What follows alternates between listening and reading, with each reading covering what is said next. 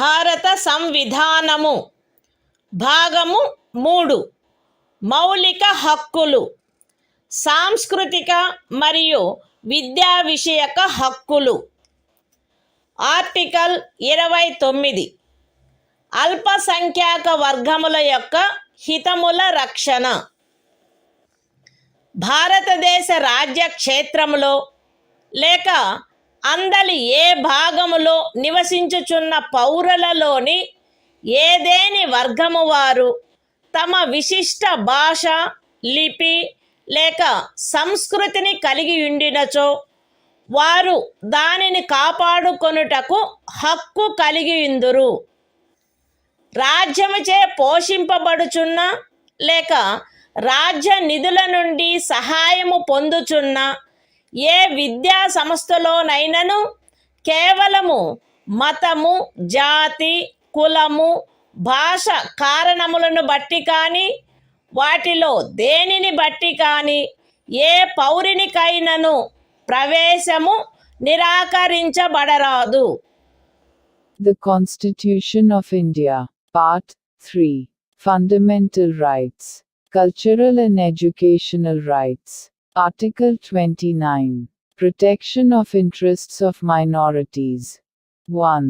Any section of the citizens residing in the territory of India, or any part thereof having a distinct language, script, or culture of its own, shall have the right to conserve the same.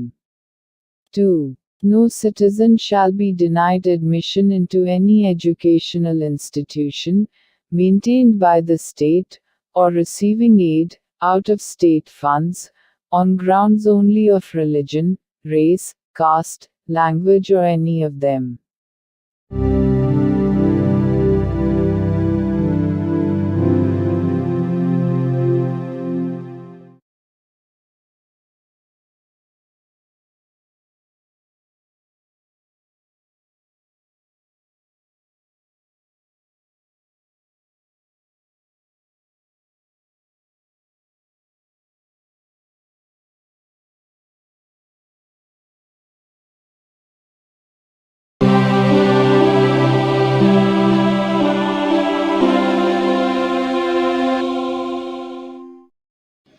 భారత సంవిధానము భాగము 3 మౌలిక హక్కులు సాంస్కృతిక మరియు విద్యా విషయక హక్కులు article 30 విద్యా సంస్థలను స్థాపించుటకు మరియు నిర్వహించుటకు అల్పసంఖ్యాక వర్గములకు గల హక్కు మత ప్రాతిపదికపై కానీ భాషా ప్రాతిపదికపై కానీ ఏర్పడిన అల్పసంఖ్యాక వర్గముల వారందరూ తమకు అభీష్టమైన విద్యా సంస్థలను స్థాపించుకొనుటకును నిర్వహించుకొనుటకును హక్కు కలిగి ఉందురు.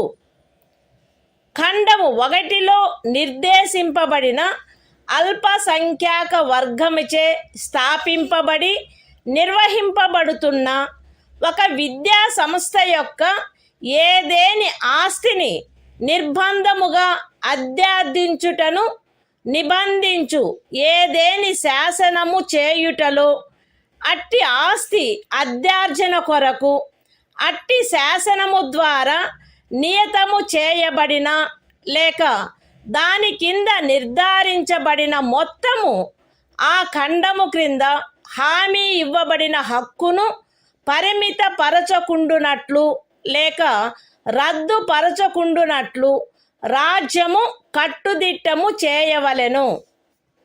విద్యా సంస్థలకు సహాయము చేయు సందర్భములలో మత ప్రాతిపదికపై లేక భాషా ప్రాతిపదికపై ఏర్పడిన అల్పసంఖ్యాక వర్గము యొక్క నిర్వహణలో ఉన్నదను కారణమును బట్టి ఏ విద్యా సంస్థకు విరుద్ధముగాను రాజ్యము విచక్షణ చేయరాదు. The Constitution of India, Part 3, Fundamental Rights, Cultural and Educational Rights, Article 30, Right of minorities to establish and administer educational institutions. 1. All minorities, whether based on religion or language, shall have the right to establish and administer educational institutions of their choice. In making any law providing for the compulsory acquisition of any property of an educational institution, established and administered by a minority, referred to in Clause 1. The state shall ensure that the amount fixed by or determined under such law, for the acquisition of such property, is such, as would not restrict or abrogate, the right guaranteed under that clause. 2. The state shall not, in granting aid to educational institutions, discriminate against any educational institution on the ground that it is under the management of a minority, whether based on religion or language.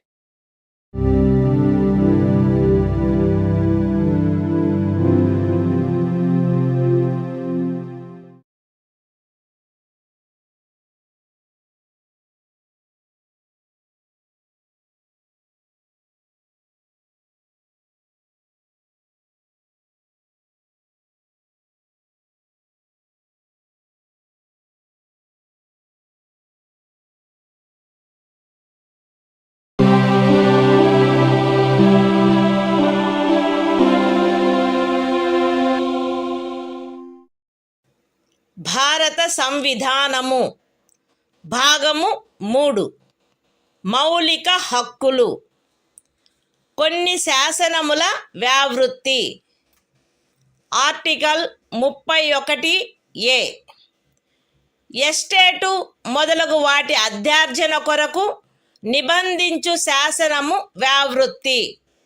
13వ అనుచ్ఛేదంలో ఏమి ఉన్నప్పటికీ రాజ్యమిచే ఏదేని estate యొక్క లేక అందలి ఏవేని హక్కుల యొక్క గాని అధ్యార్జన కొరకు లేక అట్టి హక్కుల నిర్వాపన లేక మార్పు కొరకు లేక ప్రజాహితమునకు లేక ఆస్తి యొక్క సముచిత నిర్వహణను చేకూర్చుటకు గాని రాజ్యము ఏదేని ఆస్తి యొక్క నిర్వహణను పరిమిత కాలము వరకు చేపట్టుట కొరకు లేక ప్రజాహితమునకు లేక ఏదేని కార్పొరేషనుల సముచిత నిర్వహణను చేకూర్చుటకు 2 లేక అంతకు మించిన కార్పొరేషనుల యొక్క విలీనీకరణ కొరకు లేక కార్పొరేషన్ల యొక్క నిర్వాహక ఏజెంట్ల, కార్యదర్శుల మరియు కోశాధికారుల, మేనేజింగ్ డైరెక్టర్ల, ఆదేశకుల లేక నిర్వాహకుల హక్కులను లేక కార్పొరేషన్ల యొక్క వాటాదారుల ఓటింగు హక్కులను నిర్వాపన చేయుట కొరకు లేక మార్పు చేయుట కొరకు లేక ఏదేని ఖనిజముకైన కౌలు లేక ఖనిజ తైలమును వెతుకుటకైనా లేక వెలికి తీయుటకైనా ఖరారు, కౌలు లేక లైసెన్సును బట్టి ప్రాప్తించు ఏవేని హక్కులను నిర్వాపన చేయుట కొరకు లేక మార్పు చేయుట కొరకు లేక అట్టి ఖరారు, కౌలు లేక లైసెన్సును సమయాత్పూర్వమే సమాప్తము చేయుట కొరకు లేక రద్దు చేయుట కొరకు నిబంధించునట్టి శాసనము దేనిని గాని 14వ అనుచ్ఛేదము లేక 19వ అనుచ్ఛేదము ద్వారా ప్రదత్తమైన హక్కులలో దేనికైనను అసంగతముగునున్నదను లేక అట్టి హక్కులలో దేనినైనను తీసివేయునను లేక కుంచించునను కారణమును బట్టి ప్రభావ శూన్యమగునవి భావించరాదు.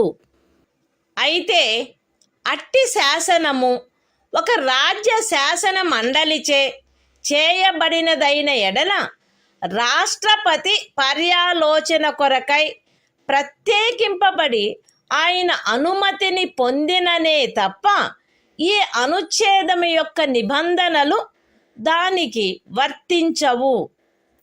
అంతేకాక రాజ్యముచే ఏదేని ఎస్టేటు అధ్యార్జింపబడుటకు ఏదేని శాసనము నిబంధన చేయునెడల మరియు ఆ ఎస్టేటులో చేరిన ఏదేని భూమి ఒక వ్యక్తి యొక్క స్వంత సేద్యము క్రిందయున్న ఎడల అట్టి అధ్యార్జనకు సంబంధించిన శాసనములో మార్కెట్ విలువకు తగ్గని రేటు చొప్పున నష్టపరిహారము చెల్లించుటకు నిబంధనలున్ననే తప్ప తత్సమయమున అమలులోనున్న ఏదేని శాసనము క్రింద అతడికి వర్తించడి గరిష్ట పరిమితి లోపు ఉన్న భూమిలోని ఏదేని భూభాగము కానీ దానిపై గల లేక దానికి చెందియున్న ఏదేని భవనము కానీ కట్టడము కానీ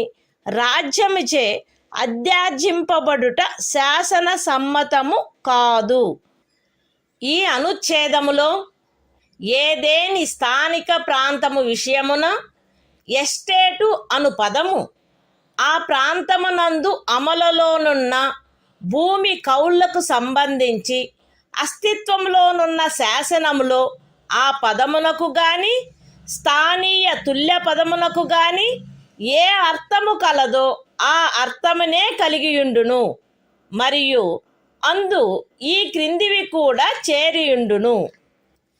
ఏదేని జాగీరు, ఇనాం లేక మౌఫీ లేక ఇతరమైన తాదృశ అనుదానము మరియు తమిళనాడు, కేరళ రాజ్యములలో ఏదేని జన్మం హక్కు, రైతువారి సెటిల్మెంట్ కింద కలిగి ఉన్న ఏదేని భూమి, బంజరు భూమి, అటవీ భూమి, పచ్చిక బయళ్ళ భూమి లేక కర్షకులు లేక వ్యవసాయ కూలీలు మరియు చేతి వృత్తుల వారు ఆక్రమించుకొనిన భవనములు మరియు ఇతర కట్టడములు ఉన్న స్థలములతో సహా వ్యవసాయ లేక తత్సహాయక ప్రయోజనముల కొరకు ఎవరేని కలిగియున్న లేక ఎవరికేని కౌలుకు ఇవ్వబడిన ఏదేని భూమి.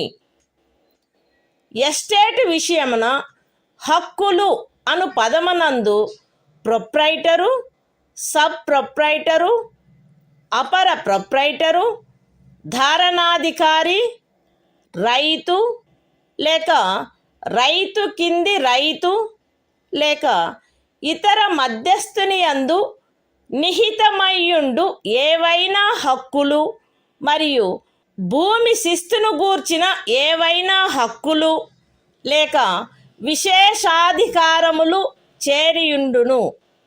The Constitution of India, Part 3, Fundamental Rights, Saving of Certain Laws. Article 31A. Saving of laws providing for acquisition of estates, etc.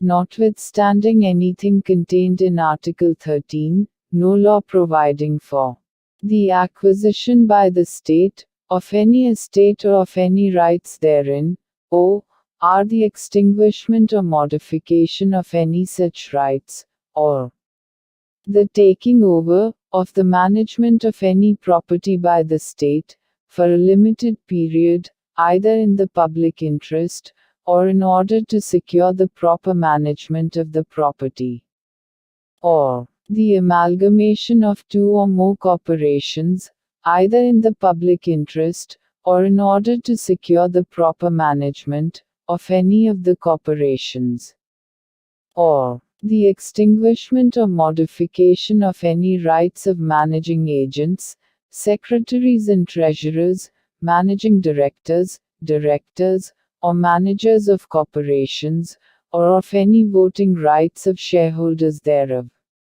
or the extinguishment or modification of any rights accruing by virtue of any agreement, lease or license for the purpose of searching for, or winning, any mineral or mineral oil, or the premature termination or cancellation of any such agreement, lease or license, shall be deemed to be void on the ground that it is inconsistent with, or takes away or abridges, any of the rights conferred by Article 14 or Article 19. Provided that, where such law is a law, made by the legislature of a state, the provisions of this article shall not apply thereto, unless such law, having been reserved for the consideration of the President, has received his assent. Provided further, that, where any law, makes any provision for the acquisition by the state, of any estate and where any land comprised therein is held by a person under his personal cultivation, it shall not be lawful for the state, to acquire any portion of such land, as is within the ceiling limit, applicable to him under any law for the time being in force, or any building or structure standing thereon or tenant thereto, unless, the law, relating to the acquisition of such land, building or structure, provides for payment of compensation, at a rate, which, shall not be less than the market value thereof. In this article, the expression, estate, shall, in relation to any local area, have the same meaning as that expression, or its local equivalent has in the existing law, relating to land tenures in force, in that area, and shall also include, any jagir, inam, or muafi, or other similar grant. And, in the states of Tamil Nadu and Kerala, any janmam right. Any land held under ryotwari settlement.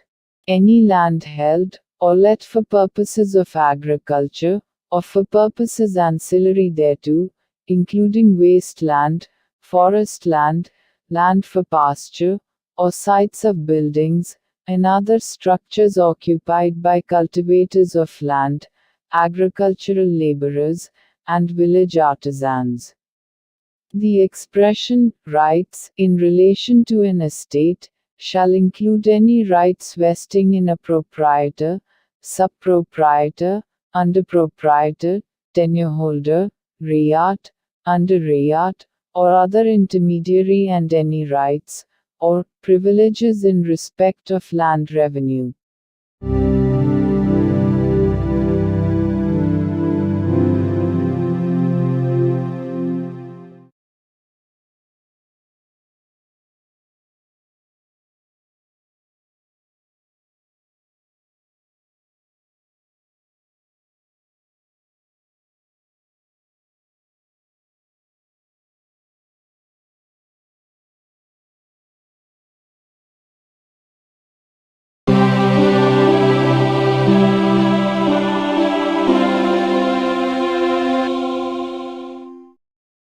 భారత సంవిధానము భాగము 3 మౌలిక హక్కులు కొన్ని శాసనముల వ్యావృత్తి article 31 కొన్ని చట్టములకు మరియు వినిమయములకు శాసనిక మాన్యత కలగజేయుట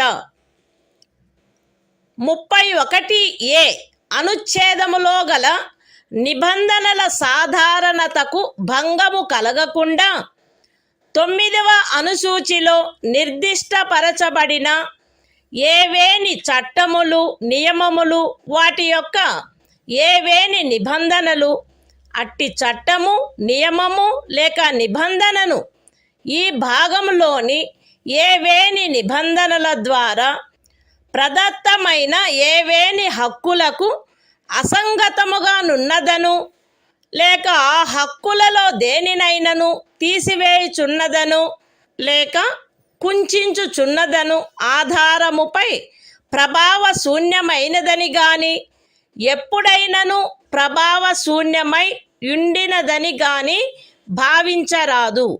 మరియు ఏదేని న్యాయస్థానము లేక ట్రిబ్యునల్ యొక్క ఏదేని తీర్పు డిక్రీ లేక ఉత్తర్వు దానికి విరుద్ధముగానున్నప్పటికీ సదరు ప్రతి చట్టము మరియు నియమము దాని రద్దు లేక సవరణ చేయుటకు ఏదేని సమర్థ శాసన మండలికి గల అధికారమునకు అత్యధీనమై అమలునందు కొనసాగవలెను. The Constitution of India, Part 3. Fundamental Rights. Saving of certain laws. Article 31b. Validation of certain acts and regulations. Without prejudice to the generality of the provisions contained in Article 31a. None of the acts and regulations specified in the 9th schedule, nor any of the provisions thereof shall be deemed to be void, or ever to have become void on the ground that such act, regulation or provision is inconsistent with, or takes away or abridges any of the rights conferred by any provisions of this part. And, notwithstanding any judgment, decree or order of any court or tribunal, to the contrary, each of the said acts and regulations shall, subject to the power of any competent legislature to repeal, or amend it, continue in force.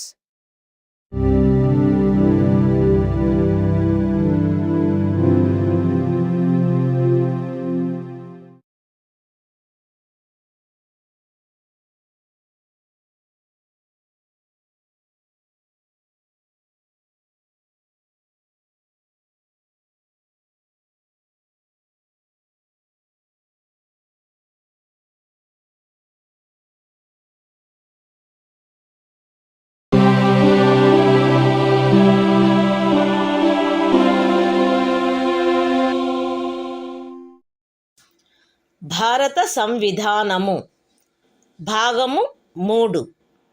మౌలిక హక్కులు. కొన్ని శాసనముల వ్యావృత్తి. Article 31(c). కొన్ని ఆదేశిక సూత్రములను అమలుపరచు శాసనముల వ్యావృత్తి. 13వ అనుచ్ఛేదములో ఏమి ఉన్నప్పటికీ భాగము 4లో పేర్కొనబడిన సూత్రములన్నింటినీ గాని వాటిలో కొన్నింటిని గాని సాధించుట కొరకై రాజ్య విధానమును అమలుపరచు ఏ శాసనమునైనను 14వ అనుచ్ఛేదము లేక 19వ అనుచ్ఛేదము ద్వారా ప్రదత్తమైన ఏవేని హక్కులకు అసంగతముగా నున్నదను లేక ఆ హక్కులలో దేనినైనను తీసివేయుచున్నదను లేక కుంచుచున్నదను కారణమును బట్టి ప్రభావశూన్యమైనదని భావించరాదు. మరియు ఆ శాసనమందు అది అట్టి విధానమును అమలుపరచుట కొరకైనదను ప్రఖ్యానమున్నచో అది అట్టి విధానమును అమలుపరచదను కారణమును బట్టి ఏ న్యాయస్థానములోనూ ప్రష్టవ్యము కారాదు. అయితే అట్టి శాసనము రాజ్య శాసన మండలిచే చేయబడిన ఎడల రాష్ట్రపతి పర్యాలోచన కొరకై ప్రత్యేకింపబడి ఆయన అనుమతిని పొందిననే తప్ప దానికి ఈ అనుచ్ఛేదము యొక్క నిబంధనలు వర్తించవు. The Constitution of India, Part 3. Fundamental Rights. Saving of certain laws. Article 31c. Saving of laws giving effect to certain directive principles. Notwithstanding anything contained in Article 13. No law giving effect to the policy of the state towards securing all or any of the principles laid down in Part 4 shall be deemed to be void, on the ground that it is inconsistent with, or takes away or abridges any of the rights conferred by Article 14 or Article 19. And no law containing a declaration that it is for giving effect to such policy shall be called in question in any court, on the ground that it does not give effect to such policy, provided that, where such law is made by the legislature of a state, the provisions of this article shall not apply thereto, unless such law, having been reserved for the consideration of the President, has received his assent.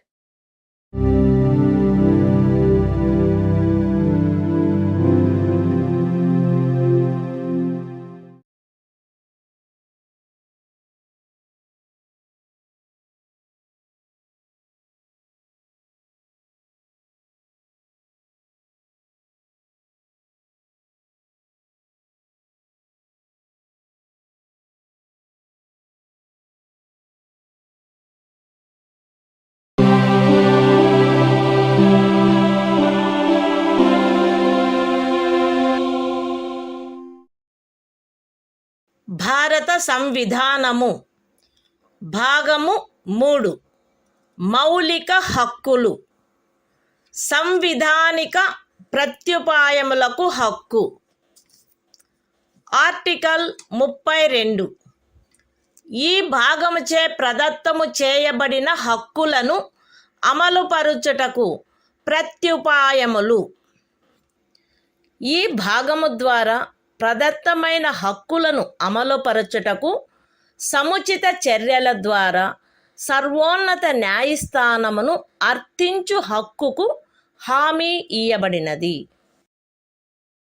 ఈ భాగము ద్వారా ప్రదత్తమైన ఏవేని హక్కులను అమలుపరచుట కొరకు ఆదేశములను లేక ఉత్తర్వులను లేక బందీ ప్రత్యక్ష హెబియస్ కార్పస్ పరమాదేశ మాండమస్ ప్రతిషేధ ప్రొహిబిషన్ అధికార పృచ్ఛ కోవారెంటో మరియు ఉత్ప్రేషణ సర్ష్యోరారి స్వభావము గల రిట్లతో సహా అధిలేఖలను వీటిలో సముచితమైన దానిని జారీ చేయుటకు సర్వోన్నత న్యాయస్థానము అధికారము కలిగియుండును.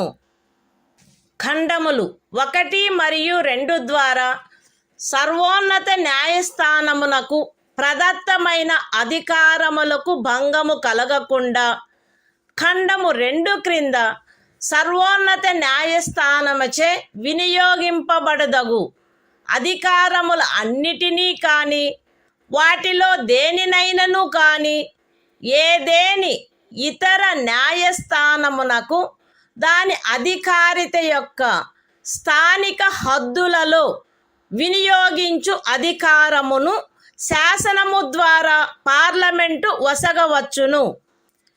ఈ అనుచ్ఛేదముచే హామీ ఇయ్యబడిన హక్కు ఈ సంవిధానముచే అన్యదా నిబంధింపబడినట్లు తప్ప suspend చేయబడరాదు. The Constitution of India, Part 3. Fundamental Rights.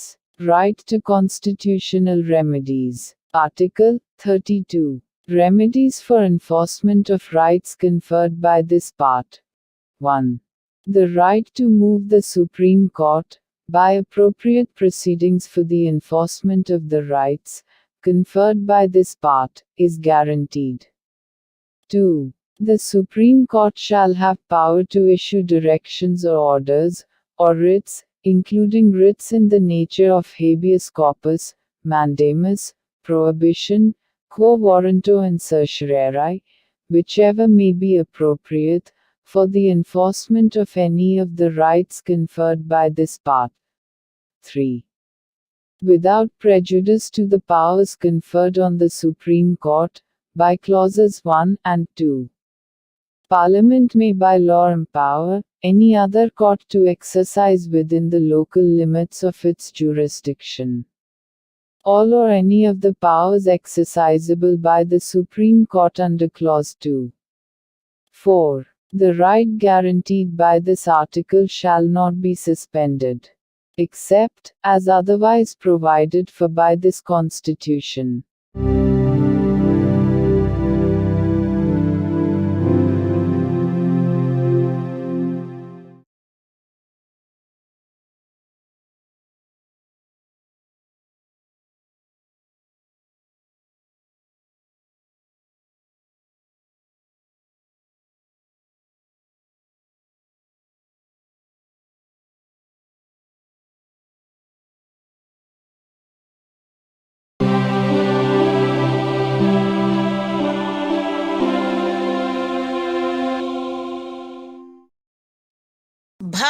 సంవిధానము భాగము 3 మౌలిక హక్కులు సంవిధానిక ప్రత్యుపాయములకు హక్కు ఆర్టికల్ 33 ఈ భాగము ద్వారా ప్రదత్తమైన హక్కులను సాయుధ బలములు మొదలగు వాటికి వర్తింపచేయునప్పుడు మార్చుటకు పార్లమెంటుకు గల అధికారము.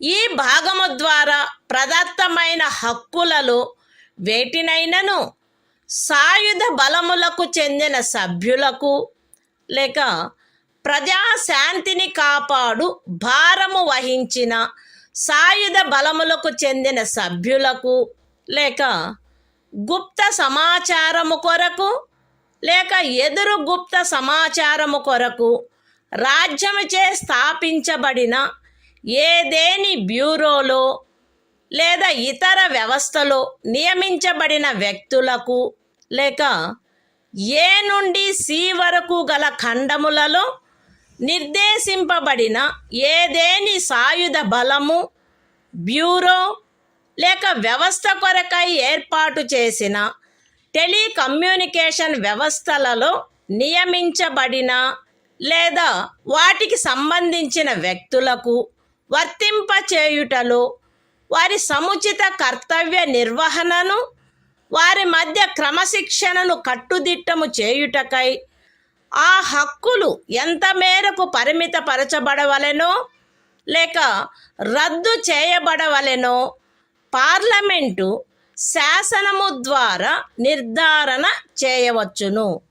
The Constitution of India, Part 3, Fundamental Rights, Right to Constitutional Remedies, Article 33, Power of Parliament to modify the rights conferred by this part, in their application to forces, etc.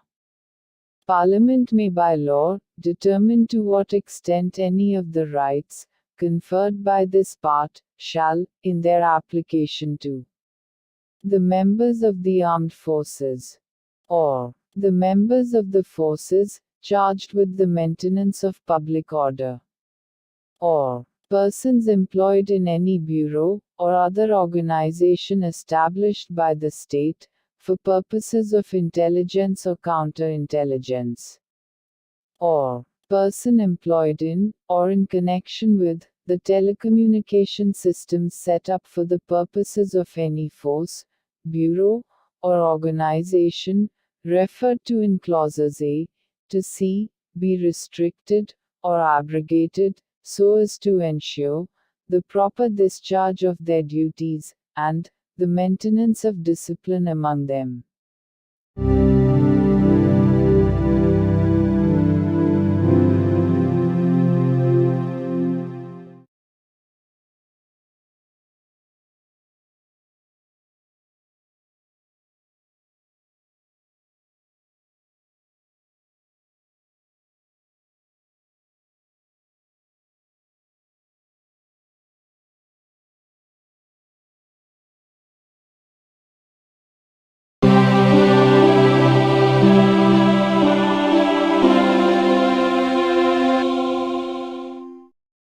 భారత సంవిధానము భాగము 3 మౌలిక హక్కులు సంవిధానిక ప్రత్యుపాయములకు హక్కు ఆర్టికల్ 34 ఏదేని ప్రాంతములో సైనిక శాసనము అమలులోనున్నప్పుడు ఈ భాగము ద్వారా ప్రదత్తమైన హక్కులపై నిర్బంధన.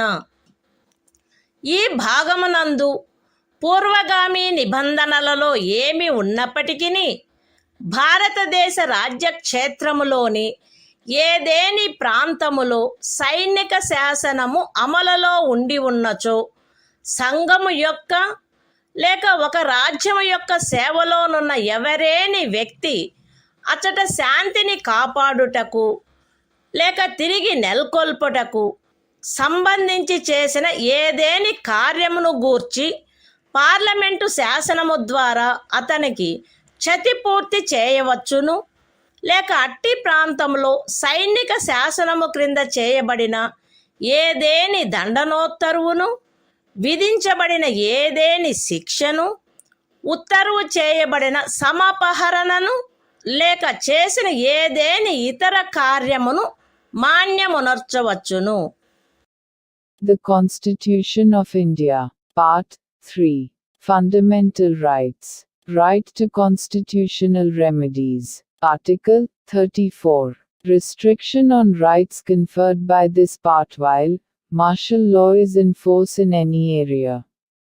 Notwithstanding anything in the foregoing provisions of this part, Parliament may, by law, indemnify any person, in the service of the Union, or of a state, or any other person, in respect of any act done by him, in connection with the maintenance or restoration of order, in any area within the territory of India, where martial law was in force, or validate any sentence passed, punishment inflicted, forfeiture ordered, or other act done under martial law in such area.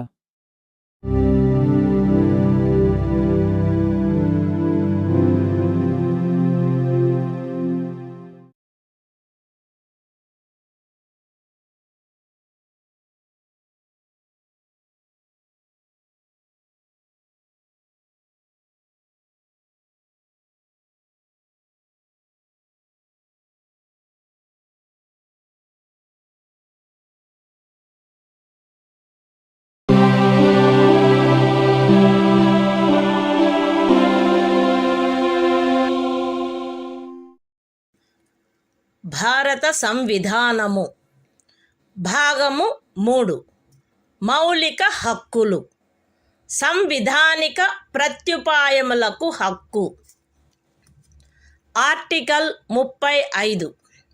ఈ భాగము యొక్క నిబంధనలను అమలుపరుచుటకు శాసన నిర్మాణము. ఈ సంవిధానమునందేమున్నప్పటికీ 16వ అనుచ్ఛేదము యొక్క ఖండము 3, 32వ అనుచ్ఛేదము యొక్క ఖండము 3, 33వ మరియు 34వ అనుచ్ఛేదముల క్రింద పార్లమెంటు చేయు శాసనము ద్వారా నిబంధింపబడదగిన విషయములలో దేనిని గూర్చి అయినను శాసనములను చేయుటకు మరియు ఈ భాగము క్రింద అపరాధములుగా ప్రఖ్యానించబడిన కార్యములకు శిక్షను విహితము చేయుట కొరకైన శాసనములను చేయుటకు పార్లమెంటు అధికారము కలిగియుండును. రాజ్య శాసన మండలి ఆ అధికారమును కలిగియుండదు. మరియు పార్లమెంటు ఈ సంవిధాన ప్రారంభమునకు పిమ్మట వీలైనంత త్వరితముగా ఉపఖండము 2లో నిర్దేశించబడిన కార్యములకు శిక్షను విహితము చేయుటకు శాసనములను చేయవలయును. ఖండము ఏ యొక్క ఉపఖండము 1లో నిర్దేశింపబడిన ఏదేని విషయమును గూర్చినదైనా లేక ఆ ఖండము యొక్క ఉపఖండము 2లో నిర్దేశించబడిన కార్యమునకు దేనికైనను శిక్షను నిబంధించునదై ఈ సంవిధాన ప్రారంభమునకు అవ్యవహిత పూర్వము భారతదేశ రాజ్య క్షేత్రమునందు అమలులోనున్న ఏదేని శాసనము అందలి నిబంధనలకును 372వ అనుచ్ఛేదము క్రింద దాని యందు చేయబడు అనుకూలానుసరణకును మరియు మార్పులకును అత్యధీనమై పార్లమెంటుచే మార్పు లేక రద్దు లేక సవరణ చేయబడు వరకు అమలునందు కొనసాగవలెను. విశదీకరణ. ఈ అనుచ్ఛేదమునందు అమలులోనున్న శాసనము అను పదబంధము 372వ అనుచ్ఛేదములో ఆ పదబంధమునకు ఏ అర్థము కలదో ఆ అర్థమునే కలిగియుండును. The Constitution of India, Part 3. Fundamental Rights. Right to constitutional remedies. Article 35. Legislation to give effect to the provisions of this part. Notwithstanding anything in this Constitution, Parliament shall have, and the legislature of a state shall not have power to make laws with respect to any of the matters which, under Clause 3 of Article 16, Clause 3 of Article 32, Article 33 and Article 34 may be provided for by law made by Parliament, and for prescribing punishment for those acts which are declared to be offences under this part. And Parliament shall, as soon as may be after the commencement of this Constitution, make laws for prescribing punishment for the acts referred to in sub-clause 2. Any law in force immediately before the commencement of this Constitution, in the territory of India, with respect to any of the matters referred to in sub-clause 1 of Clause A, or providing for punishment for any act referred to in sub-clause 2 of that clause shall, subject to the terms thereof, and to any adaptations and modifications that may be made therein, under Article 372, continue in force until altered, or repealed, or amended, by Parliament. Explanation. In this article, the expression, law in force, has the same meaning as in Article 372.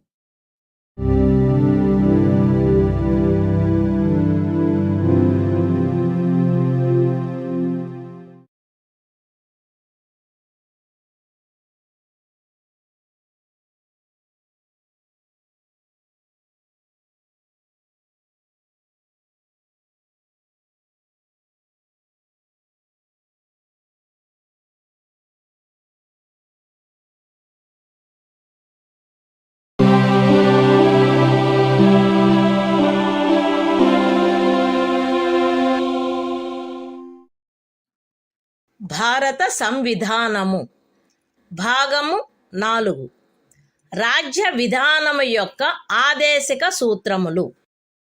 Article 36. ఈ భాగములో సందర్భము అన్యదా అపేక్షించననే తప్ప రాజ్యము అను పదము భాగము 3లో ఆ పదమునకు ఏ అర్థము కలదో ఆ అర్థమునే కలిగియుండును. The Constitution of India, Part 4. Directive Principles of State Policy. Article 36. Definition. In this part, unless the context otherwise requires, the state has the same meaning as in Part 3.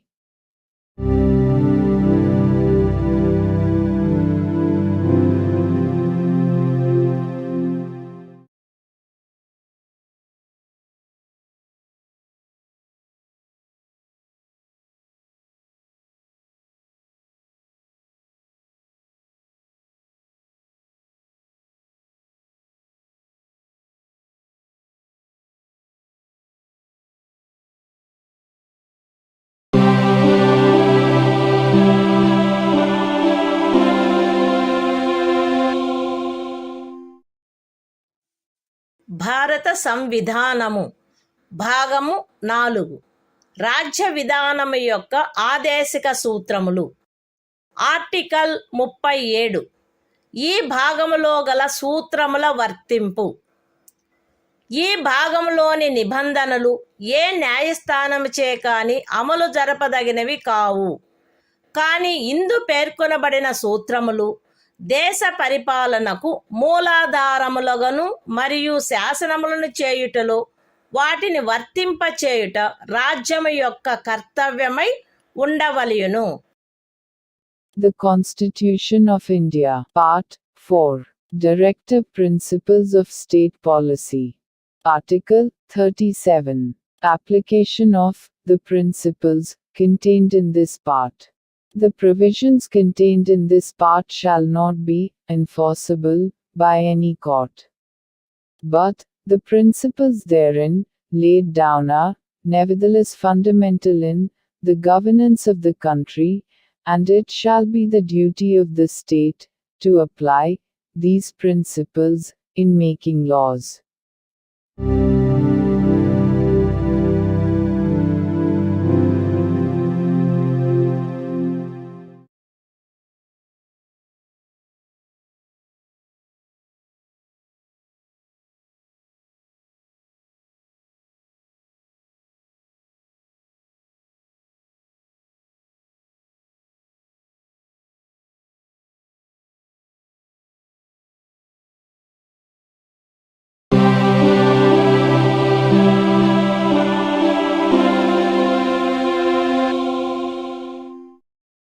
భారత సంవిధానము భాగము 4 రాజ్య విధానము యొక్క ఆదేశిక సూత్రములు. ఆర్టికల్ 38 రాజ్యము ప్రజల శ్రేయస్సును పెంపొందించు సాంఘిక వ్యవస్థను చేకూర్చుట. జాతీయ జీవనంలోని అన్ని రంగములలో సాంఘిక, ఆర్థిక మరియు రాజకీయ న్యాయమును ఉజ్జీవింపచేయు సాంఘిక వ్యవస్థను వీలైనంత వరకు కట్టుదిట్టము చేకూర్చుట ద్వారాను, దానిని రక్షించుట ద్వారాను రాజ్యము ప్రజల శ్రేయస్సును పెంపొందించుటకు పాటుపడవలెను. రాజ్యము ప్రత్యేకించి రాబడిలో అసమానతలను తగ్గించుటకు పాటుపడవలెను మరియు విభిన్న ప్రాంతములందు నివసించుచున్న లేక విభిన్న వృత్తులను చేపట్టిన వ్యక్తుల మధ్య మాత్రమే కాకుండా ప్రజావర్గముల మధ్య కూడా హోదా, సౌకర్యములు మరియు అవకాశములందు అసమానతలను తొలగించుటకు ప్రయత్నించవలెను. The Constitution of India, Part 4, Directive Principles of State Policy. Article 38. State to secure social order, for the promotion of welfare of the people. The state shall strive to promote the welfare of the people, by securing and protecting as effectively as it may a social order, in which justice, social, economic, and political, shall inform all the institutions of the national life. The state shall, in particular, strive to minimize the inequalities in income, and endeavor to eliminate inequalities in status, facilities and opportunities, not only amongst individuals, but also amongst groups of people, residing in different areas, or engaged in different vocations.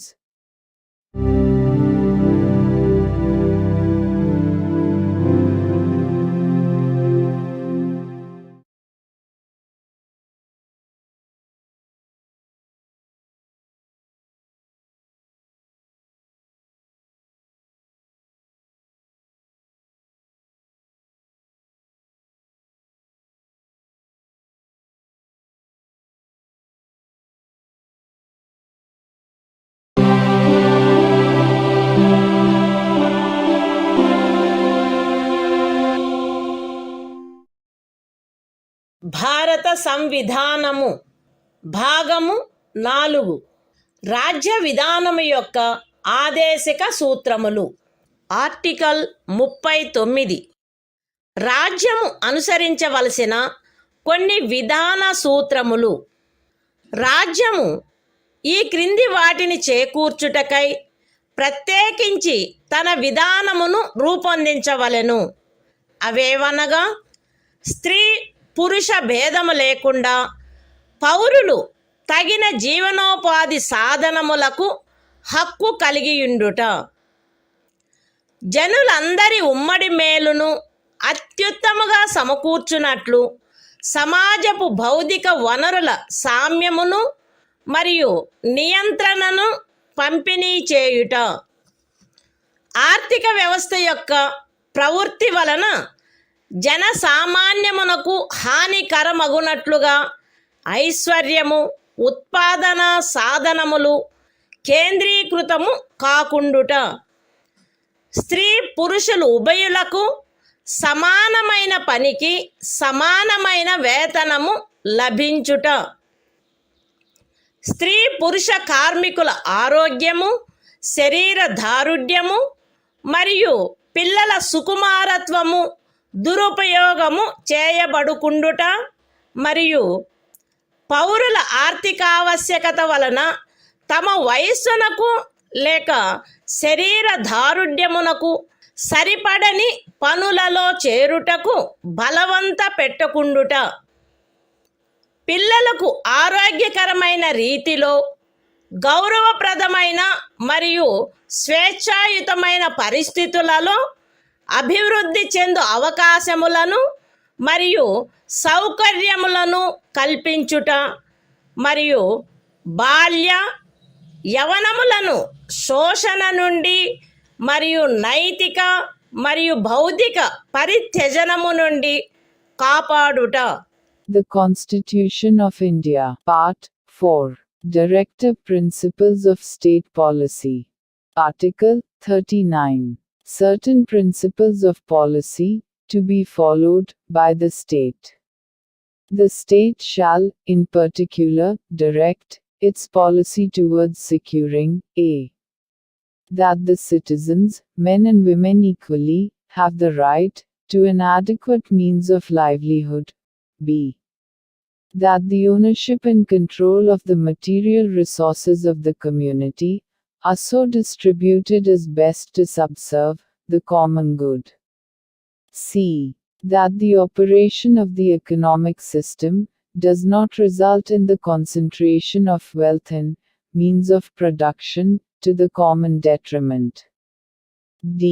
that there is equal pay for equal work for both men and women.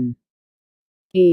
that the health and strength of workers, men and women, and the tender age of children are not abused.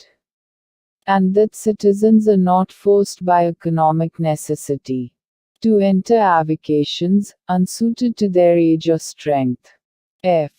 that children are given opportunities and facilities to develop in a healthy manner and in conditions of freedom and dignity, and that childhood and youth are protected against exploitation and against moral and material abandonment.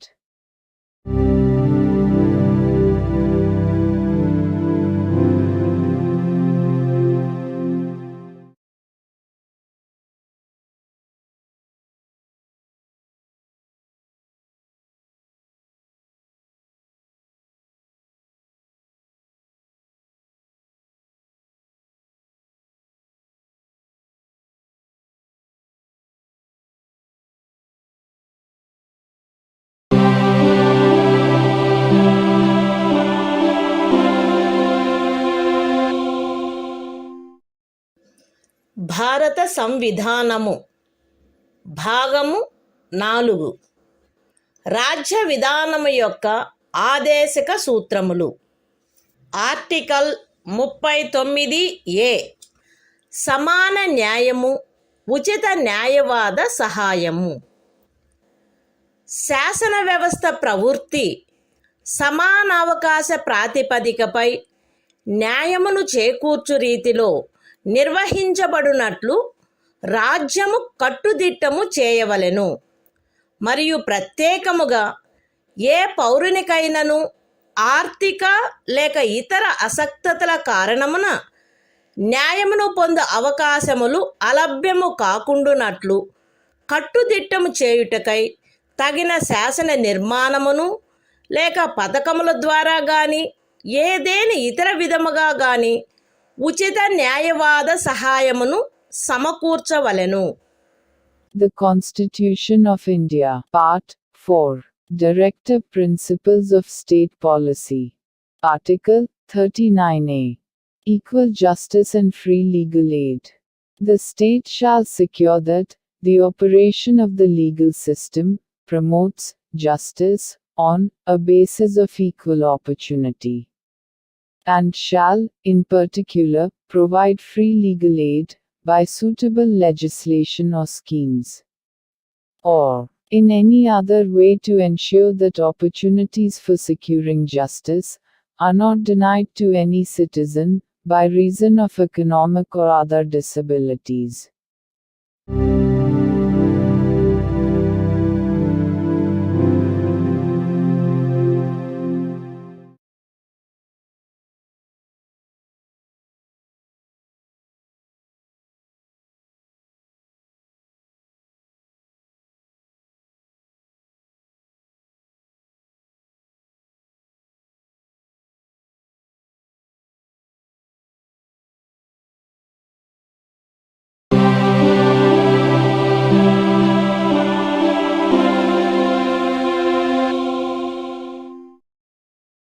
భారత సంవిధానము భాగము 4 రాజ్య విధానము యొక్క ఆదేశక సూత్రములు.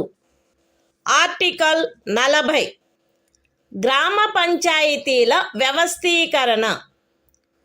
గ్రామ పంచాయతీలను వ్యవస్థీకరించి స్వపరిపాలనా యూనిట్లుగా అవి పనిచేయుటకు వాటికి ఆవశ్యకమగు అధికార ప్రాధికారముల నొసగుటకు రాజ్యము చర్యలను గైగొనవలెను.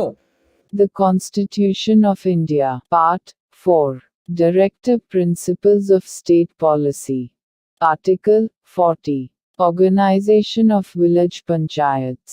The state shall take steps to organize village panchayats, and endow them with such powers and authority as may be necessary to enable them to function as units of self-government.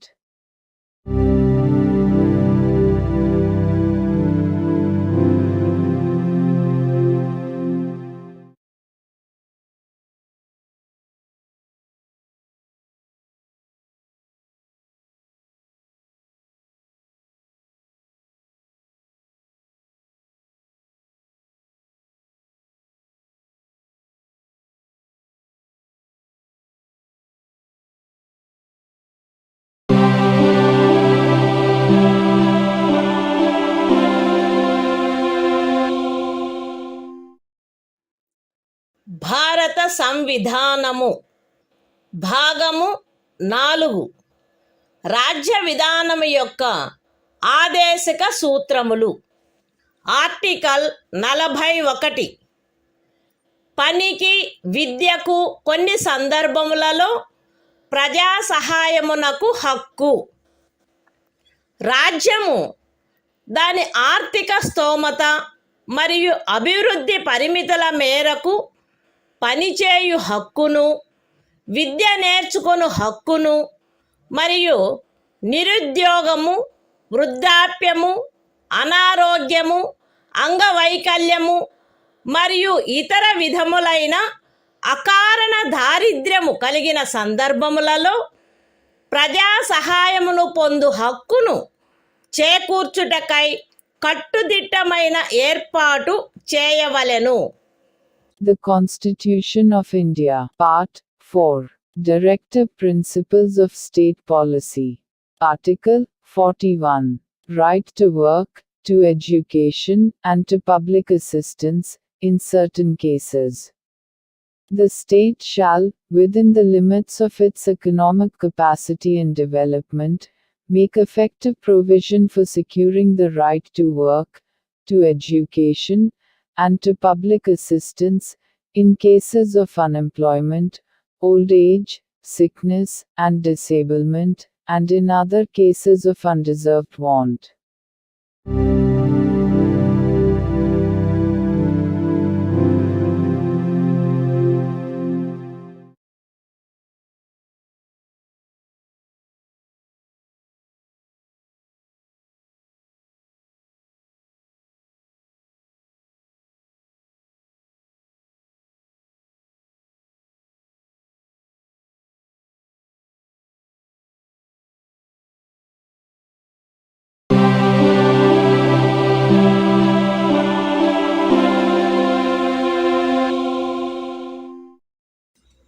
భారత సంవిధానము భాగము 4 రాజ్య విధానం యొక్క ఆదేశిక సూత్రములు.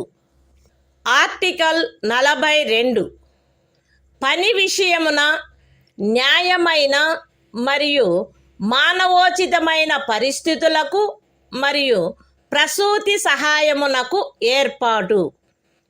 రాజ్యము పనిచేయు విషయమున న్యాయమైన మరియు మానవోచితమైన పరిస్థితులను ప్రసూతి సహాయమును చేకూర్చుటకు ఏర్పాటు చేయవలెను. The Constitution of India, Part 4, Directive Principles of State Policy. Article 42. Provision for just and humane conditions of work, and maternity relief. The state shall make provision for securing just and humane conditions of work, and for maternity relief.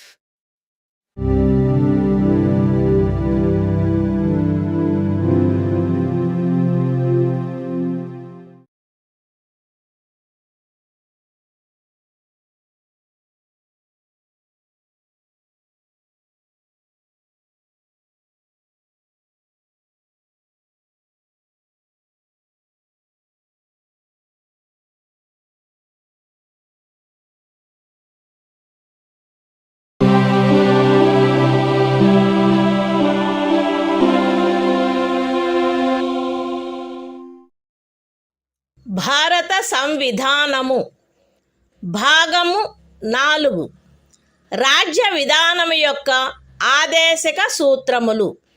Article 43 కార్మికులకు జీవన భృతి మొదలగునవి. రాజ్యము తగిన శాసన నిర్మాణము ద్వారా లేక ఆర్థిక వ్యవస్థాపన ద్వారా లేక మరే విధముగానైనా వ్యవసాయ, పారిశ్రామిక లేక ఇతర కార్మికులందరికీ పనిని, జీవన భృతిని మరియు సముచిత జీవన స్థాయిని, విశ్రాంతి మరియు సాంఘిక సాంస్కృతిక అవకాశముల పూర్తి వినియోగమును చేకూర్చునట్టి పని పరిస్థితులను కల్పించుటకు ప్రయత్నించవలెను. మరియు ప్రత్యేకించి గ్రామీణ ప్రాంతములలో వైయక్తిక ప్రాతిపదికపై లేక సహకార ప్రాతిపదికపై కుటీర పరిశ్రమలను పెంపొందింపచేయుటకు ప్రయత్నించవలెను. The Constitution of India, Part 4, Directive Principles of State Policy. Article 43. Living wage, etc., for workers. The state shall endeavor to secure, by suitable legislation, or economic organization or in any other way, to all workers, agricultural, industrial or otherwise, work, a living wage, conditions of work ensuring a decent standard of life, and full enjoyment of leisure, and social and cultural opportunities, and, in particular, the state shall endeavor to promote cottage industries, on an individual or cooperative basis, in rural areas.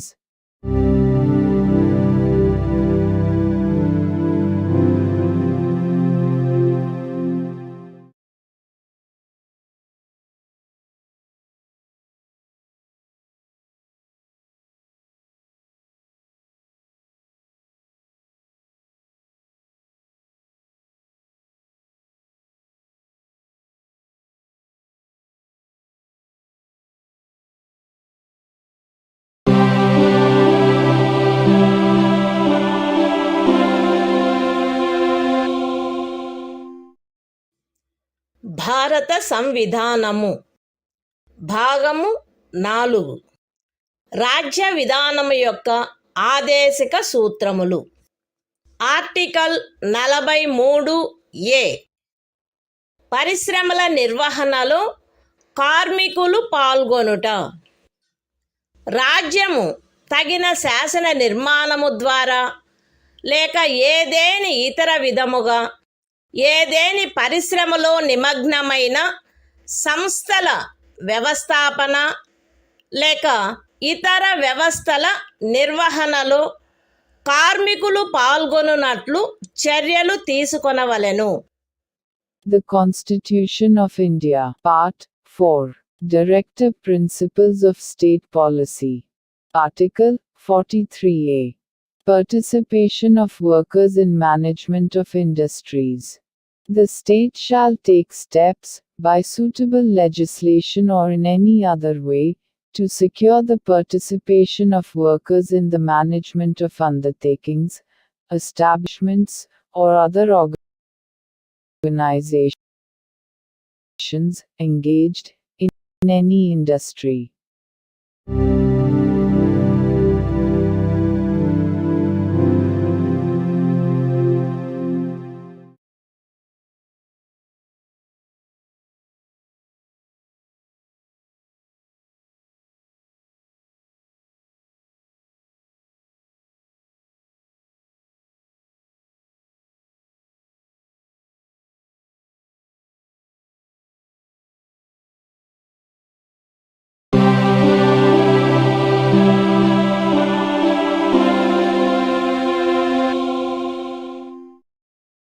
భారత సంవిధానము భాగము 4. రాజ్య విధానము యొక్క ఆదేశక సూత్రములు. Article 43B. సహకార సంఘముల ప్రవర్ధనము. రాజ్యము సహకార సంఘములు స్వచ్ఛందముగా రూపొందించుటకు, స్వాయత్తముగా కృత్యములు నిర్వహించుటకు, ప్రజాస్వామ్య నియంత్రణ మరియు వృత్తిపరమై యాజమాన్యమును ప్రోత్సహించుటకు ప్రయత్నించవలెను. The Constitution of India, Part 4. Directive Principles of State Policy. Article 43B. Promotion of cooperative societies. The state shall endeavor to promote voluntary formation, autonomous functioning, democratic control and professional management of cooperative societies.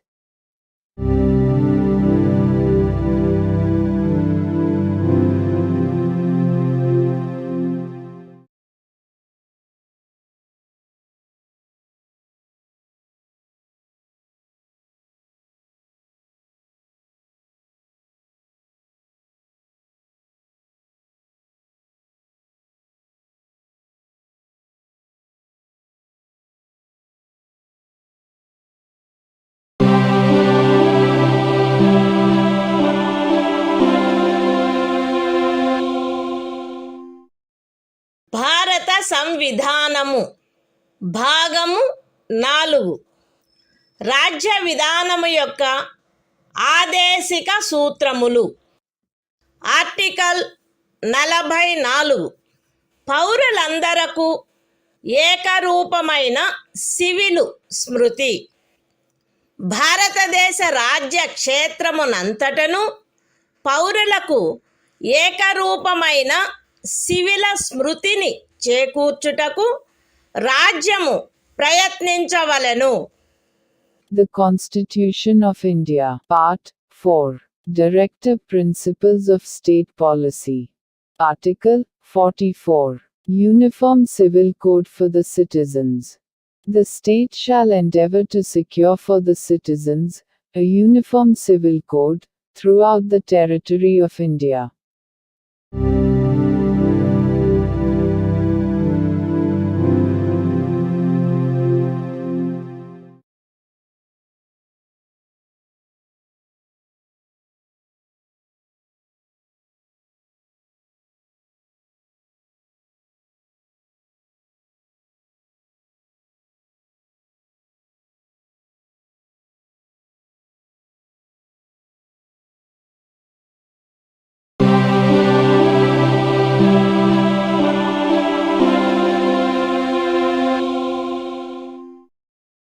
భారత సంవిధానము భాగము 4.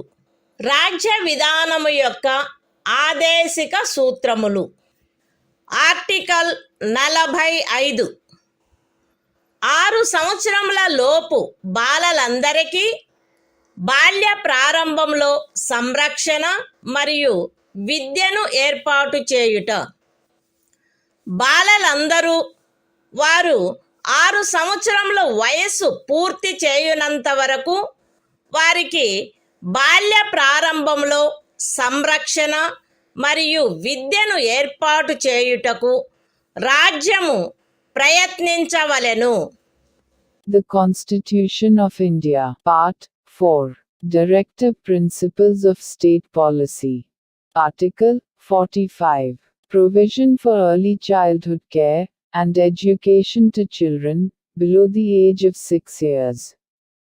The state shall endeavor to provide early childhood care and education for all children until they complete the age of 6 years.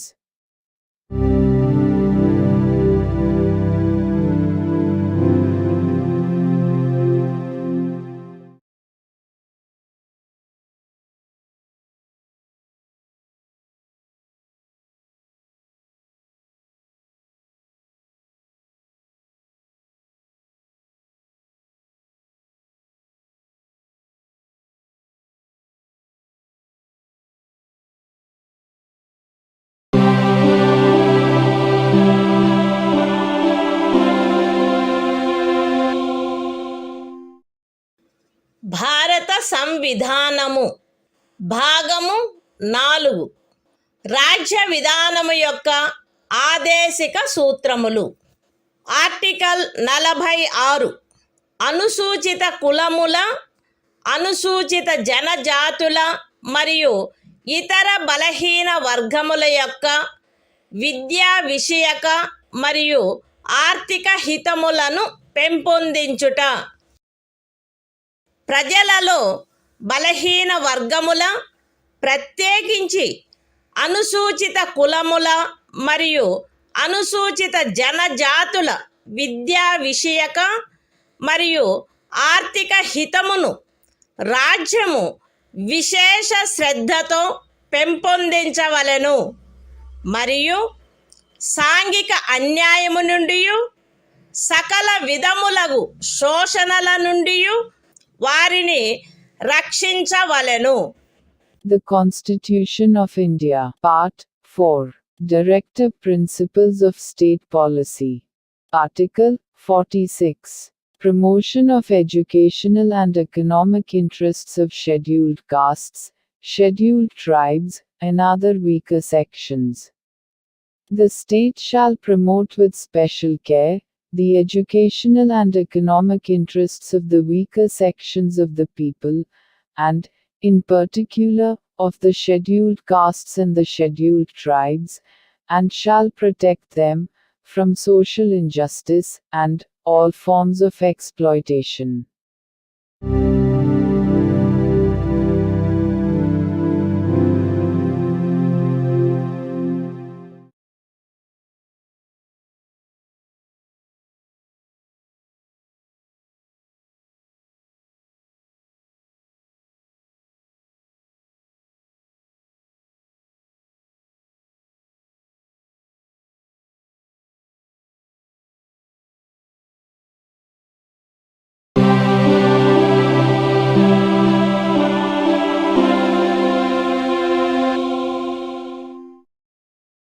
భారత సంవిధానము భాగము 4. రాజ్య విధానము యొక్క ఆదేశిక సూత్రములు. Article 47. ఆహార పుష్టి స్థాయిని, జీవన స్థాయిని పెంచుటలో మరియు ప్రజారోగ్యమును మెరుగుపరచుటలో రాజ్యము యొక్క కర్తవ్యము.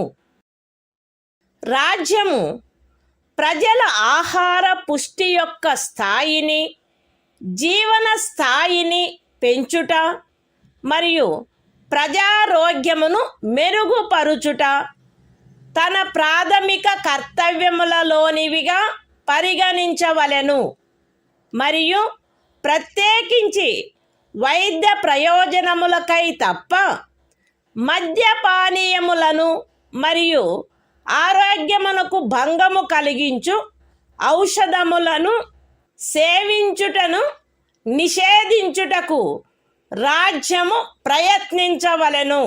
The Constitution of India, Part 4. Directive Principles of State Policy. Article 47. Duty of the state to raise the level of nutrition and the standard of living, and to improve public health. The state shall regard the raising of the level of nutrition and the standard of living of its people, and the improvement of public health, as among its primary duties, and, in particular, the state shall endeavor to bring about prohibition of the consumption, except for medicinal purposes, of intoxicating drinks and of drugs, which are injurious to health.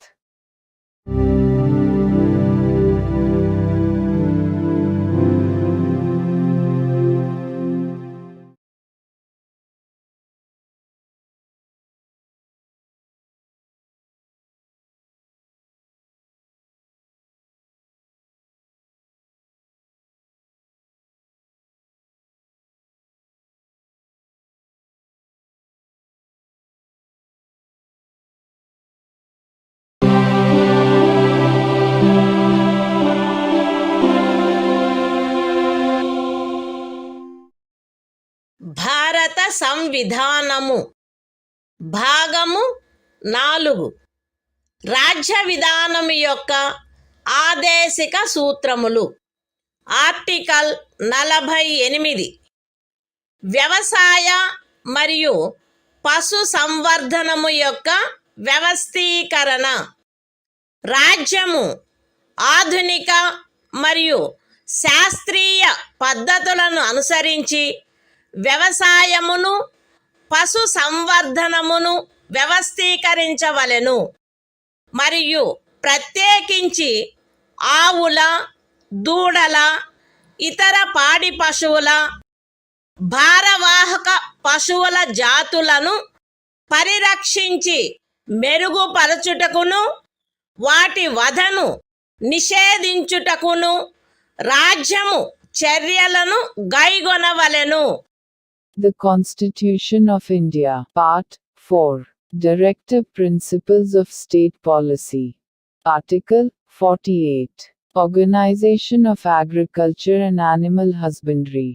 The state shall endeavor to organize agriculture and animal husbandry on modern and scientific lines, and shall, in particular, take steps for preserving and improving the breeds and prohibiting the slaughter of cows and calves and other milch and draft cattle.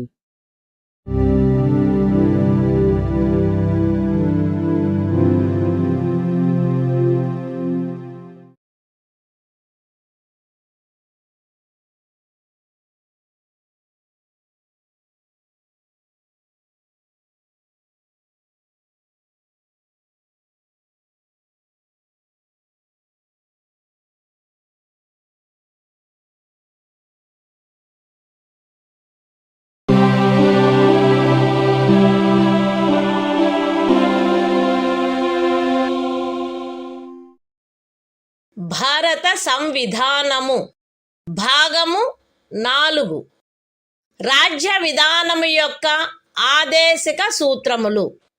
Article 48 ఏ పరిసరముల రక్షణ మరియు అభివృద్ధి మరియు అడవుల వన్యప్రాణుల సంరక్షణ. రాజ్యము పరిసరములను కాపాడి అభివృద్ధి చేయుటకును దేశములోని అడవులను వన్యప్రాణులను సంరక్షించుటకును ప్రయత్నించవలెను. The Constitution of India, Part 4. Directive Principles of State Policy. Article 48A. Protection and improvement of environment, and safeguarding of forests and wildlife. The state shall endeavor to protect and improve the environment, and to safeguard the forests and wildlife of the country.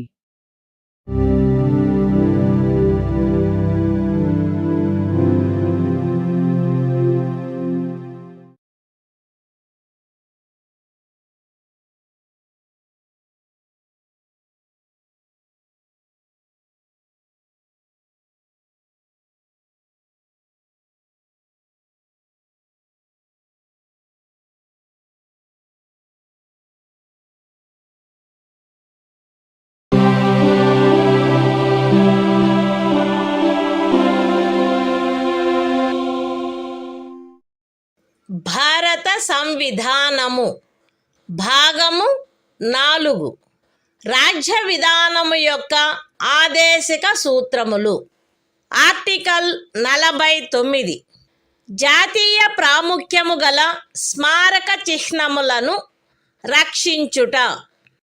Parliament చేయబడిన శాసనము ద్వారా గాని లేదా దాని క్రింద గాని జాతీయ ప్రాముఖ్యము గలవని ప్రఖ్యానించబడిన కళాత్మక లేక ఐతిహాసిక ప్రయోజనము గల ప్రతి ఒక్క స్మారక చిహ్నమును లేక స్థలమును లేక వస్తువును సందర్భానుసారముగా కొల్లగొట్టుట, విరూపణము, వినాశనము, తొలగింపు, వ్యయనము లేక ఎగుమతి చేయుట నుండి రక్షించుట రాజ్యము యొక్క బాధ్యత అయ్యుండును. The Constitution of India, Part 4, Directive Principles of State Policy. Article 49. Protection of monuments and places and objects of national importance. It shall be the obligation of the state to protect every monument, or place, or object of artistic, or historic interest, declared by, or under law made by Parliament to be of national importance, from spoliation, disfigurement, destruction, removal, disposal or export, as the case may be.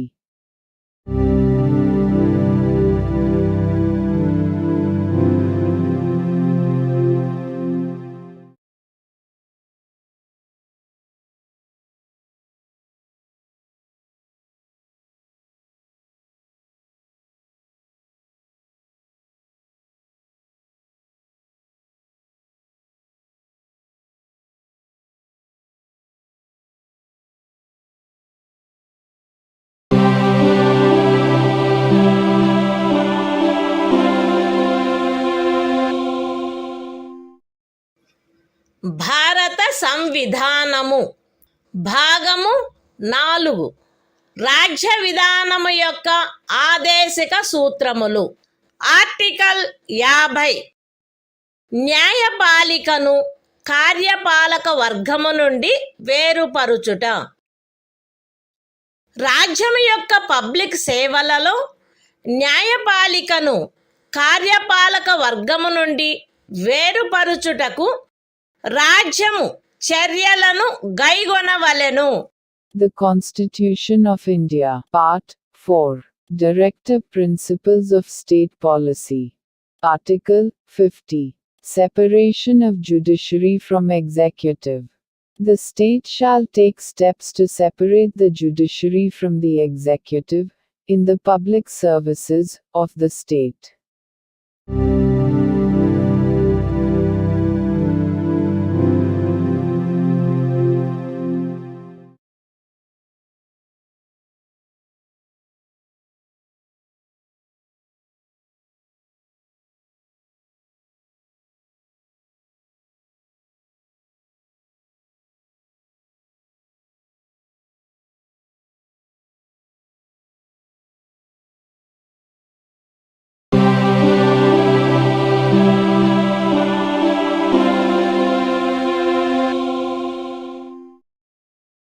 భారత సంవిధానము భాగము 4 రాజ్య విధానము యొక్క ఆదేశిక సూత్రములు. Article 51 అంతర్జాతీయ శాంతి భద్రతలను పెంపొందించుట.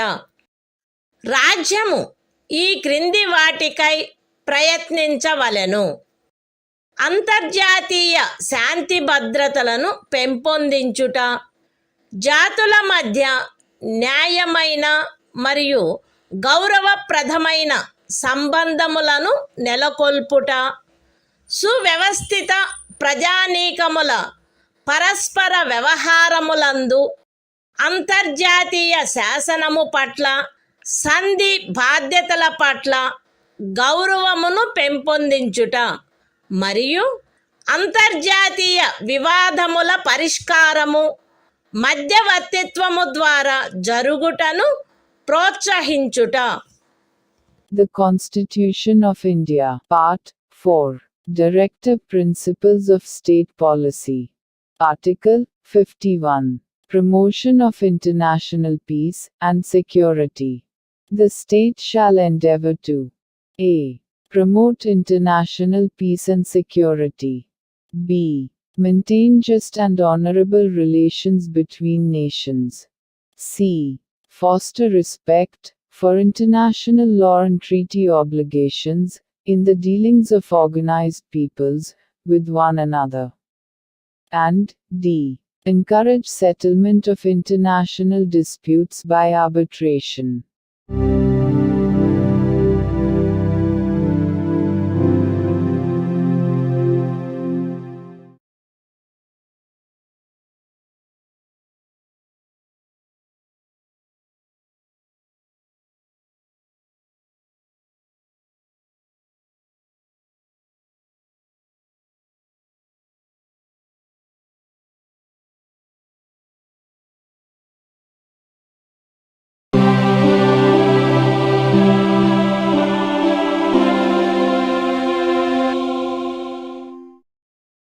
భారత సంవిధానము భాగము 4A మౌలిక కర్తవ్యములు. Article 51A ప్రతి భారత పౌరునికి సంవిధానమునకు కట్టుబడి ఉండుట మరియు దాని ఆదర్శములను, సంస్థలను, జాతీయ పతాకమును, జాతీయ గీతమును గౌరవించుట, జాతీయ స్వాతంత్ర పోరాటమునకు స్ఫూర్తినిచ్చిన ఉన్నతాదర్శములను జ్ఞప్తి అందించుకొని వాటిని పాటించుట, భారతదేశ సార్వభౌమతను, ఐక్యతను మరియు అఖండతను సమర్థించి కాపాడుట, దేశమును రక్షించుట మరియు కోరినప్పుడు జాతీయ సేవ చేయుట, భారత ప్రజలందరి మధ్య మత, భాష మరియు ప్రాంతము లేక వర్గ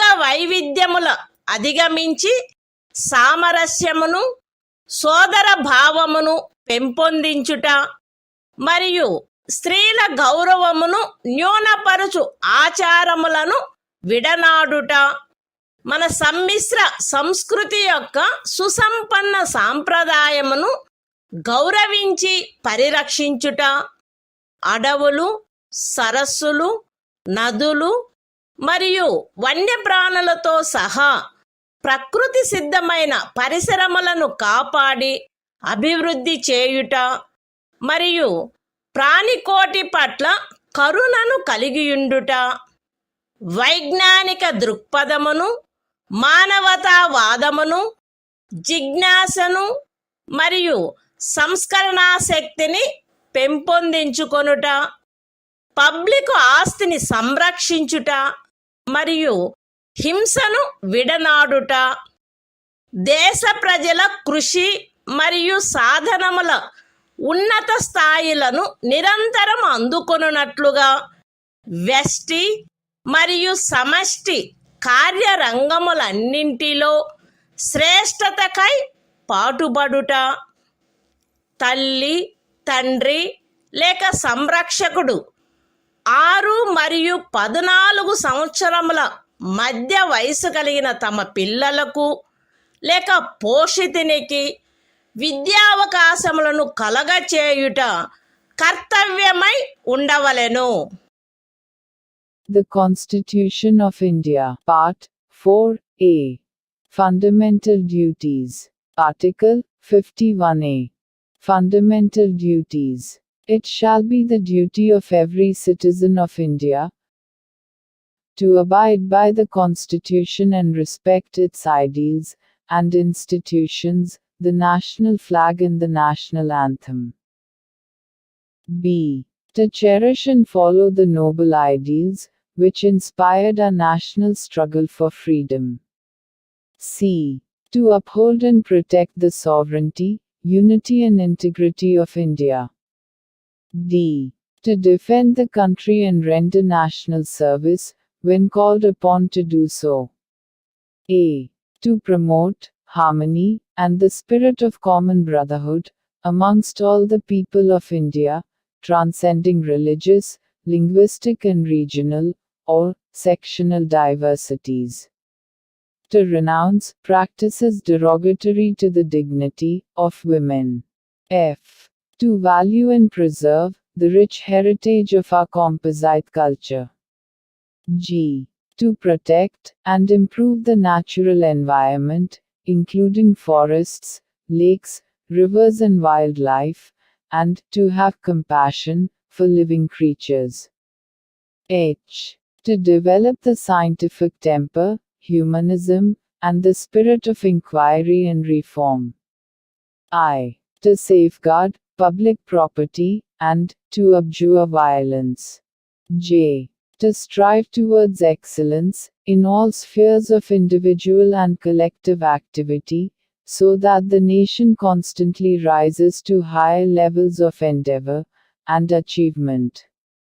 K.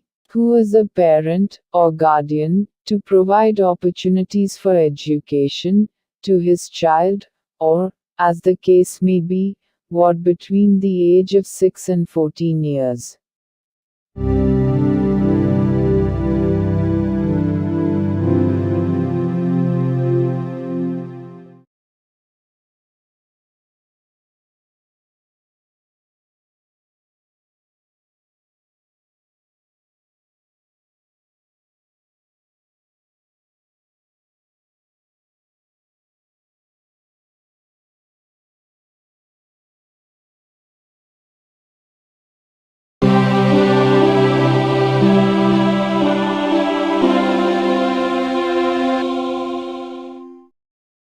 భారత సంవిధానము భాగము 5 సంఘము అధ్యాయం 1 కార్యపాలక వర్గము రాష్ట్రపతి మరియు ఉపరాష్ట్రపతి ఆర్టికల్ 52 భారత రాష్ట్రపతి భారతదేశమునకు ఒక రాష్ట్రపతి ఉండవలెను. The Constitution of India, Part 5, The Union. Chapter 1. The Executive. The President and Vice President. Article 52. The President of India. There shall be a President of India.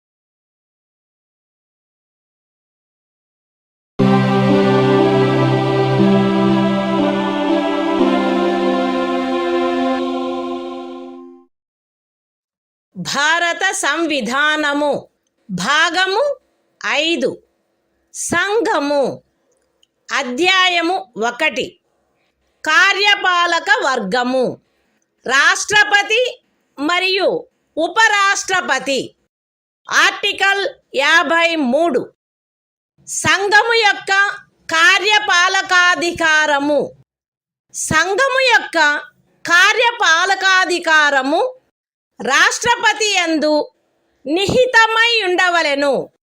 ఆయన దానిని స్వయముగా లేక తనకు అధీనస్థులగు అధికారుల ద్వారా ఈ సంవిధానమును అనుసరించి వినియోగించవలెను.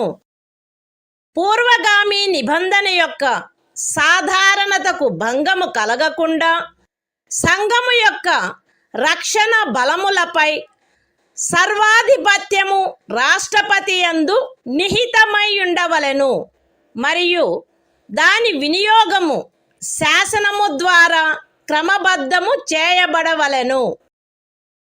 ఈ అనుచ్ఛేదములోనిదేదియు అస్తిత్వంలోనున్న ఏదేని శాసనము ద్వారా ఏదేని రాజ్య ప్రభుత్వమునకు గాని ఇతర ప్రాధికారికి గాని ప్రదత్తము చేయబడిన ఏవేని కృత్యములను రాష్ట్రపతికి అంతరణ చేయునిదిగా భావింపబడరాదు, లేక రాష్ట్రపతి మినహా ఇతర ప్రాధికారులకు శాసనము ద్వారా కృత్యములను ప్రదత్తము చేయుట నుండి పార్లమెంటును నివారించదు.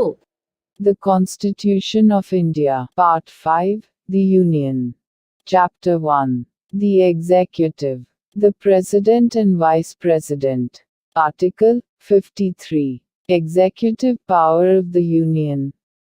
1.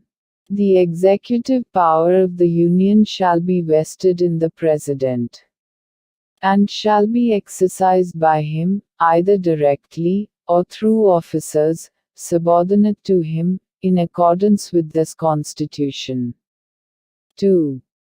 Without prejudice to the generality of the foregoing provision, the supreme command of the defense forces of the Union shall be vested in the President, and the exercise thereof shall be regulated by law.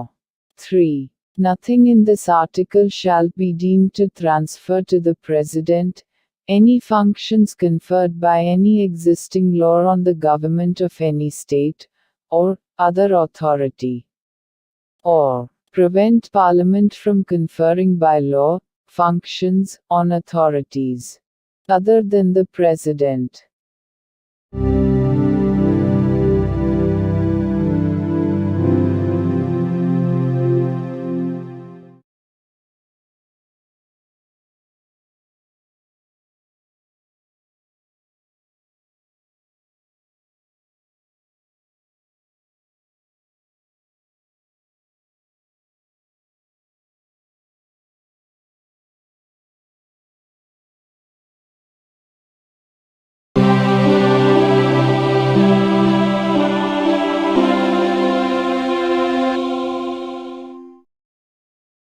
భారత సంవిధానము భాగము 5 సంఘము అధ్యాయము 1 కార్యపాలక వర్గము రాష్ట్రపతి మరియు ఉపరాష్ట్రపతి.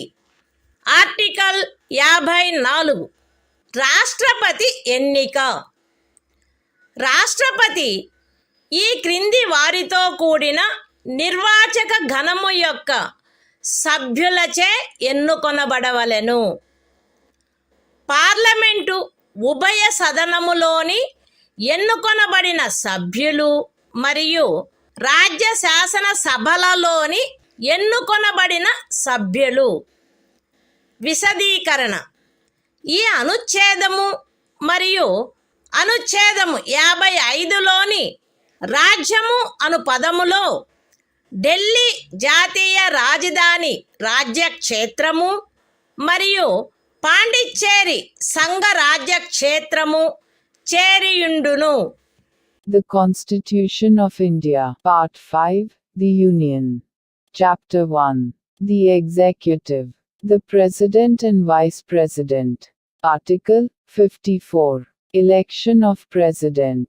The President shall be elected by the members of an electoral college, consisting of a. The elected members of both houses of Parliament, and b. The elected members of the legislative assemblies of the states. Explanation. In this article, and in Article 55, state includes the National Capital Territory of Delhi and the Union Territory of Pondicherry.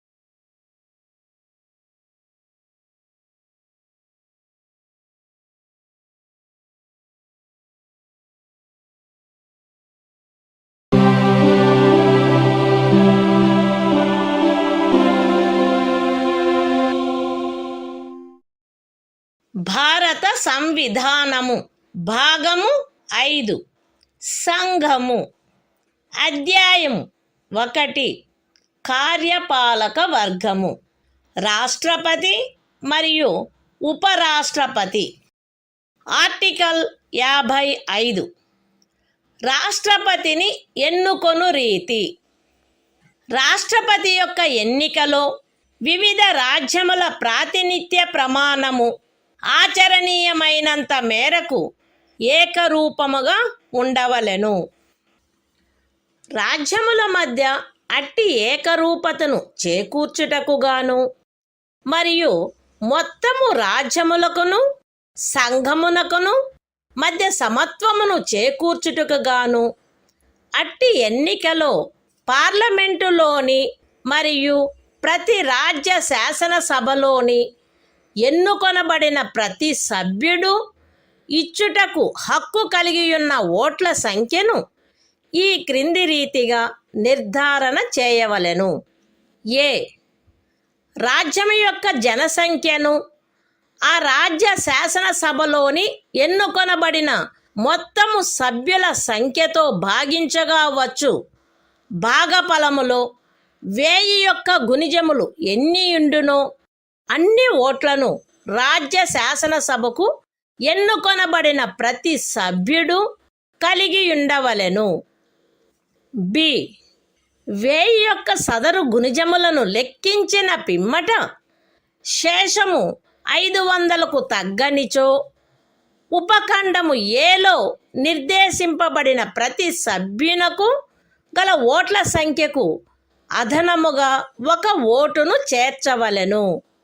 C ఉపఖండములు ఏ మరియు బిల క్రింద రాజ్య శాసనసభలోని సభ్యులకు నియతమైన ఓట్ల మొత్తపు సంఖ్యను parliament ఉభయ సదనములో ఎన్నుకొనబడిన సభ్యుల మొత్తము సంఖ్యతో భాగించగా ఏ సంఖ్య వచ్చునో అన్ని ఓట్లను పార్లమెంటు ఉభయ సదనములోని ఎన్నుకోబడిన ప్రతి సభ్యుడు కలిగి ఉండవలెను. సగమునకు మించిన భిన్నమును 1గా పరిగణించవలెను. ఇతర భిన్నములను ఉపేక్షించవలెను. రాష్ట్రపతి ఎన్నిక ఏకల అంతరణీయ ఓటు ద్వారా అనుపాతిక ప్రాతినిధ్య పద్ధతును అనుసరించి జరగవలెను మరియు అట్టి ఎన్నికలో పోలింగు రహస్యపు బ్యాలెట్ పద్ధతిలో జరగవలెను. విశదీకరణ ఈ అనుచ్ఛేదములో జనసంఖ్య అను పదబంధమునకు కడపటిదియు అందుకు సంబంధించిన అంకెలు ప్రచురింపబడినదియు అగు జనగణనతో అభినిశ్చితమైన జనసంఖ్య అని అర్థము. అయితే ఈ విశదీకరణలో కడపటిదియు అందుకు సంబంధించిన అంకెలు ప్రచురింపబడినట్టిదియు అగు జనగణనకు గల నిర్దేశమును 2026వ సంవత్సరం పిమ్మట చేయబడు మొదటి జనగణనకు సంబంధించిన అంకెలు ప్రచురించబడు వరకు 1971వ సంవత్సరపు జనగణనకు నిర్దేశమైనట్లు అన్వయించుకొనవలెను. The Constitution of India, Part 5, The Union. Chapter 1. The Executive, the President and Vice President. Article 55. Manner of election of President. 1. As far as practicable, there shall be uniformity in the scale of representation of the different states at the election of the President. 2.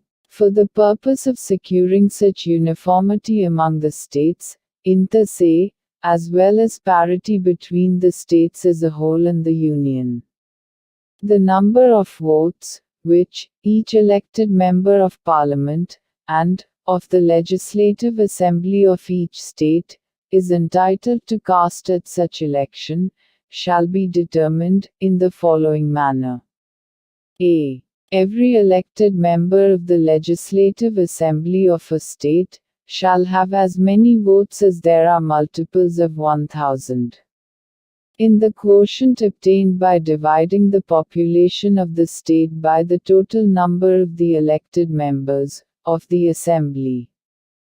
B. If, after taking the said multiples of 1000, the remainder is not less than 500, then the vote of each member referred to in subclause A shall be further increased by 1. C.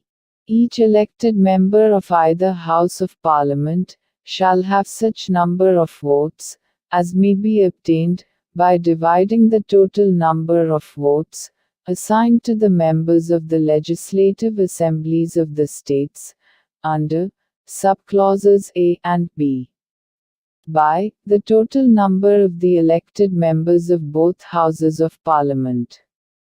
Fractions exceeding 1/2 being counted as one and other fractions being disregarded.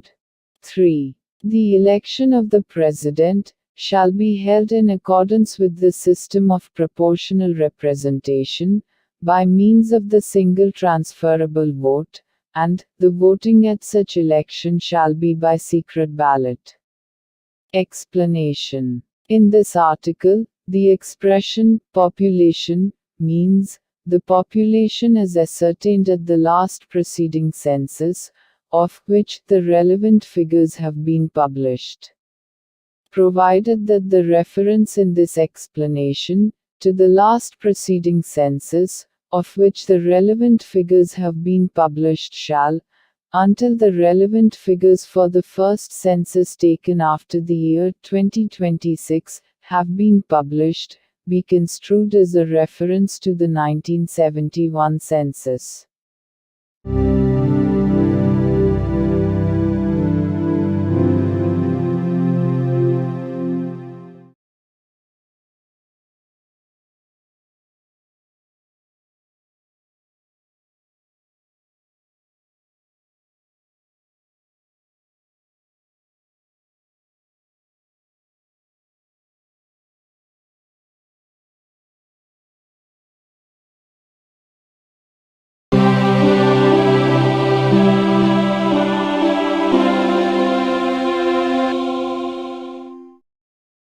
భారత సంవిధానము భాగము 5 సంఘము అధ్యాయము 1 కార్యపాలక వర్గము రాష్ట్రపతి మరియు ఉపరాష్ట్రపతి article 56 రాష్ట్రపతి పదావధి రాష్ట్రపతి తన పదవిలో ప్రవేశించిన తేదీ నుండి 5 సంవత్సరముల కాలావధి వరకు పదవి యందుండవలెను.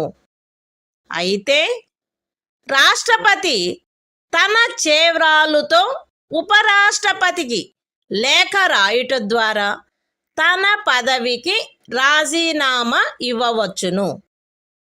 రాష్ట్రపతిని సంవిధానాతిక్రమణము కావించినందుకు 61వ అనుచ్ఛేదములో నిబంధించబడిన రీతిగా మహాభియోగము ద్వారా పదవి నుండి తొలగించవచ్చును. రాష్ట్రపతి తన పదావధి ముగిసినప్పటికీ తన ఉత్తరాధికారి ఆ పదవిలో ప్రవేశించు వరకు పదవిలో కొనసాగవలెను. ఖండము 1 యొక్క వినాయింపులోని ఖండము ఏ క్రింద ఉపరాష్ట్రపతికి పంపబడిన రాజీనామా పత్రమును ఆయన లోక్సభ అధ్యక్షునికి తక్షణమే పంపవలెను. The Constitution of India, Part 5, The Union. Chapter 1. The Executive. The President and Vice President. Article 56. Term of Office of President. 1. The President shall hold office for a term of 5 years, from the date on which he enters upon his office. Provided that a. The President may, by writing under his hand addressed to the Vice President, resign his office. b. The President may, for violation of the Constitution, be removed from office by impeachment in the manner provided in Article 61. C. The President shall, notwithstanding the expiration of his term, continue to hold office, until his successor enters upon his office. 2. Any resignation addressed to the Vice President under Clause A of the proviso to Clause 1 shall forthwith be communicated, by him, to the Speaker of the House of the People.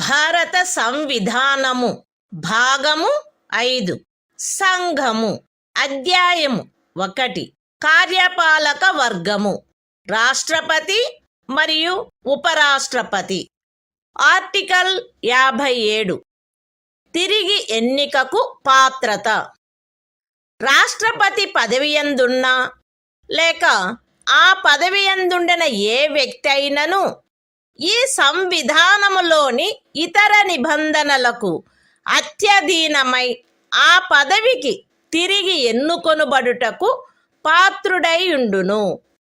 The Constitution of India, Part 5, The Union. Chapter 1. The Executive. The President and Vice President. Article 57. Eligibility for re-election. A person who holds, or who has held, office as President shall, subject to the other provisions of this Constitution, be eligible for re-election to that office.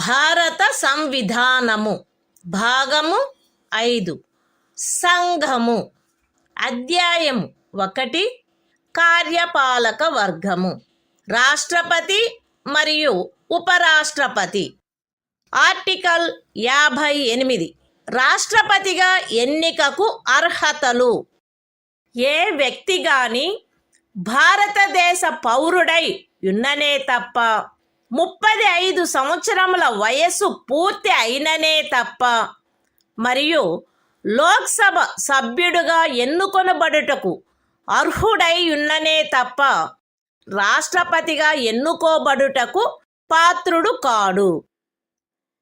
ఏ వ్యక్తి అయినను భారత ప్రభుత్వము క్రింద లేక ఏదేని రాజ్య ప్రభుత్వము క్రింద లేక సదరు ప్రభుత్వములోని దేని యొక్క నియంత్రణకైనను అత్యధీనమై ఉన్న ఏదేని స్థానిక లేక ఇతర ప్రాధికారి క్రింద గాని లాభాయుతమైన ఏదేని పదవి యందున్నచో ఆ వ్యక్తి రాష్ట్రపతిగా ఎన్నుకొనబడుటకు పాత్రుడు కాడు.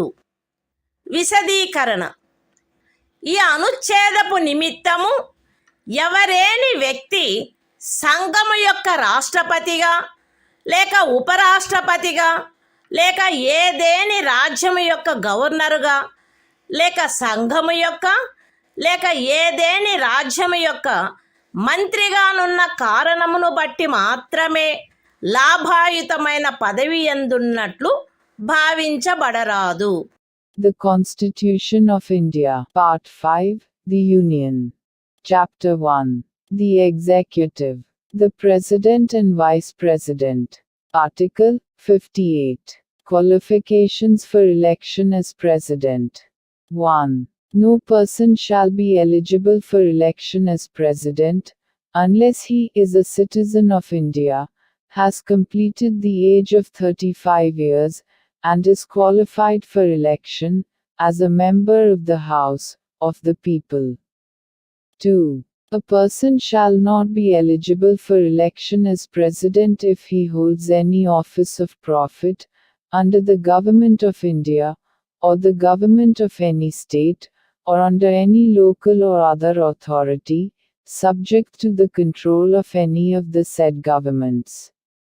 Explanation. For the purposes of this article, a person shall not be deemed to hold any office of profit, by reason only that he is the President or Vice President of the Union, or the Governor of any state, or as a minister either for the Union or for any state.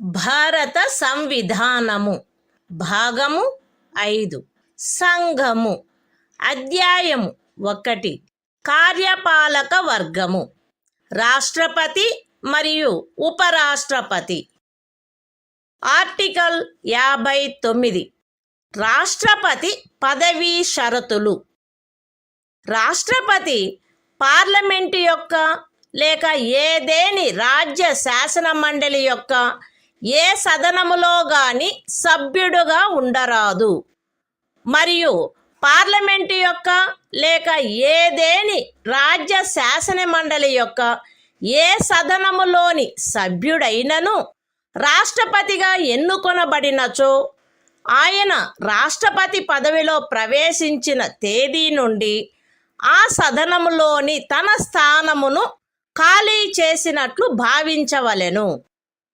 రాష్ట్రపతి లాభాయుతమైన ఏదేని ఇతర పదవియందు ఉండరాదు.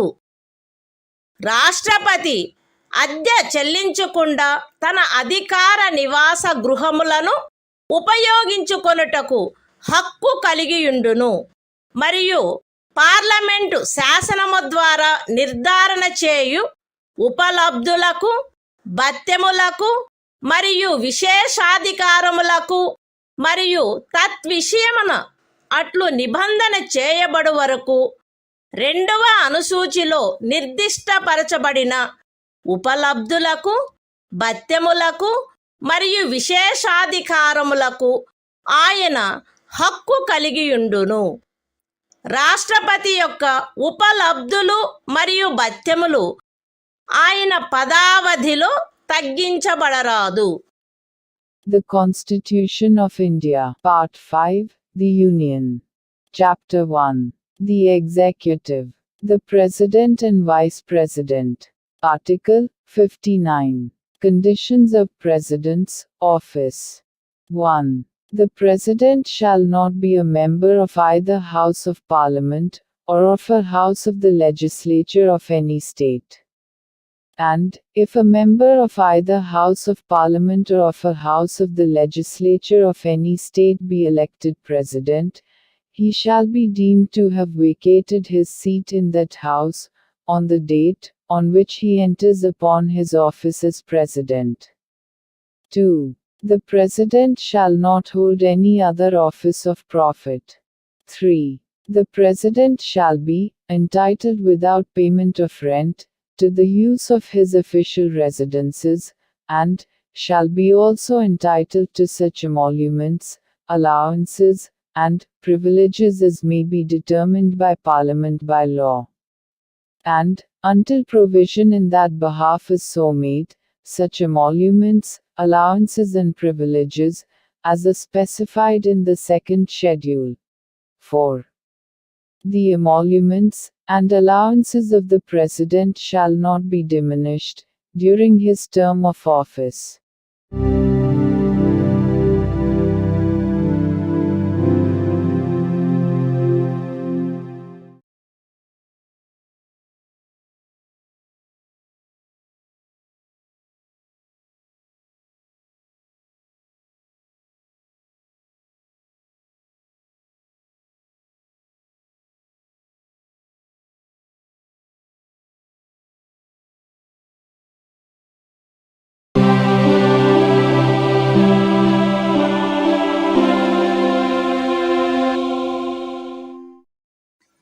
భారత సంవిధానము భాగము 5 సంఘము అధ్యాయము 1 కార్యపాలక వర్గము రాష్ట్రపతి మరియు ఉపరాష్ట్రపతి ఆర్టికల్ 60 రాష్ట్రపతిచే ప్రమాణము లేక ప్రతిజ్ఞ ప్రతి రాష్ట్రపతి మరియు రాష్ట్రపతిగా వ్యవహరించు లేక రాష్ట్రపతి కృత్యములను నిర్వహించు ప్రతి వ్యక్తి తన పదవిలో ప్రవేశించుటకు పూర్వము భారతదేశ ముఖ్య న్యాయమూర్తి సమక్షమున లేక ఆయన హాజరు లేనప్పుడు సర్వోన్నత న్యాయస్థాన న్యాయాధీశులలో అందుబాటులోనున్న వారిలో అందరికంటే సీనియర్ న్యాయాధీశుని సమక్షమున గాని ఈ క్రింది రూపములో ప్రమాణము లేక ప్రతిజ్ఞ చేసి దానిపై చేవ్రాలు చేయవలెను. ఏబి అను నేను భారతదేశ రాష్ట్రపతి పదవిని శ్రద్ధాపూర్వకముగా నిర్వహింతుననియు లేక రాష్ట్రపతి యొక్క కృత్యములను శ్రద్ధాపూర్వకముగా నిర్వహింతుననియు నా సంపూర్ణ సామర్థ్యము మేరకు సంవిధానమును మరియు శాసనమును పరిరక్షించి సంరక్షించి రక్షింతుననియు భారతదేశ ప్రజల సేవయందును వారి క్షేమమునందును నిరతుడునయ్యదననియు దైవ సాక్షిగా ప్రమాణము చేయుచున్నాను. సత్యనిష్టతో ప్రతిజ్ఞ చేయుచున్నాను. The Constitution of India, Part 5, The Union. Chapter 1. The Executive. The President and Vice President. Article 60. Oath or affirmation by the President.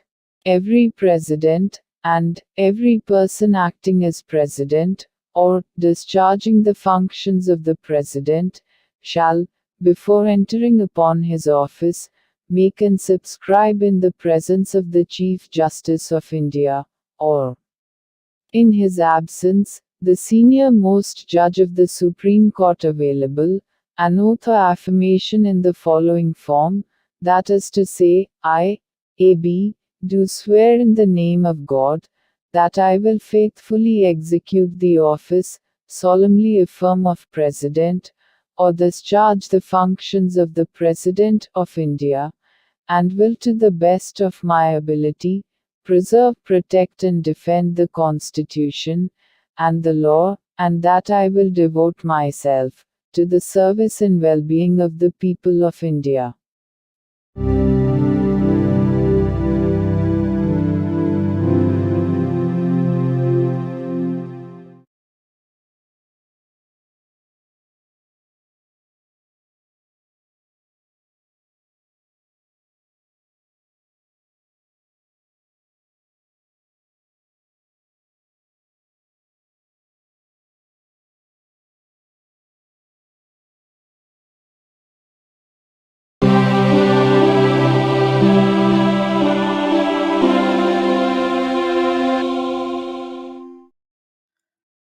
భారత సంవిధానము భాగము 5 సంఘము అధ్యాయము 1 కార్యపాలక వర్గము రాష్ట్రపతి మరియు ఉపరాష్ట్రపతి ఆర్టికల్ 61 రాష్ట్రపతిపై మహాభియోగము తెచ్చుటకు ప్రక్రియ సంవిధానాతిక్రమణము కావించినాడని రాష్ట్రపతిపై మహాభియోగము జరపబడవలసినప్పుడు పార్లమెంటు యొక్క ఏ సదనము చేనైనను ఆరోపణ చేయబడవలెను. అట్టి ఆరోపణ ఏదియు అట్టి ఆరోపణ చేయు ప్రతిపాదన గల తీర్మానమును ప్రస్తావించవలెనను ఉద్దేశము తమకు కలదని ఆ సదనము యొక్క మొత్తము సభ్యుల సంఖ్యలో 4/4 తక్కువగాని మంది చేవ్రాలు చేసి వ్రాతపూర్వకముగా నోటీసు ఇచ్చిన పిమ్మట కనీసం 14 దినములు గడిచిన తర్వాత ప్రస్తావించననే తప్ప మరియు అట్టి తీర్మానము ఆ సదనము యొక్క మొత్తము సభ్యుల సంఖ్యలో 3/2 తక్కువ కాని అధిక సంఖ్యాకులచే పాస్ చేయబడిననే తప్ప చేయబడరాదు. పార్లమెంటు యొక్క ఏ సదనమైనను అట్లు ఆరోపణ చేసినప్పుడు 2వ సదనము ఆ ఆరోపణను దర్యాప్తు చేయవలెను లేక దర్యాప్తు చేయించవలెను. మరియు అట్టి దర్యాప్తు జరుగునప్పుడు హాజరగుటకును ప్రతినిధిని పంపుటకును రాష్ట్రపతికి హక్కు ఉండును. దర్యాప్తు ఫలితముగా రాష్ట్రపతిపై చేయబడిన ఆరోపణ స్థిరపడినదని ప్రఖ్యానించు తీర్మానము ఆ ఆరోపణను దర్యాప్తు చేసిన లేక చేయించిన సదనము యొక్క సభ్యుల మొత్తము సంఖ్యలో 3/2 తక్కువ కాని అధిక సంఖ్యాకులచే ఆమోదించబడినచో అట్లు ఆమోదించబడిన తేదీ నుండి ఆ తీర్మానము రాష్ట్రపతిని పదవి నుండి తొలగించు ప్రభావము కలిగియుండును. The Constitution of India, Part 5, The Union. Chapter 1. The Executive. The President and Vice President. Article 61. Procedure for impeachment of the President. 1. When a President is to be impeached for violation of the Constitution, the charge shall be preferred by either House of Parliament. 2. No such charge shall be preferred unless the proposal to prefer such charge is contained in a resolution, which has been moved, after at least 14 days' notice in writing, signed by not less than 1/4 of the total number of members of the House, has been given of their intention to move the resolution. And such resolution has been passed by a majority of not less than 2/3 of the total membership of the House. 3. When a charge has been so preferred by either House of Parliament, the other House shall investigate the charge, or cause the charge to be investigated, and the President shall have the right to appear, and to be represented at such investigation. 4.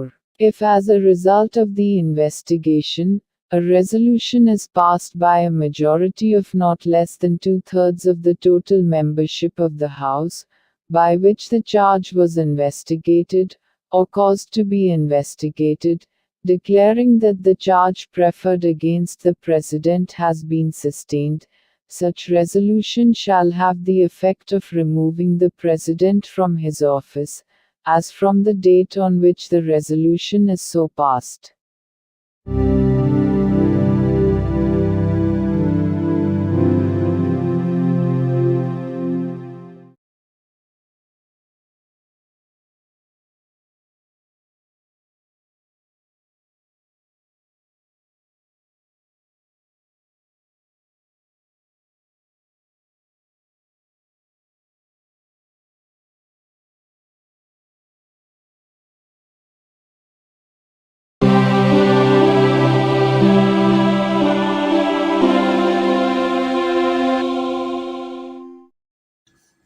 భారత సంవిధానము భాగము 5 సంఘము అధ్యాయము 1 కార్యపాలక వర్గము రాష్ట్రపతి మరియు ఉపరాష్ట్రపతి article 62 రాష్ట్రపతి పదవి ఖాళీ అయినప్పుడు దానిని పూరించుటకు ఎన్నిక జరపవలసిన కాలము మరియు ఆకస్మికముగా ఏర్పడిన ఖాళీని పూరించుటకు ఎన్నుకొనబడు వ్యక్తి యొక్క పదావధి.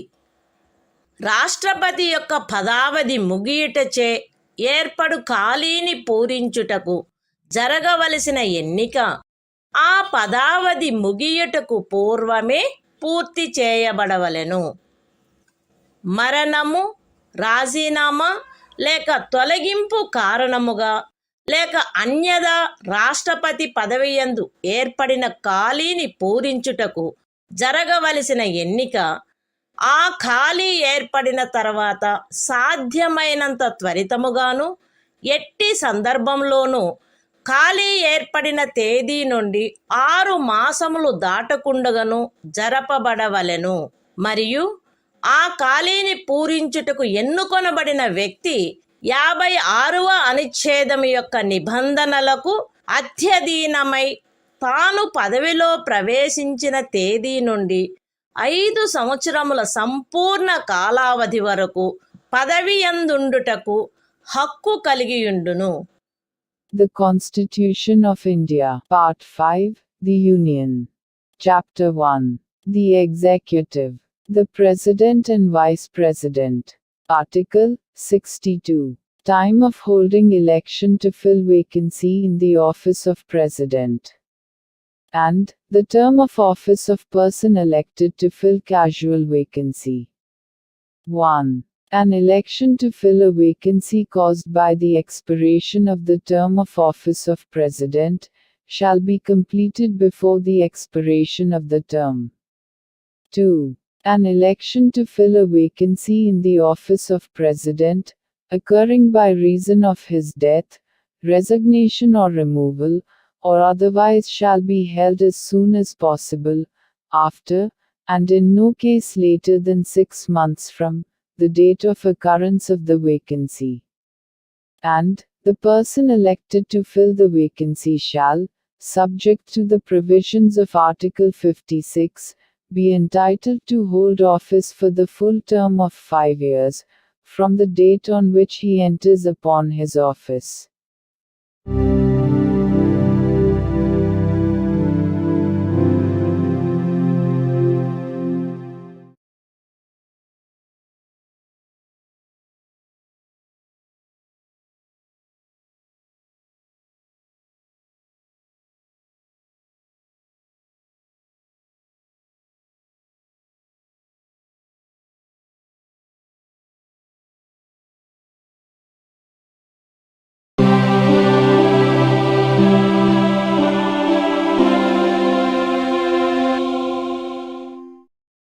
భారత సంవిధానము భాగము 5 సంఘము. అధ్యాయము 1 కార్యపాలక వర్గము. రాష్ట్రపతి మరియు ఉపరాష్ట్రపతి. ఆర్టికల్ 63. భారత ఉపరాష్ట్రపతి. భారతదేశమునకు ఒక ఉపరాష్ట్రపతి ఉండవలెను. The Constitution of India, Part 5, The Union. Chapter 1. The Executive. The President and Vice President. Article 63. The Vice President of India. There shall be a Vice President of India.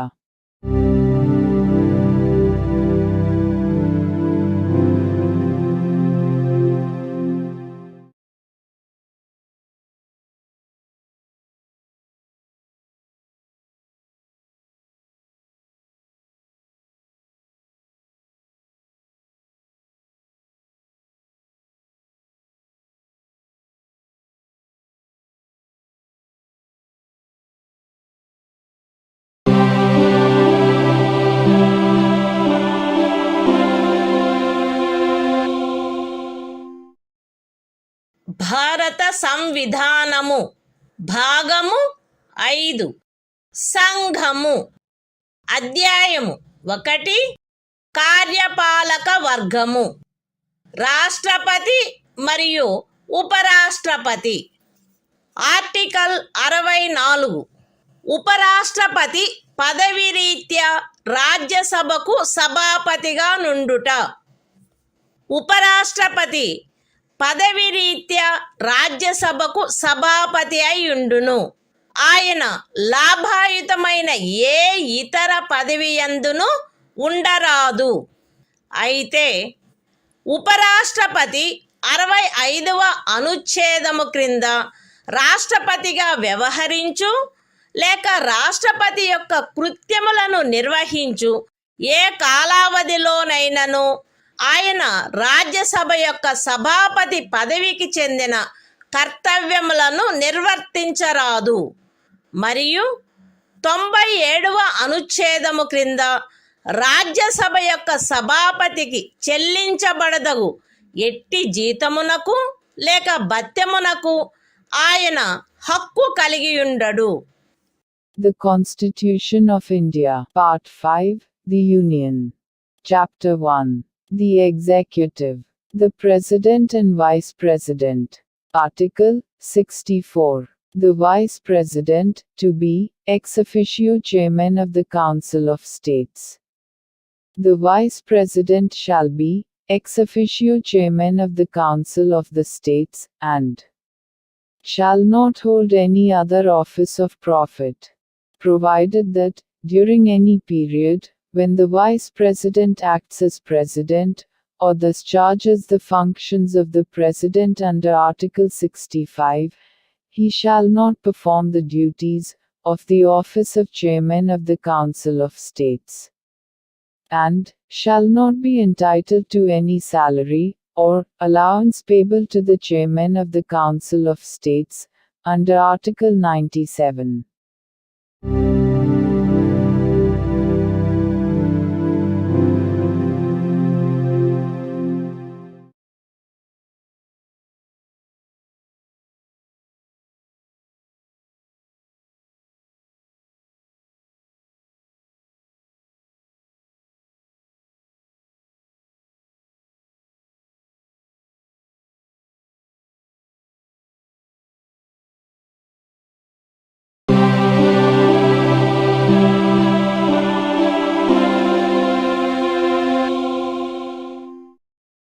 భారత సంవిధానము భాగము 5 సంఘము అధ్యాయము 1 కార్యపాలక వర్గము రాష్ట్రపతి మరియు ఉపరాష్ట్రపతి.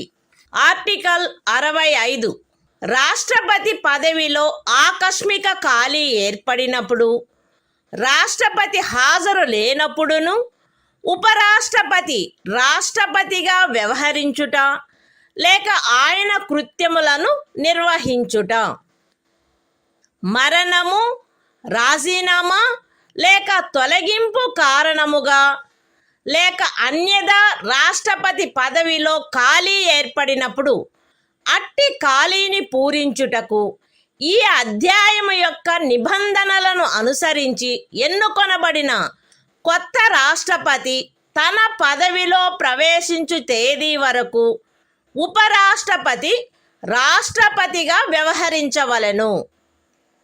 రాష్ట్రపతి హాజరులో లేకుండుట, అస్వస్థత లేక మరేదేని కారణము వలన తన కృత్యములను నిర్వహించజాలని ఎడల ఆయన తన కర్తవ్యములను తిరిగి చేపట్టు తేదీ వరకు ఉపరాష్ట్రపతి రాష్ట్రపతి కృత్యములను నిర్వహించవలెను.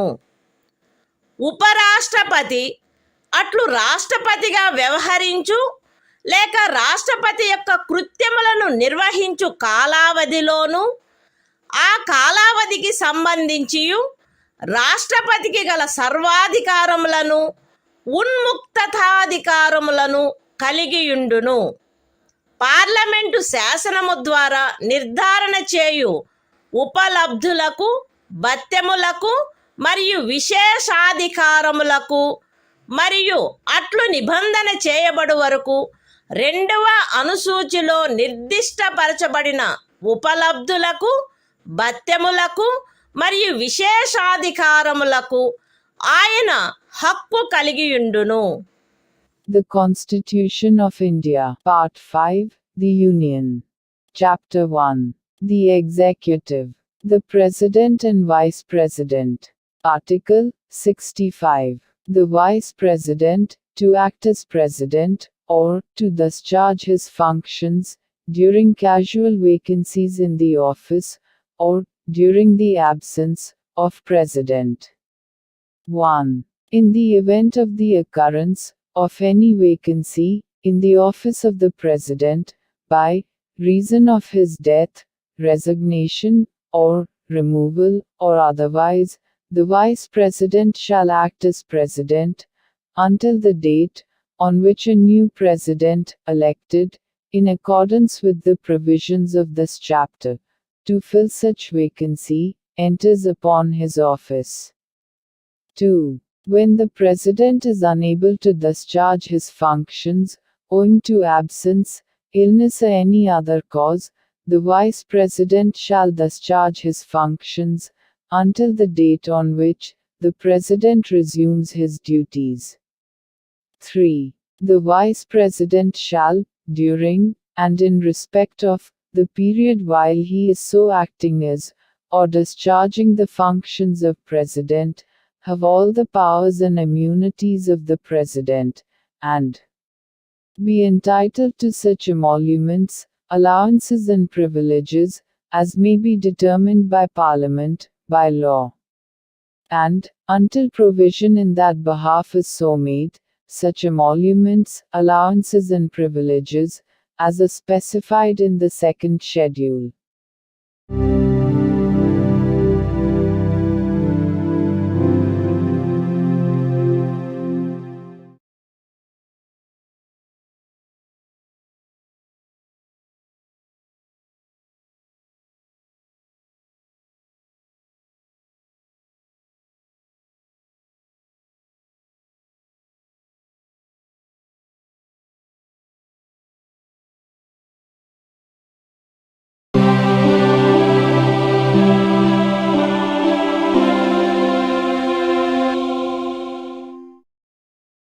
భారత సంవిధానము భాగము 5 సంఘము అధ్యాయము 1 కార్యపాలక వర్గము రాష్ట్రపతి మరియు ఉపరాష్ట్రపతి ఆర్టికల్ 66 ఉపరాష్ట్రపతి ఎన్నిక ఉపరాష్ట్రపతి పార్లమెంటు ఉభయ సదనముల సభ్యులతో కూడిన నిర్వాచక గణము యొక్క సభ్యులచే ఏకల అంతరణీయ ఓటు ద్వారా అనుపాతిక ప్రాతినిధ్య పద్ధతిని అనుసరించి ఎన్నుకొనబడవలెను మరియు అట్టి ఎన్నికలలో ఓటింగు రహస్యపు బ్యాలెట్ పద్ధతిని జరగవలెను.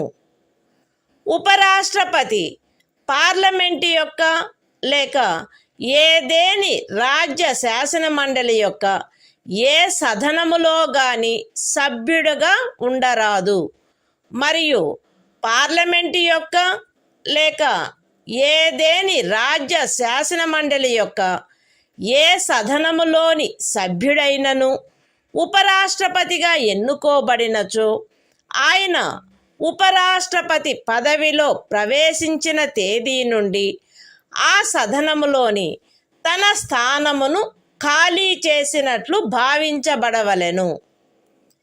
ఏ వ్యక్తి గాని ఆయన భారతదేశ పౌరుడై ఉన్ననే తప్ప ఆయనకు 35 సంవత్సరముల వయస్సు పూర్తి అయిననే తప్ప మరియు ఆయన రాజ్యసభ సభ్యుడుగా ఎన్నుకొనబడుటకు అర్హుడై ఉన్ననే తప్ప ఉపరాష్ట్రపతిగా ఎన్నుకొనబడుటకు పాత్రుడు కాడు. ఏ వ్యక్తి అయినను భారత ప్రభుత్వము క్రింద గాని ఏదేని రాజ్య ప్రభుత్వము కింద గాని సదరు ప్రభుత్వములలో దేని యొక్క నియంత్రణకైనను అధ్యధీనమయ్యున్న ఏదేని స్థానిక లేక ఇతర ప్రాధికారి క్రింద గాని లాభాయుతమైన ఏదేని పదవి యందున్నచో ఆ వ్యక్తి ఉపరాష్ట్రపతిగా ఎన్నుకొనబడుటకు పాత్రుడు కాడు. విశదీకరణ: ఈ అనుచ్ఛేదపు నిమిత్తము ఎవరేని వ్యక్తి సంఘము యొక్క రాష్ట్రపతిగా లేక ఉపరాష్ట్రపతిగా లేక ఏదేని రాజ్యము యొక్క గవర్నరుగా లేక సంఘము యొక్క లేక ఏదేని రాజ్యము యొక్క మంత్రిగా ఉన్న కారణమును బట్టి మాత్రమే లాభాయుతమైన పదవి యందున్నట్లు భావించరాదు. The Constitution of India, Part 5, The Union. Chapter 1. The Executive. The President and Vice President. Article 66. Election of Vice President. 1. The Vice President shall be elected by the members of an electoral college, consisting of the members of both houses of Parliament, in accordance with the system of proportional representation, by means of the single transferable vote, and the voting at such election shall be by secret ballot. 2. The Vice President shall not be a member of either House of Parliament or of a House of the Legislature of any state. And, if a member of either House of Parliament or of a House of the Legislature of any state be elected Vice President, he shall be deemed to have vacated his seat in that House, on the date on which he enters upon his office, as Vice President. 3. No person shall be eligible for election as Vice President, unless he is a citizen of India. B. Has completed the age of 35 years, and C. Is qualified for election, as a member of the Council of States. 4. A person shall not be eligible for election as Vice President, if he holds any office of profit, under the Government of India, or the Government of any state, or under any local, or other authority, subject to the control of any of the said governments. Explanation. For the purposes of this article, a person shall not be deemed to hold any office of profit, by reason only that he is the President or Vice President of the Union, or the Governor of any state, or is a minister either for the Union, or for any state.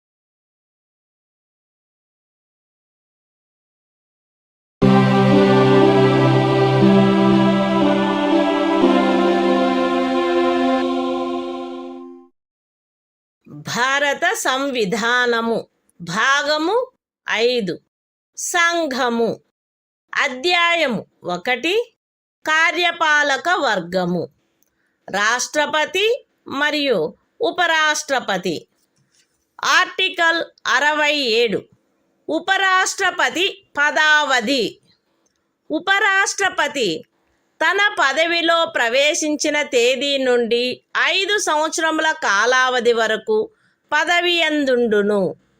అయితే ఉపరాష్ట్రపతి తన చేవ్రాలుతో రాష్ట్రపతికి లేఖ వ్రాయుట ద్వారా తన పదవికి రాజీనామా ఇవ్వవచ్చును.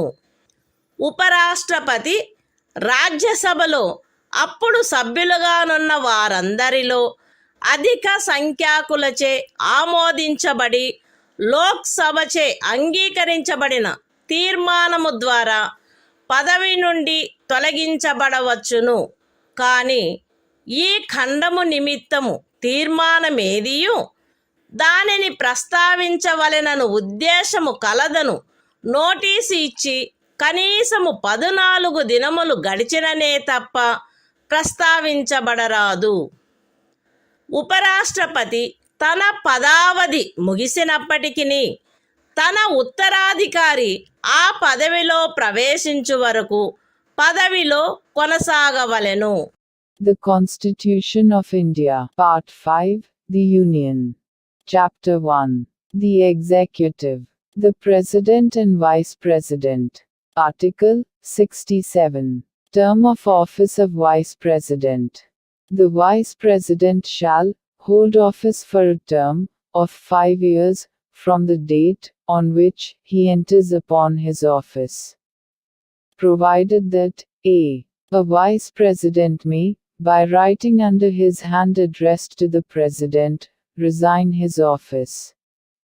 b. A Vice President may be removed from his office by a resolution of the Council of States, passed by a majority of all the then members of the Council, and agreed to by the House of the People. But no resolution for the purpose of this clause shall be moved, unless at least 14 days' notice has been given of the intention to move the resolution. c. A Vice President shall, notwithstanding the expiration of his term, continue to hold office until his successor enters upon his office.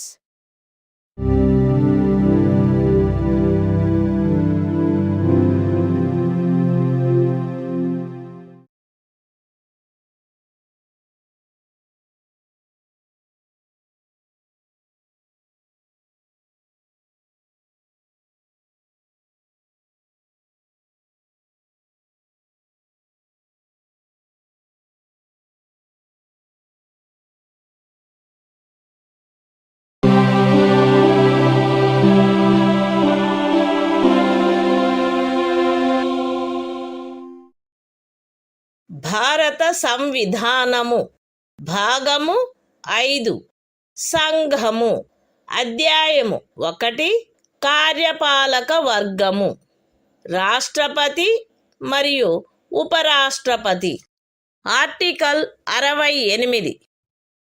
ఉపరాష్ట్రపతి పదవి ఖాళీ అయినప్పుడు దానిని పూరించుటకు ఎన్నిక జరపవలసిన కాలము మరియు ఆకస్మికముగా ఏర్పడిన ఖాళీని పూరించుటకు ఎన్నుకొనబడు వ్యక్తి యొక్క పదావధి. ఉపరాష్ట్రపతి యొక్క పదావధి ముగియుటచే ఏర్పడు ఖాళీని పూరించుటకు జరగవలసిన ఎన్నిక ఆ పదావధి ముగియుటకు పూర్వమే పూర్తి చేయబడవలెను. మరణము, రాజీనామా లేక తొలగింపు కారణముగా లేక అన్యథా ఉపరాష్ట్రపతి పదవియందు ఏర్పడిన ఖాళీని పూరించుటకు జరపవలసిన ఎన్నిక ఆ ఖాళీ ఏర్పడిన తరువాత సాధ్యమైనంత త్వరితముగా జరపబడవలెను మరియు ఆ ఖాళీని పూరించుటకు ఎన్నుకొనబడిన వ్యక్తి 67వ అనుచ్ఛేదము యొక్క నిబంధనలకు అత్యధీనమై తాను పదవిలో ప్రవేశించిన తేదీ నుండి 5 సంవత్సరముల సంపూర్ణ కాలావధి వరకు పదవి యందుండుటకు హక్కు కలిగియుండును. The Constitution of India. Part 5. The Union. Chapter 1. The Executive. The President and Vice President. Article 68. Time of holding election to fill vacancy in the office of Vice President. And the term of office of person elected to fill casual vacancy.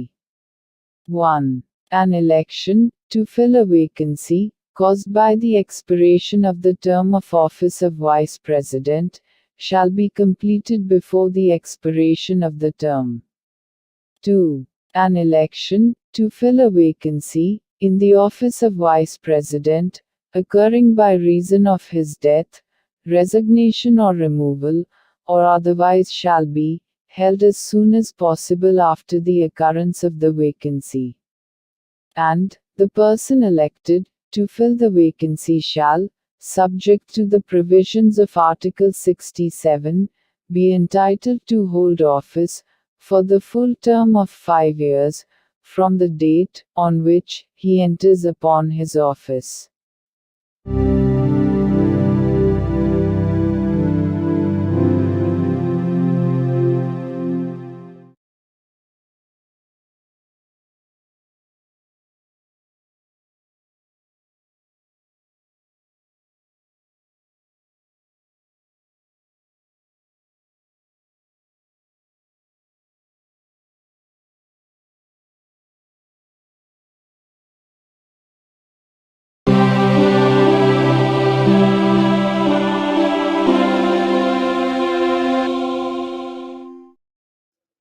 భారత సంవిధానము భాగము 5 సంఘము అధ్యాయము 1 కార్యపాలక వర్గము రాష్ట్రపతి మరియు ఉపరాష్ట్రపతి article 69 ఉపరాష్ట్రపతిచే ప్రమాణము లేక ప్రతిజ్ఞ ప్రతి ఉపరాష్ట్రపతి తన పదవిలో ప్రవేశించుటకు పూర్వము రాష్ట్రపతి సమక్షమున గాని తద్విషయమున ఆయనచే నియమింపబడిన వ్యక్తి సమక్షమున గాని ఈ క్రింది ప్రరూపములో ప్రమాణము లేక ప్రతిజ్ఞ చేసి దానిపై చేవ్రాలు చేయవలెను.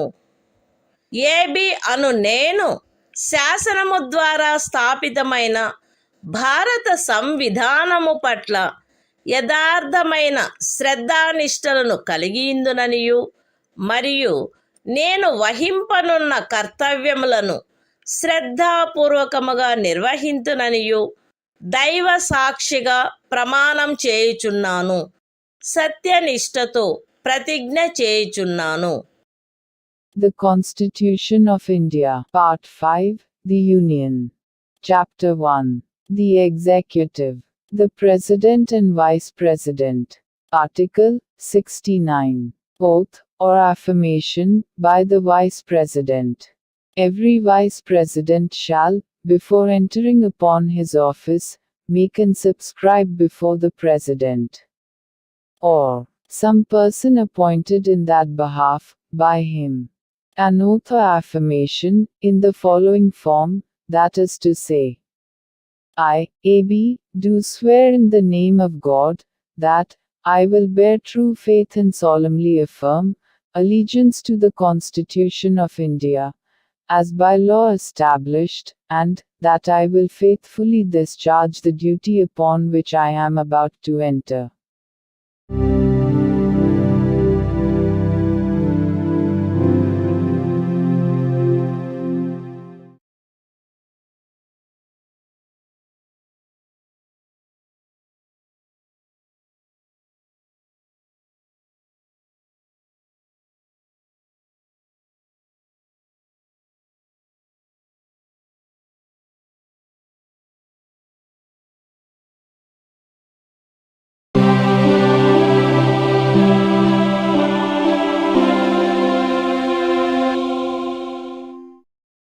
భారత సంవిధానము భాగము 5 సంఘము అధ్యాయము 1 కార్యపాలక వర్గము రాష్ట్రపతి మరియు ఉపరాష్ట్రపతి ఆర్టికల్ 70 ఇతర యాదృచ్ఛిక పరిస్థితులలో రాష్ట్రపతి యొక్క కృత్యములు ఈ అధ్యాయములో నిబంధించబడని ఎట్టి యాదృచ్ఛిక పరిస్థితిలోనైనను రాష్ట్రపతి యొక్క కృత్యములను నిర్వహించుటకు పార్లమెంటు తాను సబబని తలచు నిబంధన చేయవచ్చును. The Constitution of India, Part 5, The Union. Chapter 1. The Executive. The President and Vice President. Article 70. Discharge of President's functions in other contingencies. Parliament may make such provision, as it thinks fit, for the discharge of the functions of the President, in any contingency, not provided for in this chapter.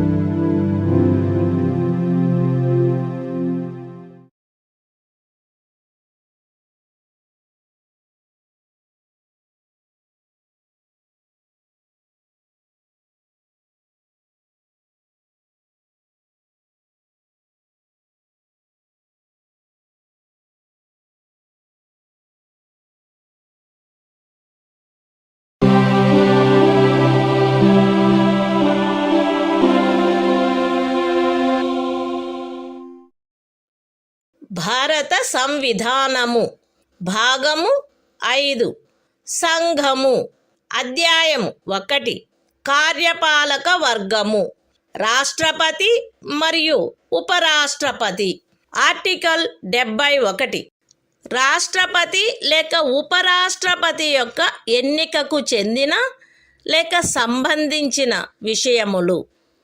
రాష్ట్రపతి లేక ఉపరాష్ట్రపతి యొక్క ఎన్నిక నుండి ఉత్పన్నమైన లేక ఎన్నికకు సంబంధించిన అన్ని సందేహములు మరియు వివాదములు సర్వోన్నత న్యాయస్థానముచే పరిశీలించబడి నిర్ణయించబడవలెను.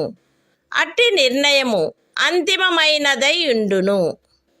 రాష్ట్రపతిగా లేక ఉపరాష్ట్రపతిగా ఒక వ్యక్తి యొక్క ఎన్నిక చెల్లదని సర్వోన్నత న్యాయస్థానము ప్రఖ్యానించినచో సర్వోన్నత న్యాయస్థానము ఆ నిర్ణయము చేసిన తేదీన గాని అంతకు పూర్వము గాని సందర్భానుసారముగా రాష్ట్రపతి పదవికి లేక ఉపరాష్ట్రపతి పదవికి చెందిన అధికారములను వినియోగించుటలోను కర్తవ్యములు నిర్వహించుటలోను ఆయనచే చేయబడిన కార్యములు ఆ ప్రఖ్యానము కారణముగా అమాన్యమునర్చబడరాదు. ఈ సంవిధానము యొక్క నిబంధనలకు అత్యధీనమై రాష్ట్రపతి లేక ఉపరాష్ట్రపతి యొక్క ఎన్నికకు చెందిన లేక సంబంధించిన విషయమును పార్లమెంటు శాసనము ద్వారా క్రమబద్ధము చేయవచ్చును. రాష్ట్రపతిగా లేక ఉపరాష్ట్రపతిగా ఒక వ్యక్తి యొక్క ఎన్నిక అతనిని ఎన్నుకొనడి నిర్వాచక గణము యొక్క సభ్యులలో ఏ కారణము వలనైనను ఏదేని ఖాళీ ఉన్నదను కారణమును బట్టి ప్రష్టవ్యము కారాదు. The Constitution of India, Part 5, The Union. Chapter 1. The Executive. The President and Vice President. Article 71. Matters relating to, or connected with, the election of a President or Vice President. 1. All doubts and disputes arising out of, or in connection with the election of a President, or Vice President shall be inquired into, and decided, by the Supreme Court, whose decision shall be final. 2. If the election of a person, as President, or Vice President, is declared void by the Supreme Court, acts done by him, in the exercise and performance of the powers and duties, of the office of President, or Vice President, as the case may be, on or before the date of the decision of the Supreme Court, shall not be invalidated by reason of that declaration. 3. Subject to the provisions of this Constitution, Parliament may by law, regulate any matter, relating to or connected with the election, of, a President, or, Vice President. 4. The election of a person, as President or Vice President, shall not be called in question, on the ground, of the existence of any vacancy, for whatever reason among the members of the Electoral College electing him.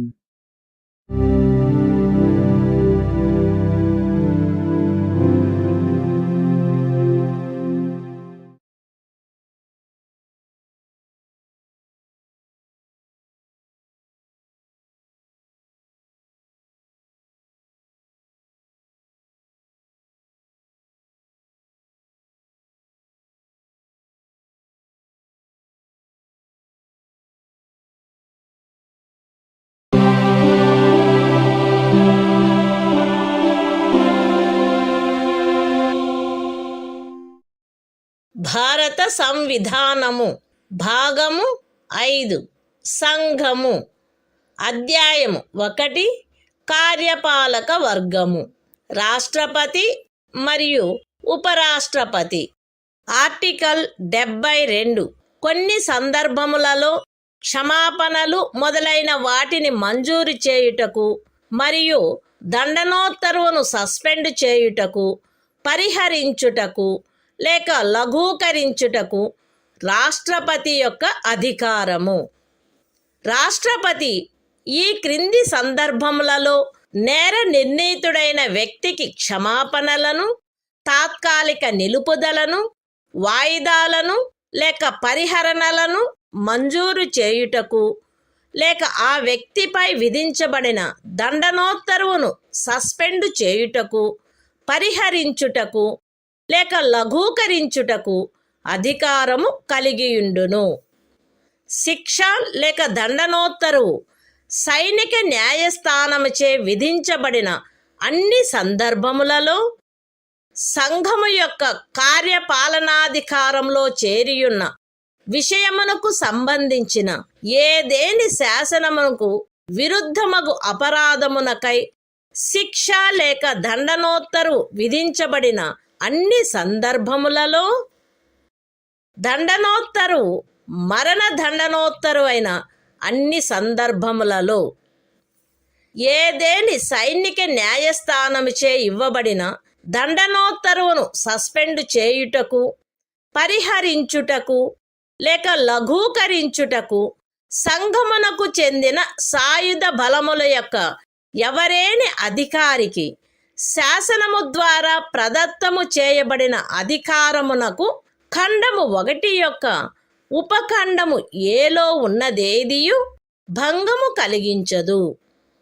మరణ దండనోత్తరువును suspend చేయుటకు, పరిహరించుటకు లేక లఘూకరించుటకు తత్సమయమున అమలులోనున్న ఏదేని శాసనము క్రింద ఒక రాజ్య గవర్నరుచే వినియోగించబడదగు అధికారమునకు ఖండము 1 యొక్క ఉపఖండము సిలో ఉన్నదేదియు భంగము కలిగించదు. The Constitution of India, Part 5, The Union. Chapter 1. The Executive. The President and Vice President. Article 72. Power of President to grant pardons, etc. and to suspend, remit, or commute sentences in certain cases. 1. The President shall have the power to grant pardons, reprieves, respites, or remissions of punishment, or to suspend, remit, or commute the sentence of any person convicted of any offense, in all cases where the punishment or sentence is by a court-martial. B. In all cases where the punishment or sentence is for an offense against any law relating to a matter to which the executive power of the Union extends. C. In all cases where the sentence is a sentence of death. 2. Nothing in sub-clause A of clause 1 shall affect the power conferred by law on any officer of the armed forces of the Union to suspend, remit, or commute a sentence passed by a court-martial. 3. Nothing in sub-clause C of clause 1 shall affect the power to suspend, remit, or commute a sentence of death exercisable by the governor of a state under any law for the time being in force.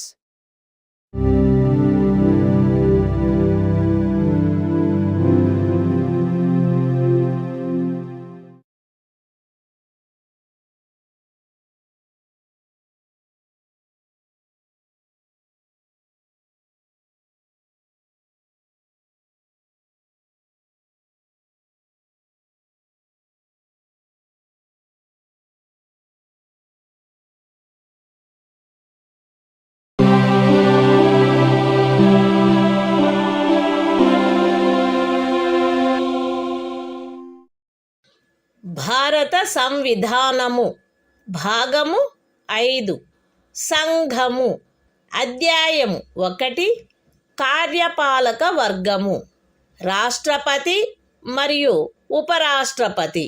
Article 73 సంఘము యొక్క కార్యపాలకాధికార విస్తరణ.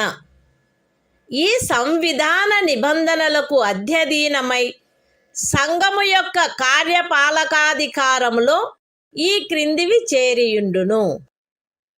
ఏ విషయములను గురించి శాసనములను చేయుటకు parliament అధికారము గలదో ఆ విషయములు మరియు ఏదేని సంధి లేక ఖరారును బట్టి భారత ప్రభుత్వముచే వినియోగించబడదగు హక్కుల యొక్క ప్రాధికారము యొక్క మరియు అధికారిత యొక్క వినియోగము. అయితే ఈ సంవిధానములో గాని పార్లమెంటు చేయబడిన ఏదేని శాసనములో గాని అభివ్యక్తము కాని నిబంధించబడినట్లు తప్ప ఏదేని రాజ్యములో ఏ విషయములను గురించి శాసనములను చేయుటకు ఆ రాజ్య శాసన మండలికి కూడా అధికారము కలదో ఆ విషయములు ఉపఖండము ఏలో నిర్దేశించబడిన కార్యపాలకాధికారములో చేరియుండవు.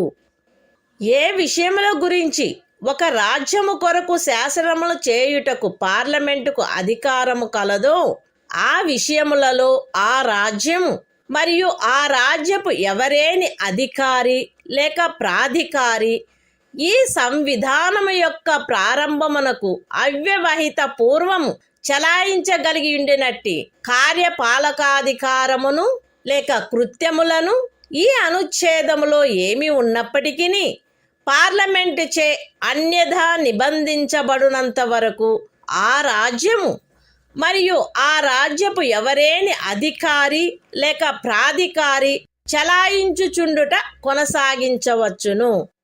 The Constitution of India, Part 5, The Union. Chapter 1. The Executive. The President and Vice President. Article 73. Extent of executive power of the Union. 1.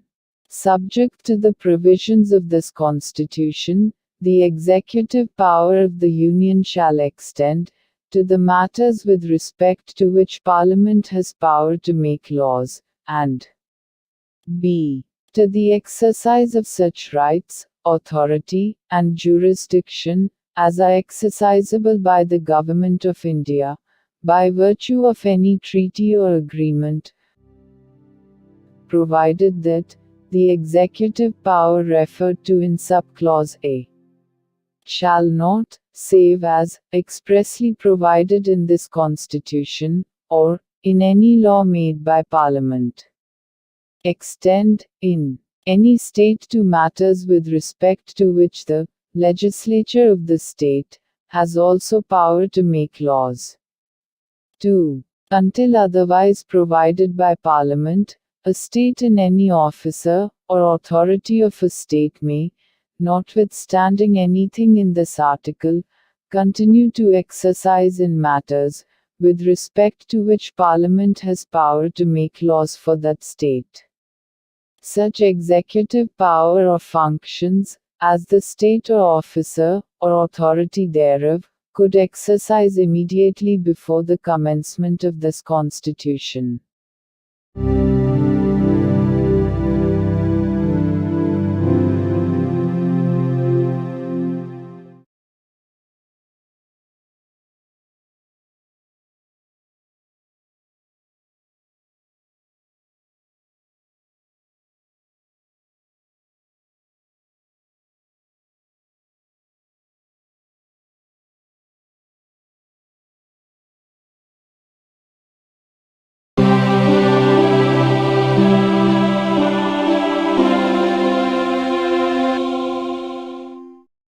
భారత సంవిధానము భాగము 5 సంఘము అధ్యాయము 1 కార్యపాలక వర్గము మంత్రి పరిషత్తు ఆర్టికల్ 74 రాష్ట్రపతికి సహాయపడుటకును సలహానిచ్చుటకును మంత్రి పరిషత్తు రాష్ట్రపతికి సహాయపడుటకును సలహానిచ్చుటకును ప్రధానమంత్రి ఆధిపత్యమున ఒక మంత్రి పరిషత్తు ఉండవలెను.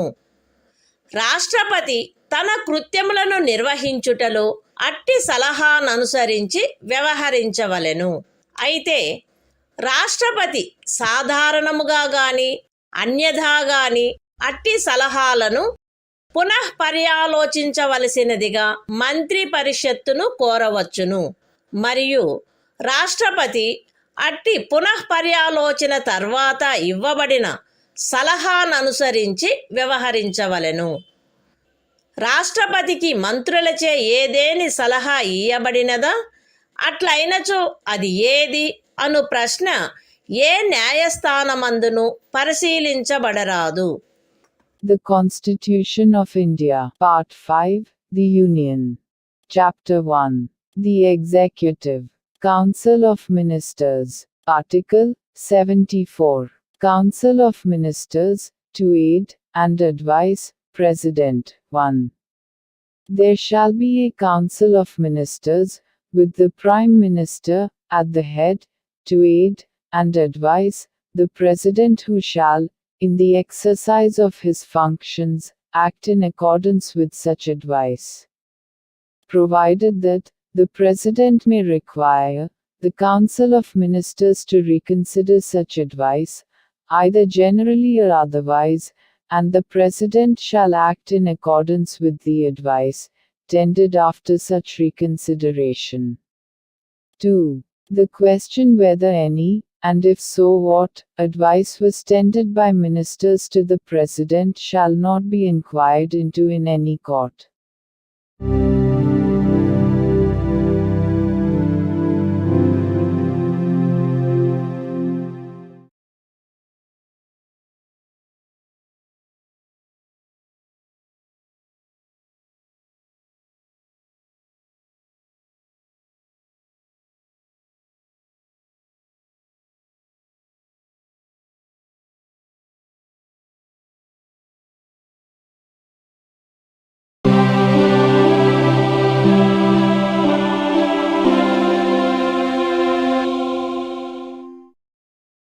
భారత సంవిధానము భాగము 5 సంఘము అధ్యాయము 1 కార్యపాలక వర్గము మంత్రి పరిషత్తు ఆర్టికల్ 75 మంత్రులను గూర్చిన ఇతర నిబంధనలు ప్రధానమంత్రి రాష్ట్రపతిచే నియమించబడవలెను.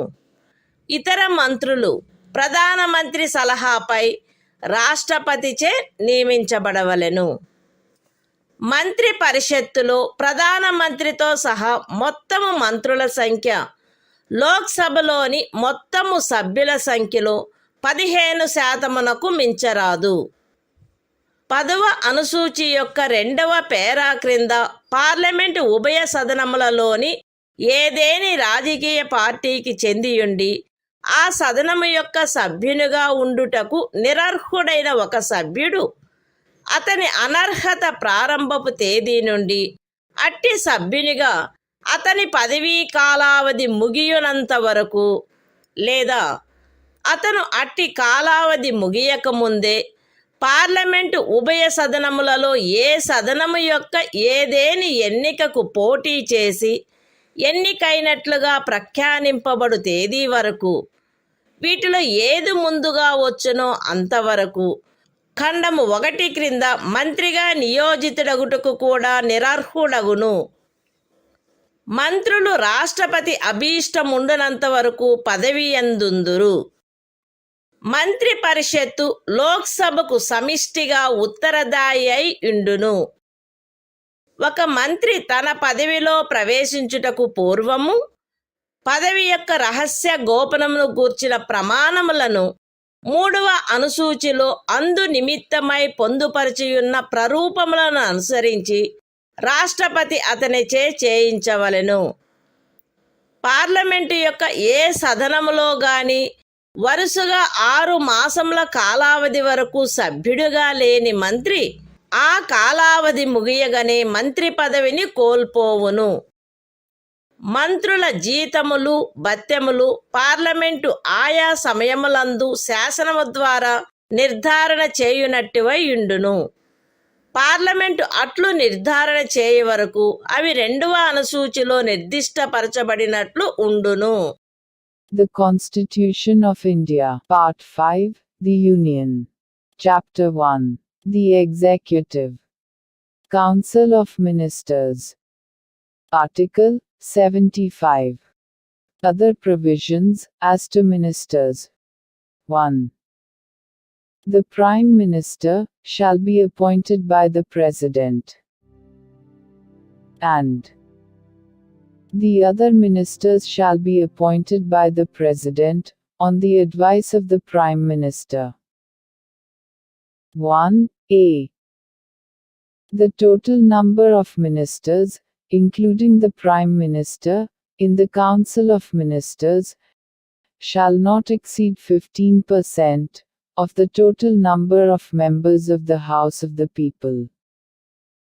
1b. A member of either House of Parliament, belonging to any political party, who is disqualified for being a member of that House, under paragraph 2 of the 10th schedule, shall also be disqualified to be appointed as a minister under clause 1. For duration of the period commencing from the date of his disqualification, till the date on which the term of his office as such member would expire.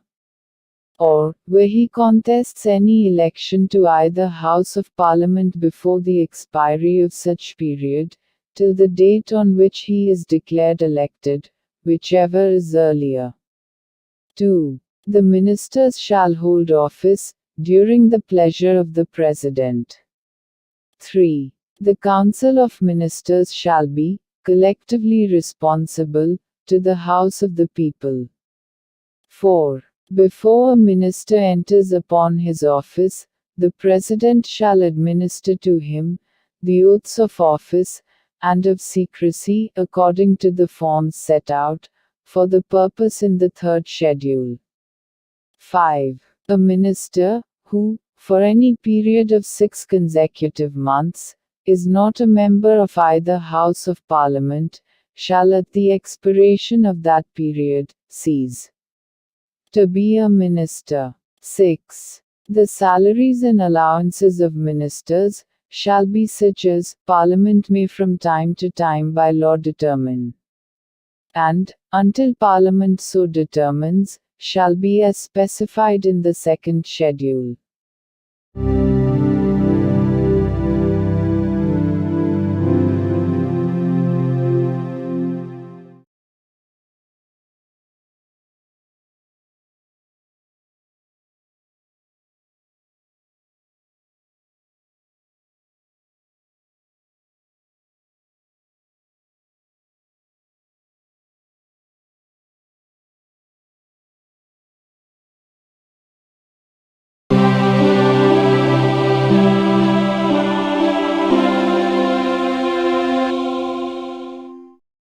భారత సంవిధానము భాగము 5 సంఘము అధ్యాయము 1 కార్యపాలక వర్గము భారతదేశ attorney general article 76 సర్వోన్నత న్యాయస్థానము యొక్క న్యాయాధీశుడిగా నియమించబడుటకు అర్హుడైన వ్యక్తిని రాష్ట్రపతి భారతదేశపు అటార్నీ జనరలుగా నియమించవలెను. ఆయా సమయములందు శాసనిక విషయములలో రాష్ట్రపతిచే తనకు నిర్దేశించబడు వాటిపై భారత ప్రభుత్వమునకు సలహానిచ్చుటయు, రాష్ట్రపతిచే తనకు అప్పగించబడు శాసనిక స్వభావము గల ఇతర కర్తవ్యములను నిర్వర్తించుటయు ఈ సంవిధానము ద్వారా గాని దాని క్రింద గాని తత్సమయమున అమలులోనున్న ఏదేని ఇతర శాసనము ద్వారా గాని దాని క్రింద గాని తనకు ప్రదత్తము చేయబడిన కృత్యములను నిర్వహించుటయు అటార్నీ జనరల్ యొక్క కర్తవ్యమై ఉండును. అటార్నీ జనరలు తన కర్తవ్యములను నిర్వహించుటలో భారతదేశ రాజ్య క్షేత్రములోని న్యాయస్థానములన్నింటిలో వాదనాధికారమును కలిగియుండును. అటార్నీ జనరలు రాష్ట్రపతి అనుగ్రహముండునంత వరకు పదవియందుండును మరియు రాష్ట్రపతి నిర్ధారణ చేయు ప్రతి మూల్యమును పొందవలెను. The Constitution of India, Part 5, The Union. Chapter 1. The Executive.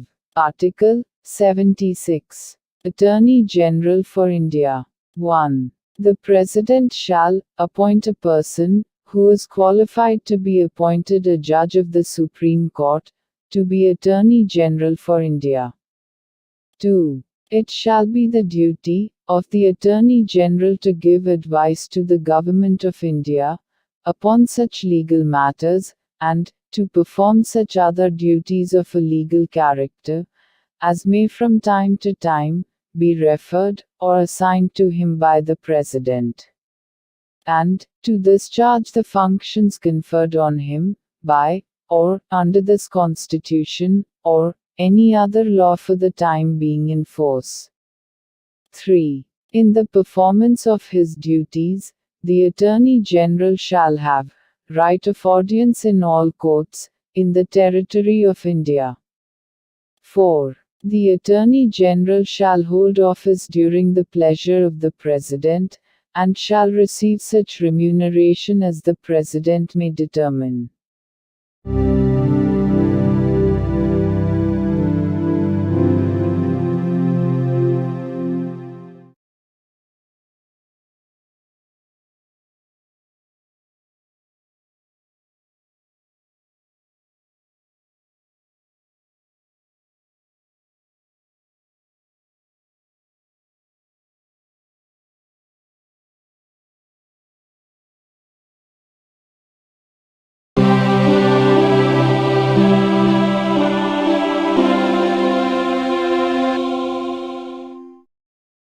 భారత సంవిధానము భాగము 5 సంఘము అధ్యాయం 1 కార్యపాలక వర్గము ప్రభుత్వము యొక్క కార్యకలాప నిర్వహణ ఆర్టికల్ 77 భారత ప్రభుత్వమునకు చెందిన కార్యపాలక చర్యాంతయు రాష్ట్రపతి పేర తీసుకొనబడినట్లు అభివ్యక్తపరచబడవలెను.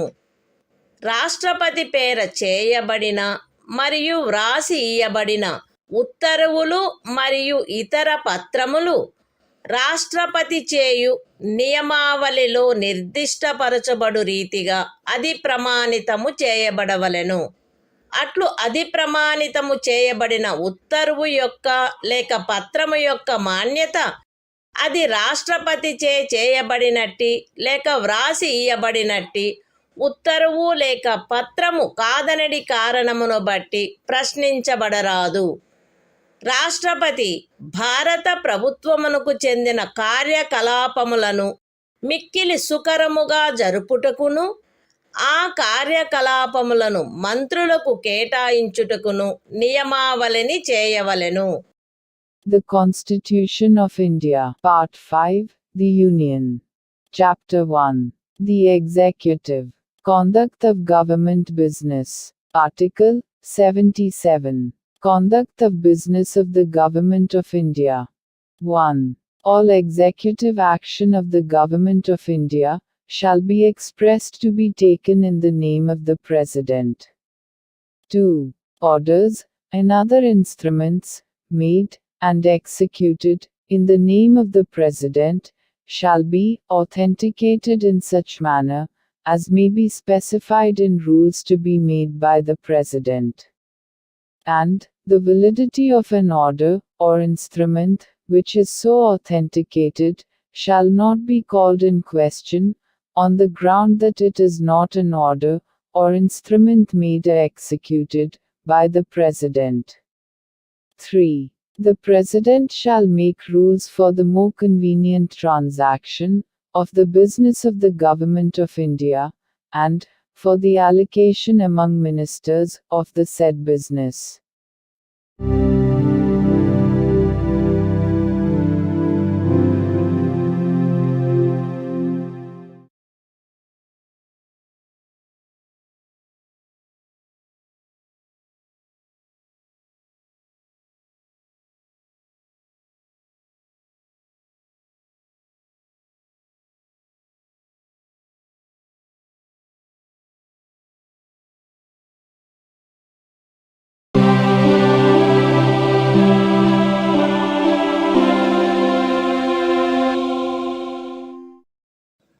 భారత సంవిధానము భాగము 5 సంఘము అధ్యాయం 1 కార్యపాలక వర్గము ప్రభుత్వము యొక్క కార్యకలాప నిర్వహణ ఆర్టికల్ 78 రాష్ట్రపతికి సమాచారమును అందచేయుట మున్నగు విషయములను గురించి ప్రధానమంత్రి కర్తవ్యములు. ఈ క్రింద తెలుపబడినవి ప్రధానమంత్రి కర్తవ్యములై ఉండును.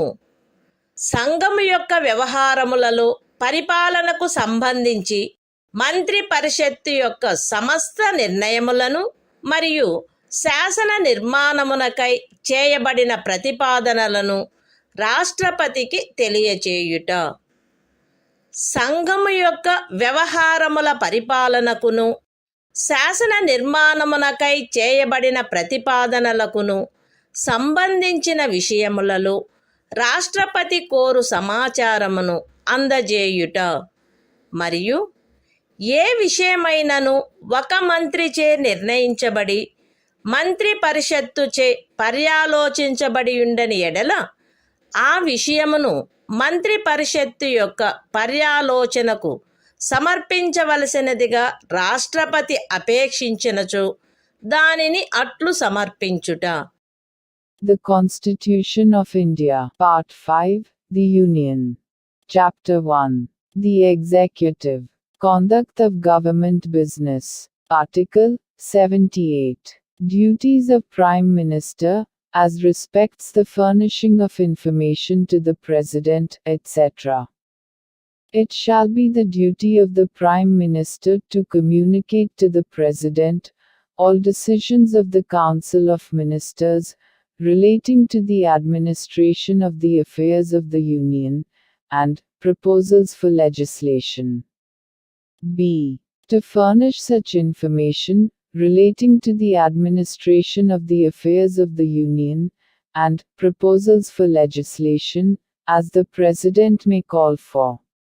And C.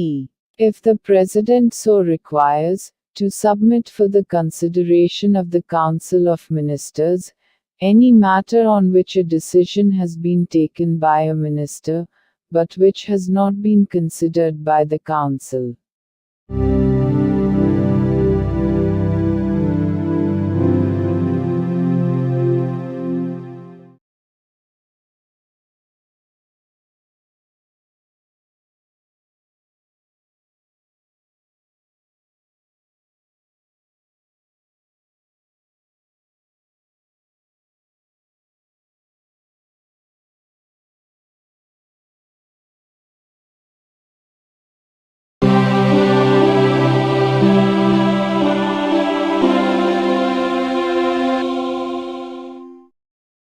భారత సంవిధానము భాగము 5 సంఘము అధ్యాయం 2 పార్లమెంటు సాధారణ విషయములు. ఆర్టికల్ 79 పార్లమెంటు యొక్క సంఘటన.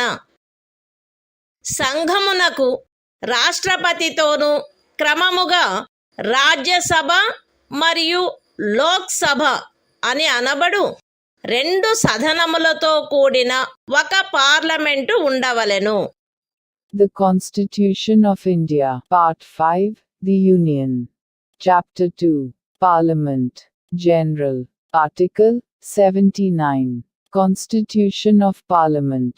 There shall be a Parliament for the Union, which shall consist of the President, and 2 houses, to be known respectively as the Council of States, and the House of the People.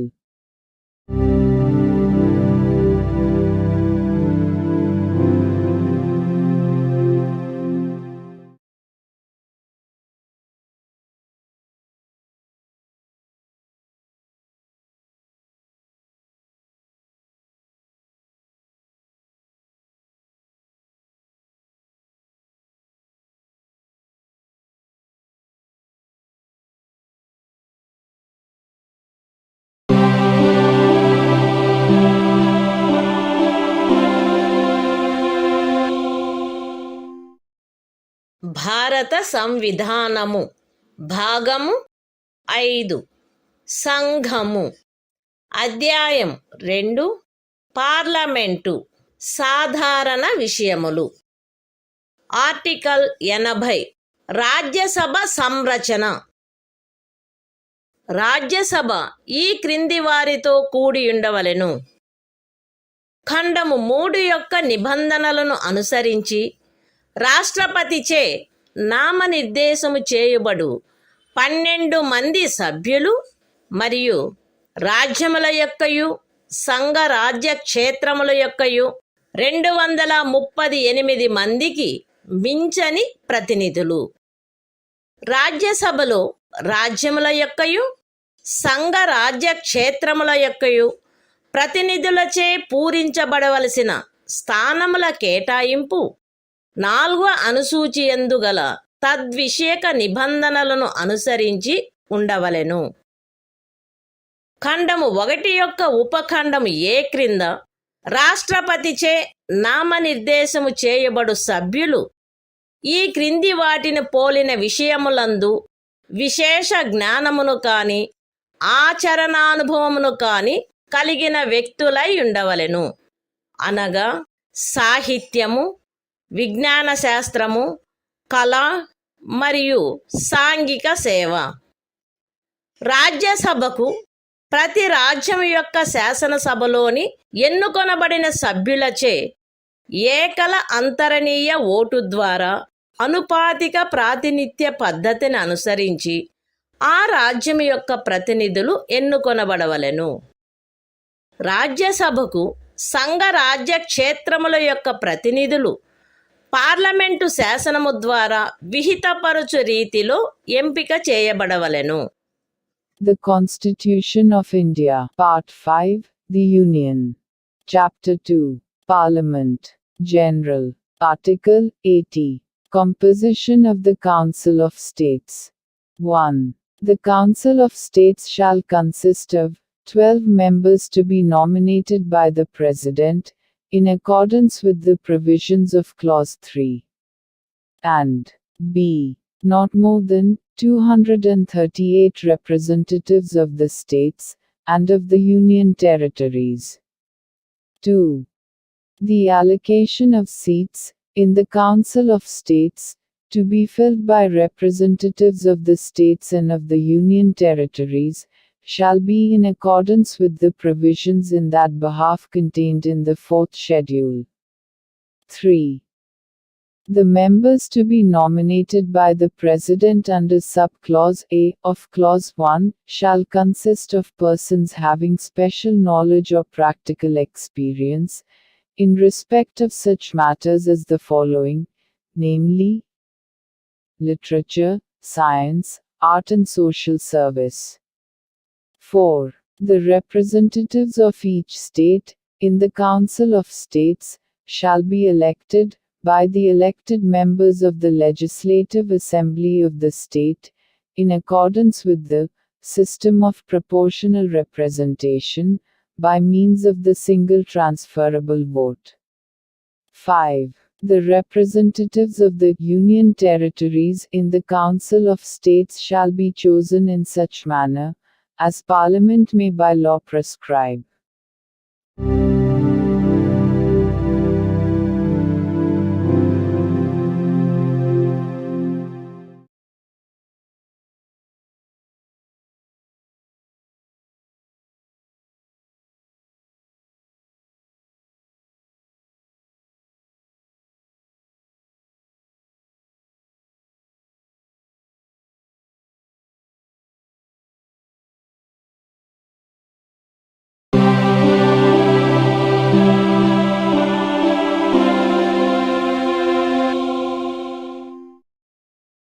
భారత సంవిధానము. భాగము 5.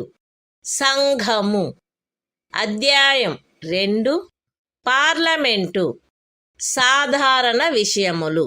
Article 81. Lok Sabha సంరచన. 1.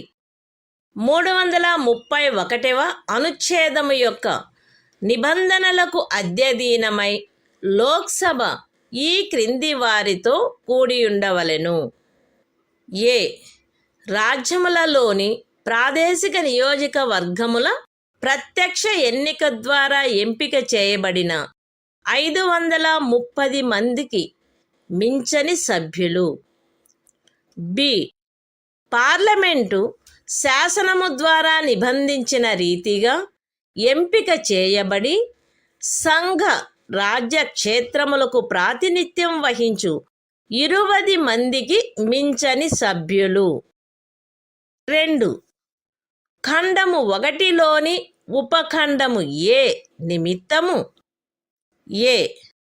ఒక రాజ్యపు స్థానముల సంఖ్యకును దాని జనసంఖ్యకును గల నిష్పత్తి ఆచరణీయమైనంత మేరకు అన్ని రాజ్యములకు ఒకే రీతిగా ఉండునట్లు లోక్సభలోని స్థానములు ప్రతి ఒక్క రాజ్యమునకు కేటాయించబడవలెను. మరియు బి. ప్రతి ప్రాదేశిక నియోజకవర్గపు జనసంఖ్యకును ఆ నియోజకవర్గమునకు కేటాయించబడిన స్థానముల సంఖ్యకును గల నిష్పత్తి ఆచరణీయమైనంత మేరకు రాజ్యము అంతటును ఒకే రీతిగా ఉండునట్లు ప్రతి రాజ్యము ప్రాదేశిక నియోజకవర్గములుగా విభజించబడవలెను.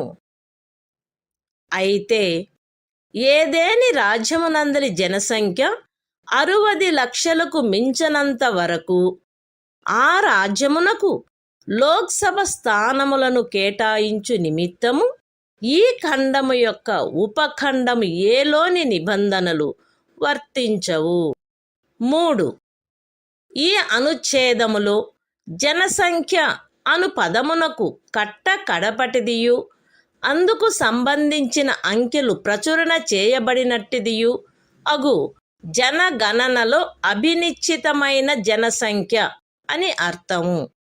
అయితే ఈ ఖండములో కట్ట కడపటిదియు అందుకు సంబంధించిన అంకెలు ప్రచురణ చేయబడినట్టిదియు అగు జనగణనకు గల నిర్దేశమును 2026వ సంవత్సరము పిమ్మట చేయబడు మొదటి జనగణనకు సంబంధించిన అంకెలు ప్రచురింపబడు వరకు 1. ఖండము 2 యొక్క ఉపఖండము ఏ మరియు ఆ ఖండమునకు గల వినాయింపు నిమిత్తము 1971వ సంవత్సరపు జనగణనకు నిర్దేశమైనట్లు మరియు 2.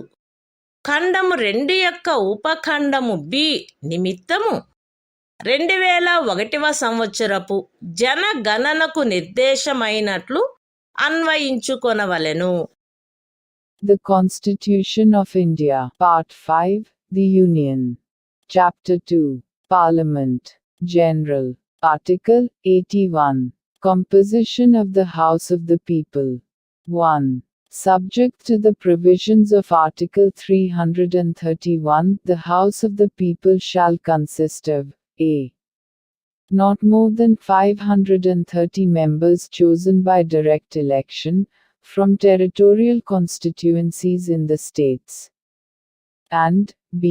Not more than 20 members to represent the Union territories, chosen in such manner as Parliament may by law provide. 2. For the purposes of sub-clause A of Clause 1, there shall be allotted to each state a number of seats in the House of the People, in such manner that the ratio between that number and the population of the state is, so far as practicable, the same for all states. And b. Each state shall be divided into territorial constituencies, in such manner that the ratio between the population of each constituency and the number of seats allotted to it is, so far as practicable, the same throughout the state. Provided that the provisions of sub-clause A of this clause shall not be applicable for the purpose of allotment of seats in the House of the People to any state, so long as the population of that state does not exceed 6 millions. 3. In this article, the expression population means the population is ascertained at the last preceding census, of which the relevant figures have been published. Provided that the reference in this clause to the last preceding census of which the relevant figures have been published, shall, until the relevant figures for the first census taken after the year 2026 have been published, be construed, 1. For the purposes of sub-clause A of clause 2, and the proviso to that clause, as a reference to the 1971 census. And 2. For the purposes of sub-clause B of clause 2, as a reference to the 2001 census.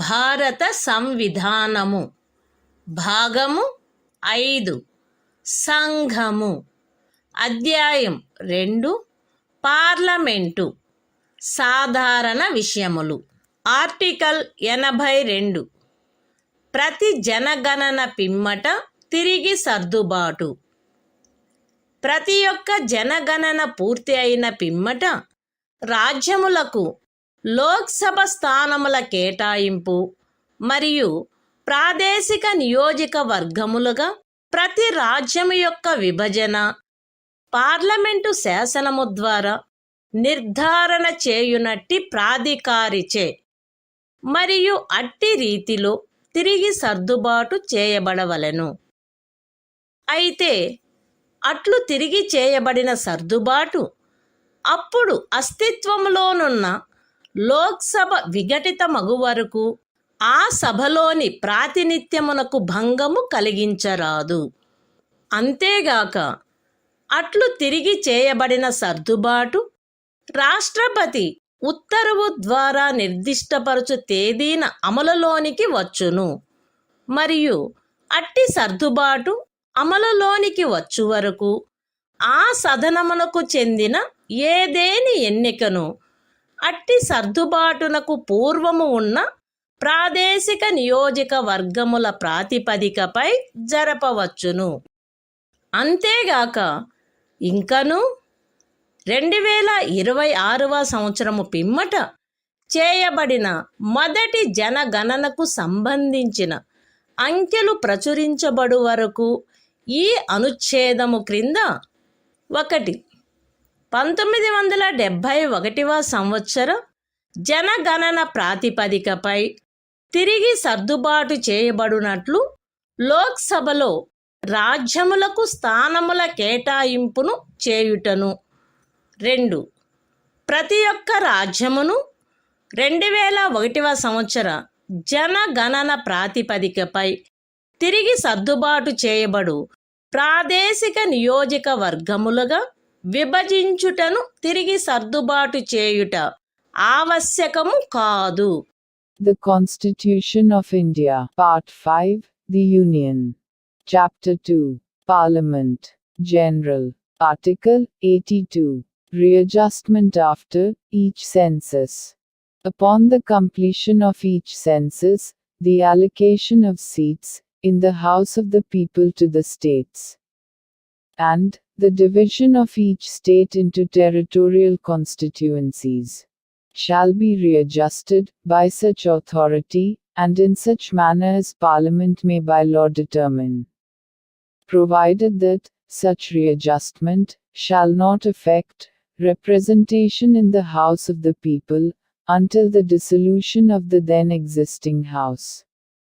Provided further that such readjustment shall take effect from such date as the President may, by order, specify. And until such readjustment takes effect, any election to the House may be held, on the basis of the territorial constituencies existing before such readjustment. Provided also that, until the relevant figures, for the first census, taken after the year 2026, have been published, it shall not be necessary to readjust the allocation of seats in the House of the People to the states, as readjusted on the basis of the 1971 census. And 2. The division of each state into territorial constituencies, as may be readjusted, on the basis of the 2001 census, under this article.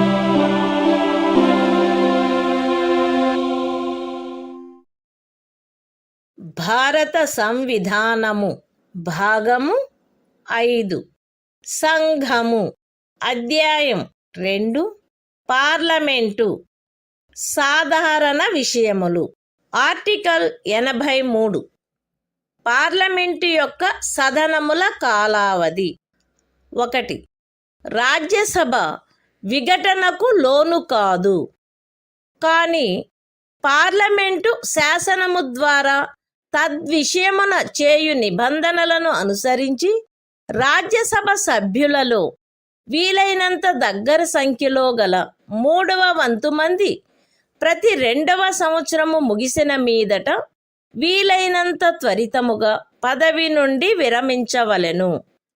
2. Lok Sabha దాని మొదటి సమావేశమునకై నియతమైన తేదీ నుండి 5 సంవత్సరముల పాటు ఆ లోపున విఘటన చేయబడిననే తప్ప కొనసాగవలెను, అంతకు మించి కొనసాగరాదు. సదరు 5 సంవత్సరముల కాలావధి యొక్క ముగింపు ఆ సదనము యొక్క విఘటనగా ప్రవర్తితము కావలెను.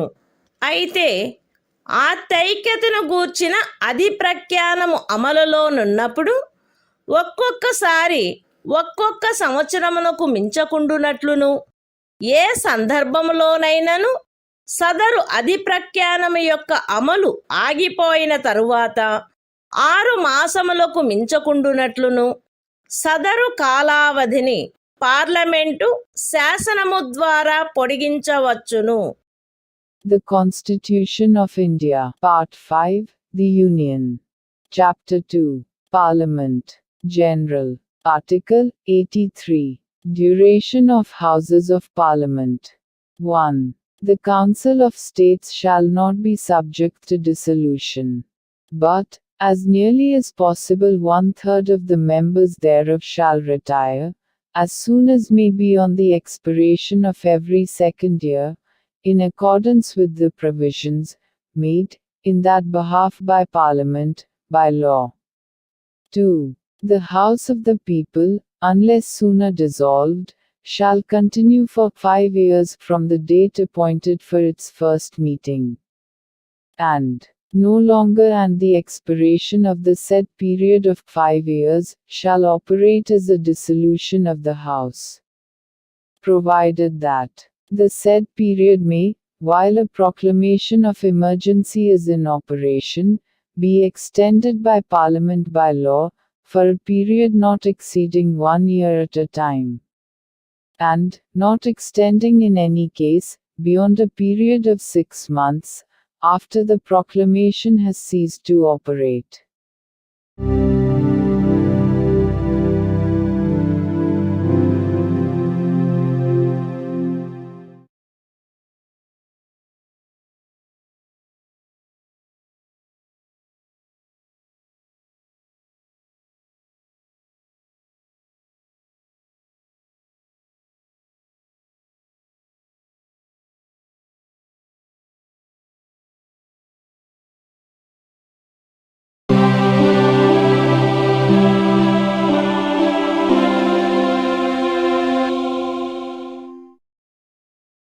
భారత సంవిధానము భాగము 5 సంఘము అధ్యాయం 2 పార్లమెంటు సాధారణ విషయములు ఆర్టికల్ 84 పార్లమెంటు సభ్యత్వమునకు అర్హత ఏ వ్యక్తి అయినను తాను భారతదేశ పౌరుడై ఉండి ఎన్నికల కమిషనుచే తద్విషయమై ప్రాధీకృతుడైన వ్యక్తి సమక్షమున 3వ అనుసూచిలో అందు నిమిత్తము పొందుపరచబడిన ప్రరూపమును అనుసరించి ప్రమాణము లేక ప్రతిజ్ఞ చేసి దానిపై చేవ్రాలు చేసిననే తప్ప రాజ్యసభలోని స్థానము విషయంలో 30 సంవత్సరముల వయస్సుకు తక్కువ కాకుండాను లోక్సభలోని స్థానము విషయంలో 25 సంవత్సరముల వయస్సుకు తక్కువ కాకుండాను ఉన్ననే తప్ప మరియు పార్లమెంటుచే చేయబడిన ఏదేని శాసనము ద్వారా గాని దాని క్రింద గాని తద్విషయమున విహితము చేయబడు ఇతర అర్హతలను కలిగి ఉన్ననే తప్ప పార్లమెంటులోని స్థానమును పూరించుటకై ఎంపిక చేయబడుటకు అర్హుడు కాడు. The Constitution of India, Part 5, The Union. Chapter 2, Parliament, General. Article 84. Qualification for membership of Parliament. A person shall not be qualified to be chosen to fill a seat in Parliament, unless he is a citizen of India, and makes and subscribes, before some person, authorized in that behalf by the Election Commission, an oath or affirmation according to the form set out for the purpose, in the 3rd schedule. B. Is, in the case of a seat in the Council of States, not less than 30 years of age, and, in the case of a seat in the House of the People, not less than 25 years of age. And, C.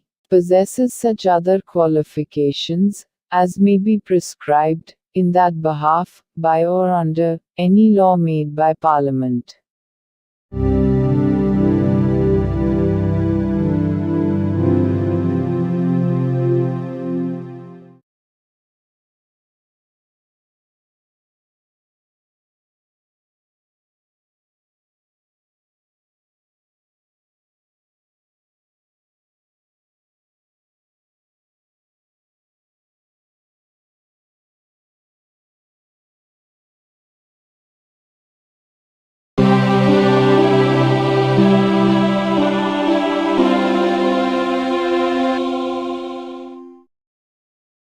భారత సంవిధానము భాగము 5 సంఘము అధ్యాయం 2 parliament సాధారణ విషయములు article 85 parliament యొక్క అధివేశనములు అధివేశనావసానము మరియు విఘటన రాష్ట్రపతి ఆయా సమయములందు పార్లమెంటు యొక్క ప్రతి సదనమును ఆయన సబబని తలుచు సమయమునను స్థలమునను సమావేశమగుటకు ఆహ్వానించవలెను.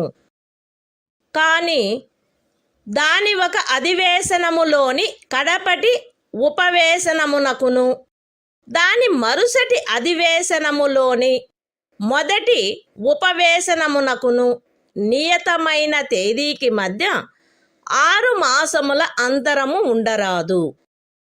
రాష్ట్రపతి ఆయా సమయములందు ఆ సదనముల యొక్క లేక ఆ సదనములలో దేని యొక్క అయినను అధివేశనావసానము చేయవచ్చును. లోక్సభను విఘటన చేయవచ్చును. The Constitution of India, Part 5, The Union. Chapter 2, Parliament, General. Article 85. Sessions of Parliament, Prorogation, and Dissolution. 1. The President shall from time to time summon each House of Parliament to meet at such time and place as he thinks fit. But 6 months shall not intervene between its last sitting in one session and the date appointed for its first sitting in the next session. 2. The President may from time to time prorogue the Houses or either House. B. Dissolve the House of the People.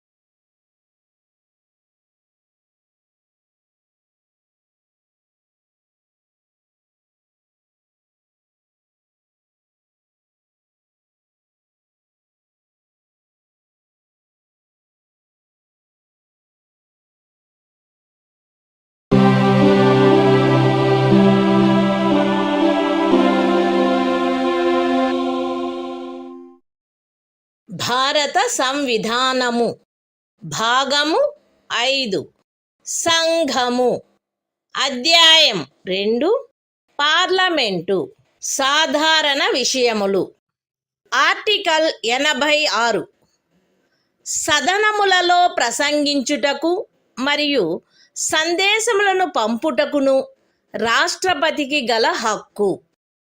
రాష్ట్రపతి parliament యొక్క ఏ సదనములోనైనను కలిసి సమావేశమైన ఉభయ సదనములలోనైనను ప్రసంగించవచ్చును మరియు అందు నిమిత్తము సభ్యుల హాజరును కోరవచ్చును. రాష్ట్రపతి పార్లమెంటు యొక్క ఏ సదనమునకైనను పార్లమెంటులో అప్పటికి పెండింగులో ఉన్న బిల్లులను గూర్చి లేక అన్యతా సందేశములను పంపవచ్చును మరియు ఏ సదనమునకు అట్టి సందేశము పంపబడునో ఆ సదనము ఏ విషయమును పర్యాలోచించుటకు ఆ సందేశము ద్వారా ఆపేక్షించబడినదో ఆ విషయమును గూర్చి వీలైనంత త్వరితముగా పర్యాలోచించవలెను. The Constitution of India, Part 5, The Union. Chapter 2, Parliament, General. Article 86. Right of President to address and send messages to Houses. 1. The President may address either House of Parliament or both Houses assembled together, and, for that purpose, require the attendance of members. 2. The President may send messages to either House of Parliament, whether with respect to a bill then pending in Parliament or otherwise. And a House to which any message is so sent, shall, with all convenient dispatch, consider any matter required by the message to be taken into consideration.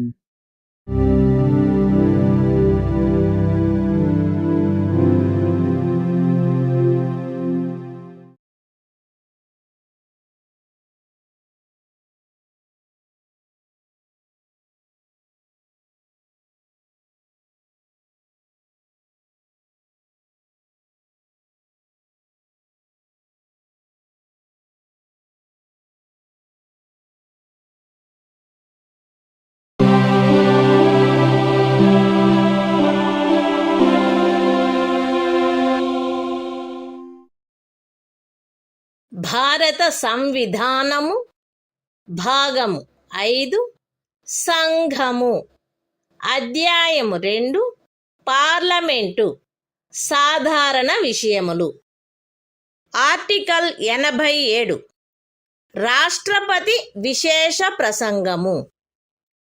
రాష్ట్రపతి లోక్సభ యొక్క ప్రతి సాధారణ ఎన్నికల తరువాత మొదటి అధివేశనము యొక్క ప్రారంభమునను ప్రతి సంవత్సరము మొదటి అధివేశనము యొక్క ప్రారంభమునను కలిపి సమావేశమైన పార్లమెంటు యొక్క ఉభయ సదనములను సంబోధించి పార్లమెంటును ఆహ్వానించిన కారణములను తెలియజేయవలెను. ఉభయ సదనముల ప్రక్రియలను క్రమబద్ధము చేయు నియమావళి ద్వారా రాష్ట్రపతి ప్రసంగములో నిర్దేశించబడిన విషయములను చర్చించుటకై కాలమును కేటాయించుట చేయబడవలెను. The Constitution of India. Part 5. The Union.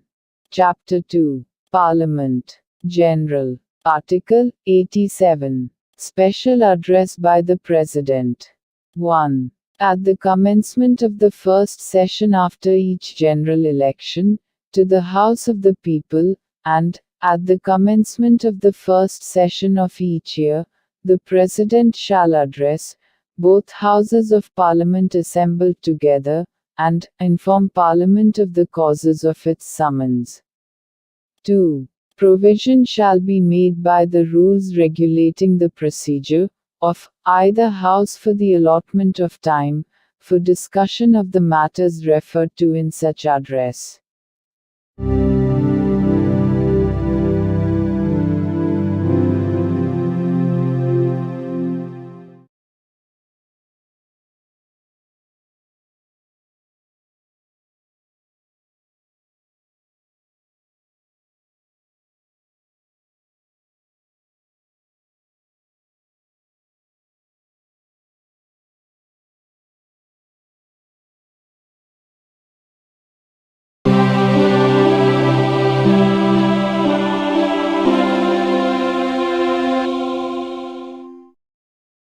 భారత సంవిధానము భాగము 5 సంఘము అధ్యాయము 2 పార్లమెంటు సాధారణ విషయములు ఆర్టికల్ 88 సదనములను గురించి మంత్రులకు అటార్నీ జనరలకు గల హక్కులు ప్రతి మంత్రి మరియు భారతదేశ అటార్నీ జనరలును ఉభయ సదనములలో దేనియందైనను ఆ సదనముల సంయుక్త ఉపవేశనములోనైనను ఆయన సభ్యుడిగా పేర్కొనబడిన పార్లమెంటు యొక్క ఏ కమిటీలోనైనను మాట్లాడుటకును అన్యథా వాటి కార్యకలాపములలో పాల్గొనుటకును హక్కు కలిగియుండును.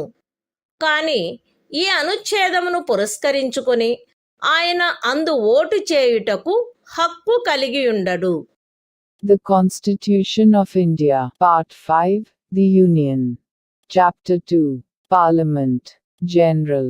Article 88. Rights of Ministers and Attorney General. As respects Houses, every Minister and the Attorney General of India shall have the right to speak in, and otherwise to take part in the proceedings of either House, any joint sitting of the Houses, and any committee of Parliament, of which he may be named a member, but shall not by virtue of this article be entitled to vote.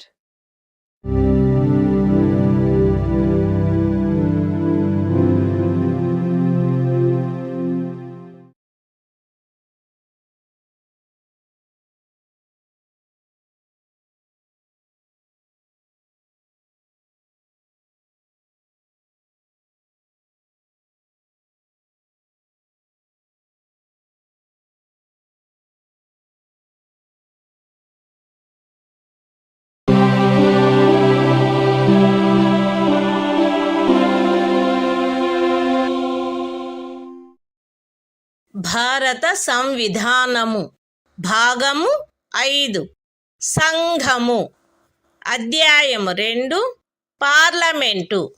Parliament అధికారులు article 89 Rajya Sabha యొక్క సభాపతి మరియు ఉపసభాపతి భారతదేశ ఉపరాష్ట్రపతి పదవీ రీత్యా రాజ్యసభ యొక్క సభాపతి అయి ఉండును. రాజ్యసభ వీలైనంత త్వరగా ఆ సభ యొక్క సభ్యులలో ఒకరిని ఉపసభాపతిగా ఎంపిక చేసుకొనవలెను మరియు ఉపసభాపతి పదవి ఖాళీ అయినప్పుడెల్లను సభ మరొక సభ్యుని ఉపసభాపతిగా ఎంపిక చేసుకొనవలెను. The Constitution of India. Part 5. The Union. Chapter 2. Parliament. Officers of Parliament. Article 89. The Chairman and Deputy Chairman of the Council of States. 1. The Vice President of India shall be ex officio Chairman of the Council of States. 2. The Council of States shall, as soon as may be, choose a member of the Council to be Deputy Chairman thereof, and, so often as the office of Deputy Chairman becomes vacant, the Council shall choose another member to be Deputy Chairman thereof.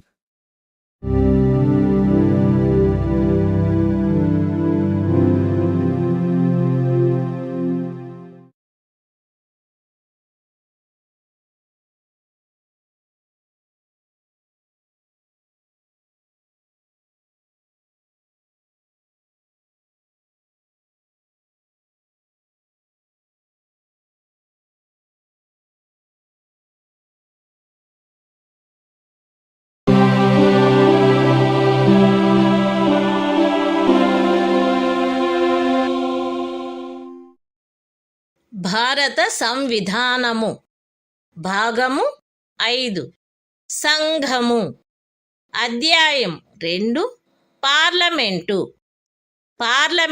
అధికారులు article 90 ఉపసభాపతి పదవిని ఖాళీ చేయుట, ఆ పదవికి రాజీనామా ఇచ్చుట మరియు ఆ పదవి నుండి తొలగించబడుట. రాజ్యసభ యొక్క ఉపసభాపతి పదవియందున్న సభ్యుడు ఏ సభలో సభ్యత్వమును కోల్పోయినచో తన పదవిని ఖాళీ చేయవలెను. బి తన చేవ్రాలుతో సభాపతికి లేఖ వ్రాయటం ద్వారా ఎప్పుడైనను తన పదవికి రాజీనామా ఇవ్వవచ్చును. మరియు సి సభలో అప్పుడున్న సభ్యులందరిలో అధిక సంఖ్యాకులచే పాస్ చేయబడిన ఆ సభ యొక్క తీర్మానము ద్వారా పదవి నుండి తొలగించబడవచ్చును. అయితే ఖండము సి నిమిత్తమగు తీర్మానమేదియు దానిని ప్రస్తావించవలెనను ఉద్దేశము కలదని నోటీసు ఇచ్చి కనీసం 14 దినములు గడిచిననే తప్ప ప్రస్తావించబడరాదు. The Constitution of India, Part 5, The Union. Chapter 2, Parliament. Officers of Parliament. Article 90. Vacation and resignation of, and removal from, the office of Deputy Chairman. A member holding office, as Deputy Chairman of the Council of States, shall vacate his office if he ceases to be a member of the Council. B. May at any time, by writing under his hand addressed to the Chairman, resign his office. And C. May be removed from his office, by a resolution of the Council, passed by a majority of all the then members of the Council.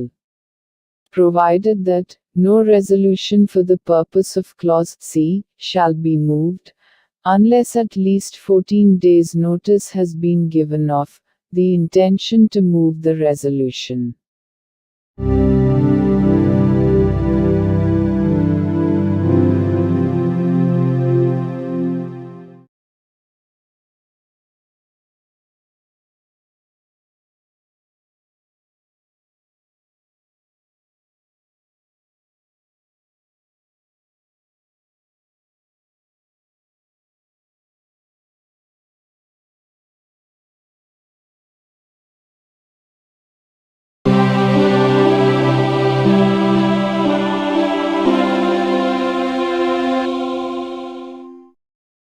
భారత సంవిధానము భాగము 5 సంఘము అధ్యాయము 2 parliament అధికారులు article 91 సభాపతి పదవికి చెందిన కర్తవ్యములను నిర్వహించుటకు గాని సభాపతిగా వ్యవహరించుటకు గాని ఉపసభాపతి లేక ఇతర వ్యక్తికి గల అధికారము.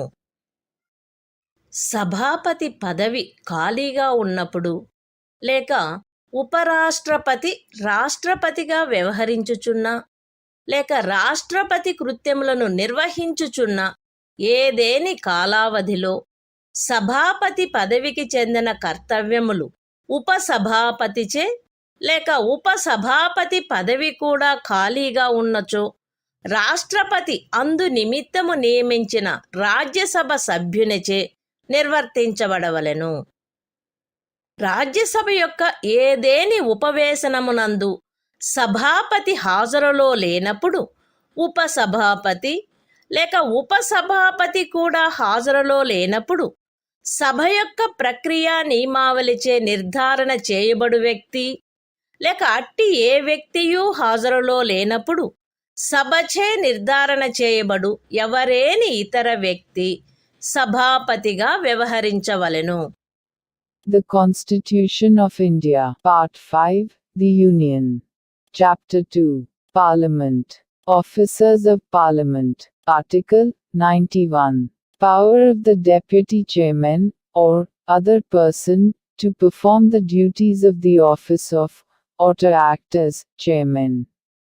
1. While the office of Chairman is vacant, or during any period when the Vice President is acting as, or discharging the functions of, President, the duties of the office shall be performed by the Deputy Chairman.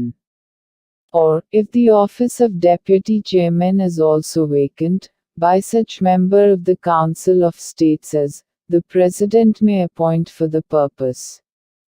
2. During the absence of the Chairman from any sitting of the Council of States, the Deputy Chairman, or, if he is also absent, such person as may be determined by the rules of procedure of the Council, or, if no such person is present, such other person as may be determined by the Council, shall act as Chairman.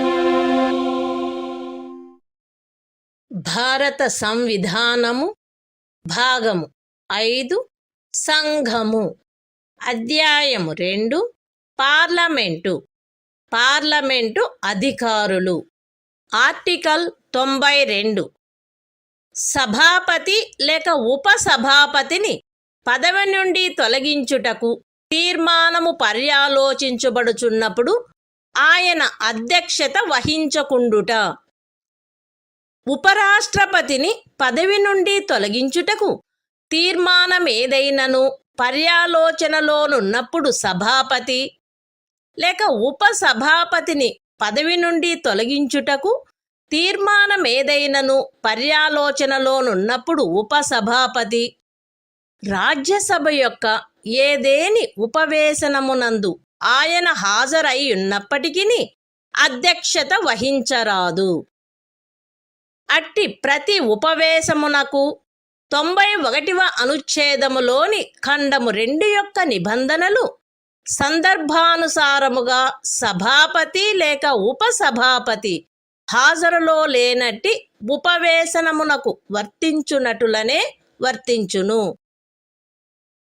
ఉపరాష్ట్రపతిని పదవి నుండి తొలగించుటకు తీర్మానమేదైనను రాజ్యసభలో పర్యాలోచనలోనున్నప్పుడు ఆ సభలో మాట్లాడుటకును అన్యథా దాని కార్యకలాపములలో పాల్గొనుటకును సభాపతి హక్కు కలిగియుండును.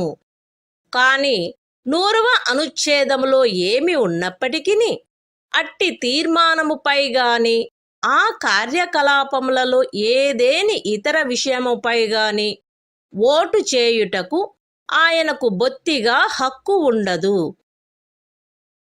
The Constitution of India, Part 5, The Union. Chapter 2, Parliament. Officers of Parliament. Article 92. The Chairman or the Deputy Chairman, not to preside, while a resolution for his removal from office is under consideration. 1. At any sitting of the Council of States, while any resolution for the removal of the Vice President from his office is under consideration, the Chairman, or while any resolution for the removal of the Deputy Chairman from his office is under consideration, the Deputy Chairman shall not, though he is present, preside. And, the provisions of Clause 2 of Article 91 shall apply in relation to every such sitting, as they apply in relation to a sitting from which the Chairman, or, as the case may be, the Deputy Chairman, is absent. 2. The Chairman shall have the right to speak in, and, otherwise to take part in the proceedings of, the Council of States, while any resolution for the removal of the Vice President from his office is under consideration in the Council, but, notwithstanding anything in Article 100, shall not be entitled to vote at all on such resolution, or on any other matter during such proceedings.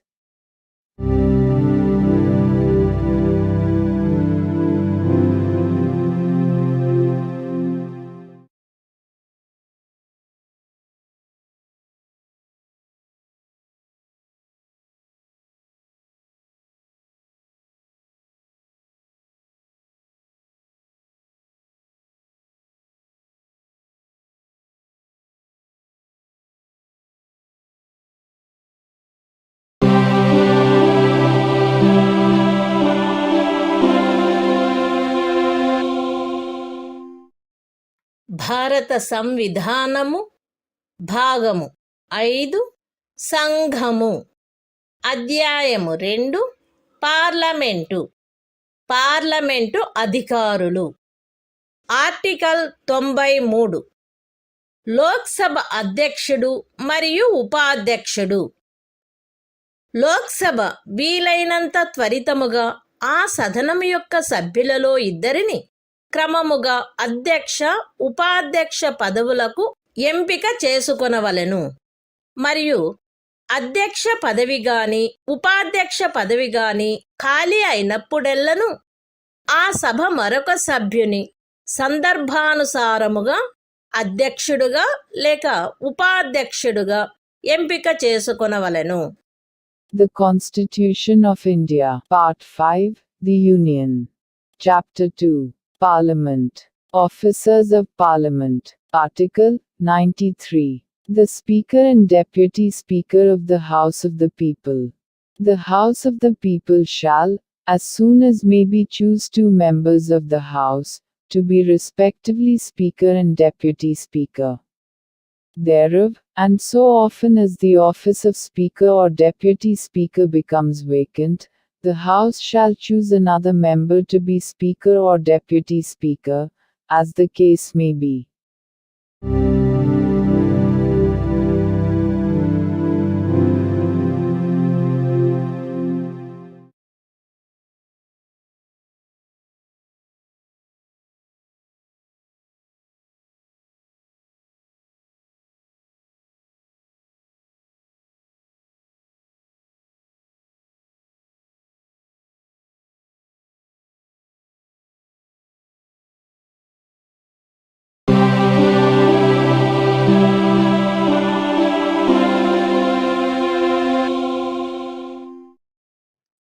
భారత సంవిధానము భాగము 5 సంఘము అధ్యాయము 2 parliament అధికారులు article 94 అధ్యక్ష లేక ఉపాధ్యక్ష పదవిని ఖాళీ చేయుట, ఆ పదవికి రాజీనామా ఇచ్చుట మరియు ఆ పదవి నుండి తొలగింపబడుట.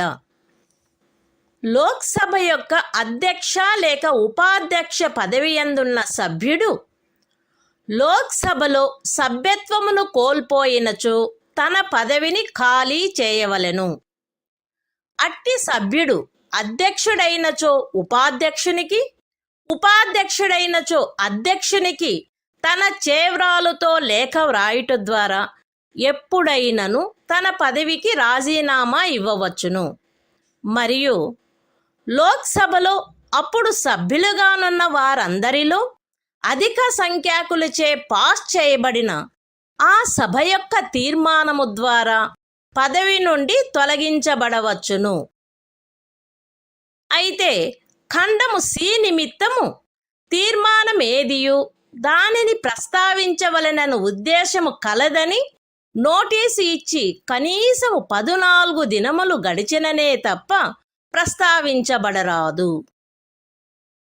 అంతేగాక లోక్సభ విఘటన జరిగినప్పుడెల్లను అట్టి విఘటన అనంతరము జరుగు లోక్సభ మొదటి సమావేశమునకు అవ్యవహిత పూర్వము వరకు అధ్యక్షుడు తన పదవిని ఖాళీ చేయరాదు. The Constitution of India, Part 5, The Union. Chapter 2, Parliament. Officers of Parliament. Article 94. Vacation and resignation of, and removal from, the offices of Speaker and Deputy Speaker. A member holding office as Speaker, or Deputy Speaker of the House of the People, shall vacate his office if he ceases to be a member of the House of the People. B. May at any time, by writing under his hand addressed, if such member is the Speaker, to the Deputy Speaker, and, if such member is the Deputy Speaker, to the Speaker, resign his office, and, C. May be removed from his office by a resolution of the House of the People, passed by a majority of all the then members of the House, provided that no resolution for the purpose of clause C shall be moved, unless at least 14 days' notice has been given of the intention to move the resolution. Provided further that, whenever the House of the People is dissolved, the Speaker shall not vacate his office until immediately before the first meeting of the House of the People, after the dissolution.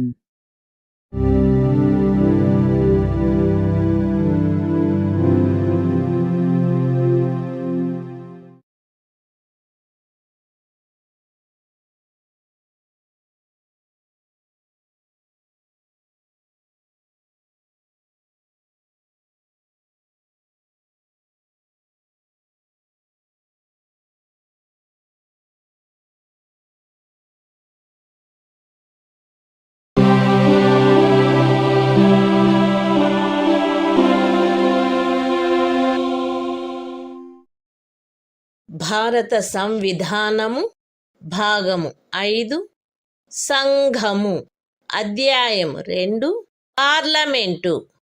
Parliament అధికారులు article 95 అధ్యక్ష పదవికి చెందిన కర్తవ్యములను నిర్వహించుటకు గాని అధ్యక్షుడుగా వ్యవహరించుటకు గాని ఉపాధ్యక్షునికి లేక ఇతర వ్యక్తికి గల అధికారము.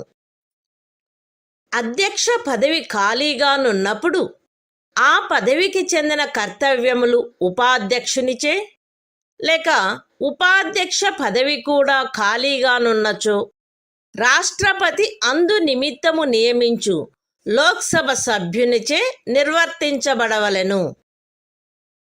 లోక్సభ యొక్క ఏదేని ఉపవేశమునందు అధ్యక్షుడు హాజరులో లేనప్పుడు ఉపాధ్యక్షుడు లేక ఉపాధ్యక్షుడు కూడా హాజరులో లేనప్పుడు లోక్సభ యొక్క ప్రక్రియా నియమావళిచే నిర్ధారణ చేయబడు వ్యక్తి లేక అట్టి ఏ వ్యక్తియు హాజరులో లేనప్పుడు లోక్సభచే నిర్ధారణ చేయబడు ఎవరేని ఇతర వ్యక్తి అధ్యక్షుడుగా వ్యవహరించవలెను. The Constitution of India, Part 5, The Union. Chapter 2, Parliament. Officers of Parliament. Article 95.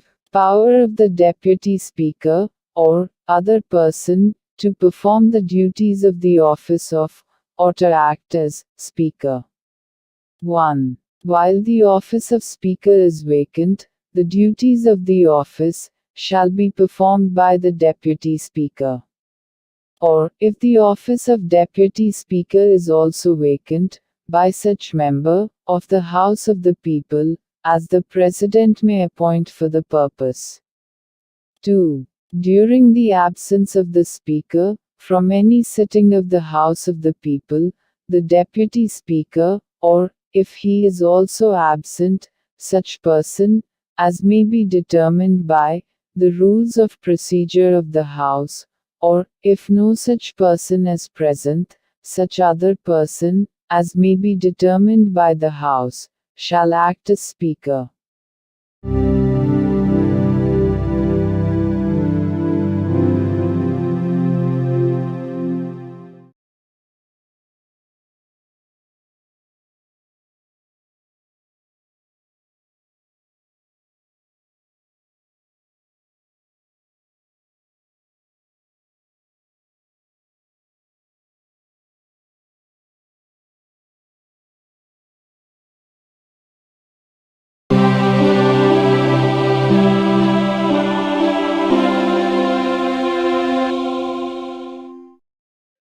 భారత సంవిధానము భాగము 5 సంఘము అధ్యాయము 2 పార్లమెంటు అధికారులు ఆర్టికల్ 96 అధ్యక్షుని లేక ఉపాధ్యక్షుని పదవి నుండి తొలగించుటకు తీర్మానము పర్యాలోచించబడుచున్నప్పుడు ఆయన అధ్యక్షత వహించకుండుట.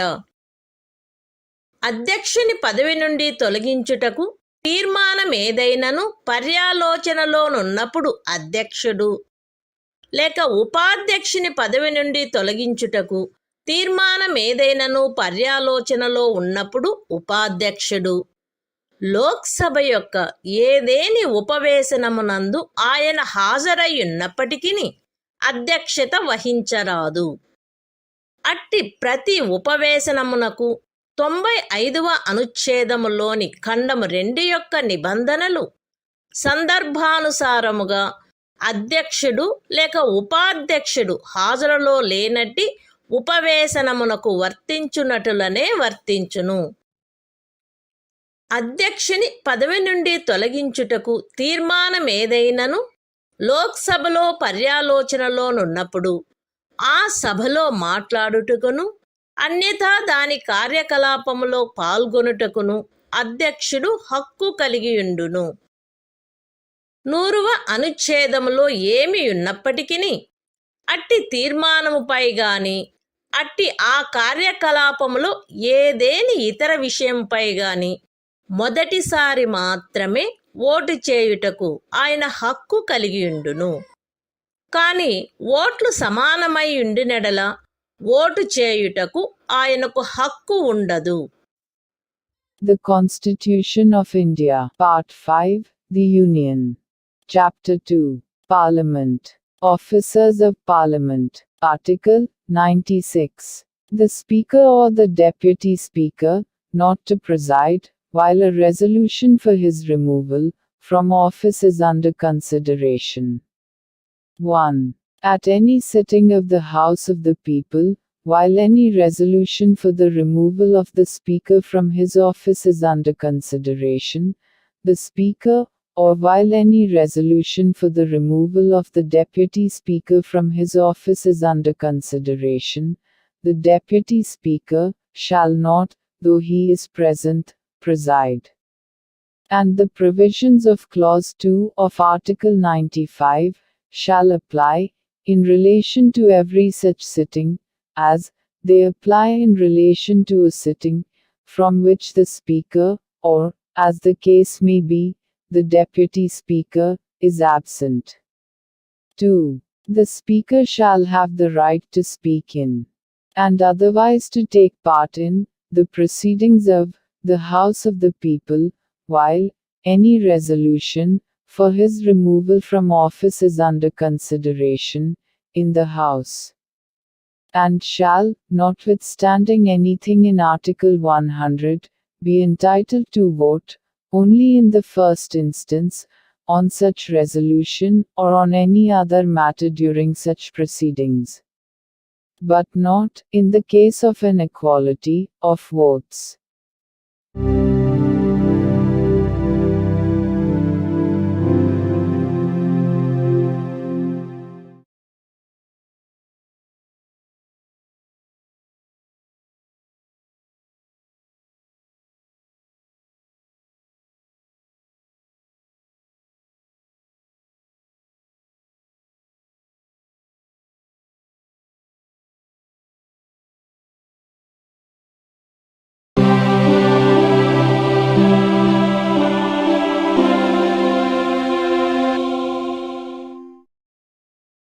భారత సంవిధానము భాగము 5 సంఘము. అధ్యాయం 2 పార్లమెంటు. పార్లమెంటు అధికారులు. ఆర్టికల్ 97 సభాపతి, ఉపసభాపతి మరియు అధ్యక్షుని, ఉపాధ్యక్షుని యొక్క జీతములు మరియు భత్యములు. రాజ్యసభ యొక్క సభాపతికిని, ఉపసభాపతికిని మరియు లోక్సభ యొక్క అధ్యక్షునకును, ఉపాధ్యక్షునకును క్రమముగా వారికి పార్లమెంటు శాసనము ద్వారా నియతము చేయు జీతములు భత్యములు చెల్లించబడవలెను మరియు తద్విషయమున నిబంధన చేయబడు వరకు 2వ అనుసూచిలో నిర్దిష్టపరచవలసిన జీతములు మరియు భత్యములు చెల్లించబడవలెను. The Constitution of India, Part 5, The Union. Chapter 2, Parliament. Officers of Parliament. Article 97. Salaries and allowances of the chairman and deputy chairman and the speaker and deputy speaker. There shall be paid to the chairman and the deputy chairman of the Council of States, and to the Speaker and the Deputy Speaker of the House of the People, such salaries and allowances as may be respectively fixed by Parliament by law, and, until provision in that behalf is so made, such salaries and allowances as is specified in the second schedule.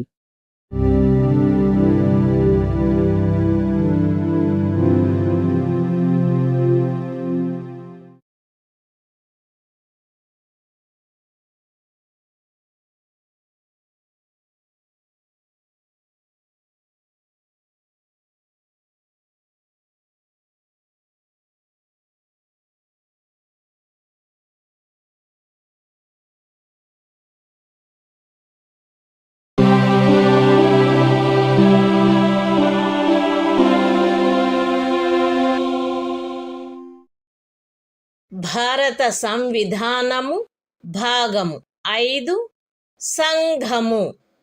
అధ్యాయము 2 parliament. Parliament అధికారులు. Article 98 parliament యొక్క సచివాలయము. Parliament యొక్క ప్రతి సదనమునకు వేరువేరుగా సచివాలయ సిబ్బంది ఉండవలెను. అయితే ఈ ఖండములోనున్నదేదియు పార్లమెంటు యొక్క ఉభయ సదనములకు చెందు ఉమ్మడి పదవులు సృష్టించుటను నివారించునదిగా అన్వయించబడరాదు. పార్లమెంటు యొక్క ఉభయ సదనముల సచివాలయ సిబ్బంది యొక్క భర్తీని మరియు ఆ సిబ్బందిలో నియమించబడిన వ్యక్తుల సేవా షరతులను పార్లమెంటు శాసనము ద్వారా క్రమబద్ధము చేయవచ్చును. ఖండము 2 క్రింద పార్లమెంటుచే నిబంధన చేయబడు వరకు రాష్ట్రపతి సందర్భానుసారముగా లోక్సభ యొక్క అధ్యక్షునితో లేక రాజ్యసభ యొక్క సభాపతితో సంప్రదించి లోక్సభకు లేక రాజ్యసభకు చెందిన సచివాలయ సిబ్బంది యొక్క భర్తీని మరియు ఆ సిబ్బందిలో నియమించబడిన వ్యక్తుల సేవా షరతులను క్రమబద్ధము చేయు నియమావళిని చేయవచ్చును. మరియు అట్లు చేయబడిన నియమావళి సదరు ఖండము క్రింద చేయబడు ఏదేని శాసనము యొక్క నిబంధనలకు అత్యధీనమై ప్రభావము కలిగి ఉండవలెను. The Constitution of India, Part 5, The Union. Chapter 2, Parliament. Officers of Parliament. Article 98. Secretariat of Parliament. 1. Each House of Parliament shall have a separate secretarial staff, provided that nothing in this clause shall be construed as preventing the creation of posts common to both Houses of Parliament. 2. Parliament may by law regulate the recruitment and the conditions of service of persons appointed to the secretarial staff of either House of Parliament. 3. Until provision is made by Parliament under Clause 2. The President may, after consultation with the Speaker of the House of the People, or the Chairman of the Council of States, as the case may be, make rules regulating the recruitment and the conditions of service of persons appointed to the secretarial staff of the House of the People or the Council of States. And any rules so made shall have effect, subject to the provisions of any law made under the said clause.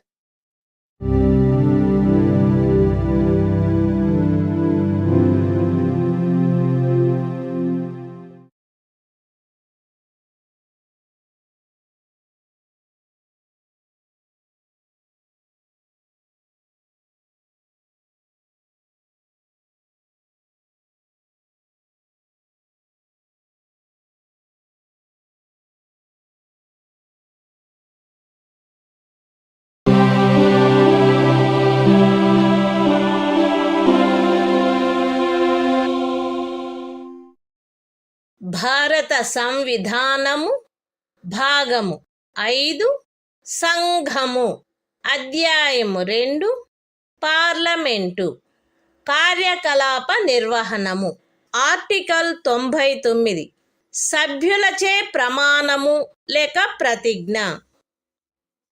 Parliament ఉభయ సదనములలోని ప్రతి సభ్యుడు తన స్థానమును స్వీకరించుటకు పూర్వము రాష్ట్రపతి సమక్షమున గాని తద్విషయమున ఆయనచే నియమించబడిన వ్యక్తి సమక్షమున గాని 3వ అనుసూచిలో అందు నిమిత్తము పొందుపరచబడిన ప్రరూపమును అనుసరించి ప్రమాణము లేక ప్రతిజ్ఞ చేసి దానిపై చేవ్రాలు చేయవలెను. The Constitution of India, Part 5, The Union. Chapter 2, Parliament. Conduct of Business. Article 99. Oath or affirmation by members. Every member of either House of Parliament shall, before taking his seat, make and subscribe before the President, or some person appointed in that behalf by him, an oath or affirmation according to the form set out for the purpose in the 3rd schedule.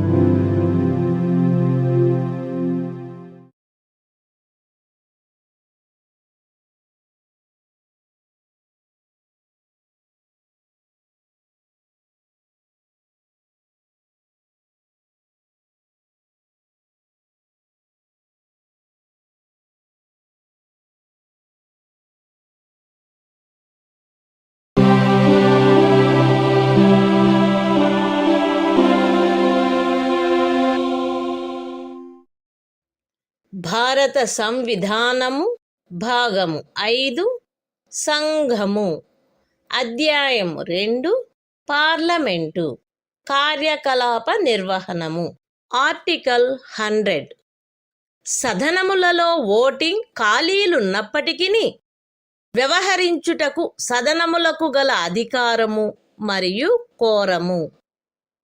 ఈ సంవిధానములో అన్యదా నిబంధించబడినట్లు తప్ప ఉభయ సదనములలో దేని ఉపవేశనములో గాని సదనముల సంయుక్త ఉపవేశనములో గాని అన్ని ప్రశ్నలు అధ్యక్షుడు లేక సభాపతి మినహా లేక సభాపతిగా గాని అధ్యక్షుడుగా గాని వ్యవహరించుచున్న వ్యక్తి మినహా హాజరయ్యుండి ఓటు చేయు సభ్యులలో అధిక సంఖ్యాకుల ఓట్లచే నిర్ధారణ చేయబడవలెను. సభాపతి గాని అధ్యక్షుడు గాని లేక ఆ స్థానములో వ్యవహరించుచున్న వ్యక్తి గాని మొదటిసారి ఓటు చేయరాదు. కాని ఓట్లు సమానమై యుండెనెడల ఆయన నిర్ణాయక ఓటును కలిగియుండవలెను మరియు అట్టి ఓటును వేయవలెను. పార్లమెంటు యొక్క ఏ సదనమునందైనను సభ్యత్వ స్థానములలో ఖాళీ ఏదేని ఉన్నప్పటికీ ఆ సదనము వ్యవహరించు అధికారమును కలిగియుండును. మరియు పార్లమెంటు యొక్క ఏవేని కార్యకలాపములలో ఉపవిష్ణుడగుటకు లేక ఓటు చేయుటకు లేక అన్యదా పాల్గొనుటకు హక్కు కలిగియుండని ఎవరేని వ్యక్తి ఆ కార్యకలాపములలో ఉపవిష్ణుడయ్యనని గాని ఓటు వేసెనని గాని అన్యదా పాల్గొనెనని గాని ఆ తరువాత కనుగొనబడినప్పటికీ ఆ కార్యక్రమములు మాన్యత కలిగినవై ఉండును. పార్లమెంటు శాసనము ద్వారా అన్యదా నిబంధించునంత వరకు పార్లమెంటు ఉభయ సదనములలో దేని సమావేశమునకైనను కావలసిన కోరము ఆ సదనము యొక్క మొత్తము సభ్యుల సంఖ్యలో 10వ భాగమై ఉండవలెను. ఒక సదనము యొక్క సమావేశమునందెప్పుడైనను కోరము లేనిచో కోరము సమకూరు వరకు ఆ సమావేశమును స్థగితమునర్చుట లేక సమావేశమును సస్పెండు చేయుట సభాపతి అధ్యక్షుని లేక అట్లు ఆ స్థానమున వ్యవహరించు వ్యక్తి యొక్క కర్తవ్యమై ఉండవలెను. The Constitution of India, Part 5, The Union. Chapter 2, Parliament. Conduct of Business. Article 100. Voting, in Houses, power of Houses to act, notwithstanding vacancies and quorum. 1. Save as otherwise provided in this Constitution, all questions at any sitting of either House, or joint sitting of the Houses, shall be determined by a majority of votes, of the members present and voting, other than the Speaker or person acting as Chairman or Speaker. The Chairman or Speaker, or person acting as such, shall not vote in the first instance, but shall have an exercise a casting vote, in the case of an equality of votes. 2. Either House of Parliament shall have power to act, notwithstanding any vacancy in the membership thereof, and any proceedings in Parliament shall be valid, notwithstanding that it is discovered subsequently that some person who was not entitled so to do, sat or voted, or otherwise took part in the proceedings. 3. Until Parliament by law otherwise provides, the quorum to constitute a meeting of either House of Parliament shall be 1/10 of the total number of members of the House. 4. If at any time during a meeting of a House there is no quorum, it shall be the duty of the Chairman or Speaker, or person acting as such, either to adjourn the House or to suspend the meeting until there is a quorum.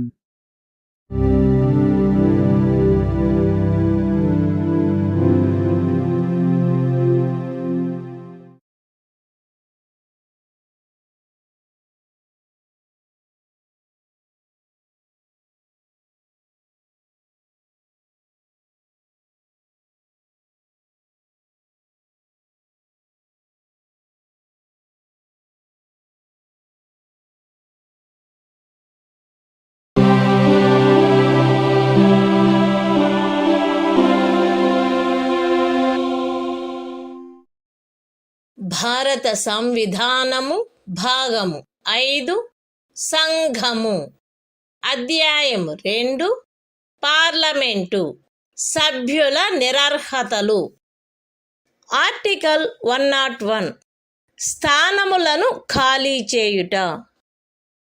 ఒకే వ్యక్తి parliament యొక్క ఉభయ సదనములలోనూ సభ్యుడై ఉండరాదు.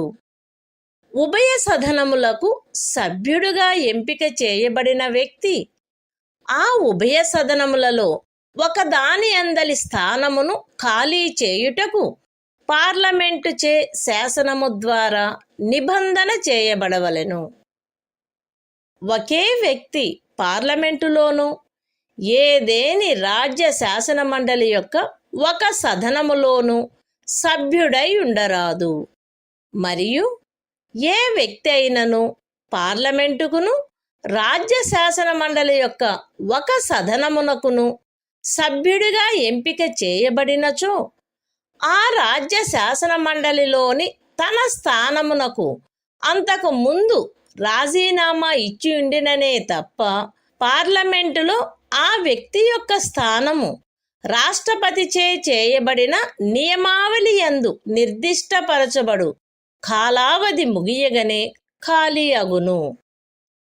Parliament యొక్క ఉభయ సదనములలో దేని సభ్యుడైనను 102వ అనుచ్ఛేదము యొక్క ఖండము 1 లేక ఖండము 2లో పేర్కొనబడిన నిరర్హతలలో దేనికైనను లోనైనచో లేక సందర్భానుసారముగా సభాపతికి లేక అధ్యక్షునికి తన చేవ్రాలుతో లేఖ వ్రాయుట ద్వారా తన స్థానమునకు రాజీనామా ఇచ్చుటయు, అట్టి రాజీనామాను సందర్భానుసారముగా సభాపతి లేక అధ్యక్షుడు స్వీకరించుటయు జరిగినచో అటుపై అతని స్థానము ఖాళీ అగును.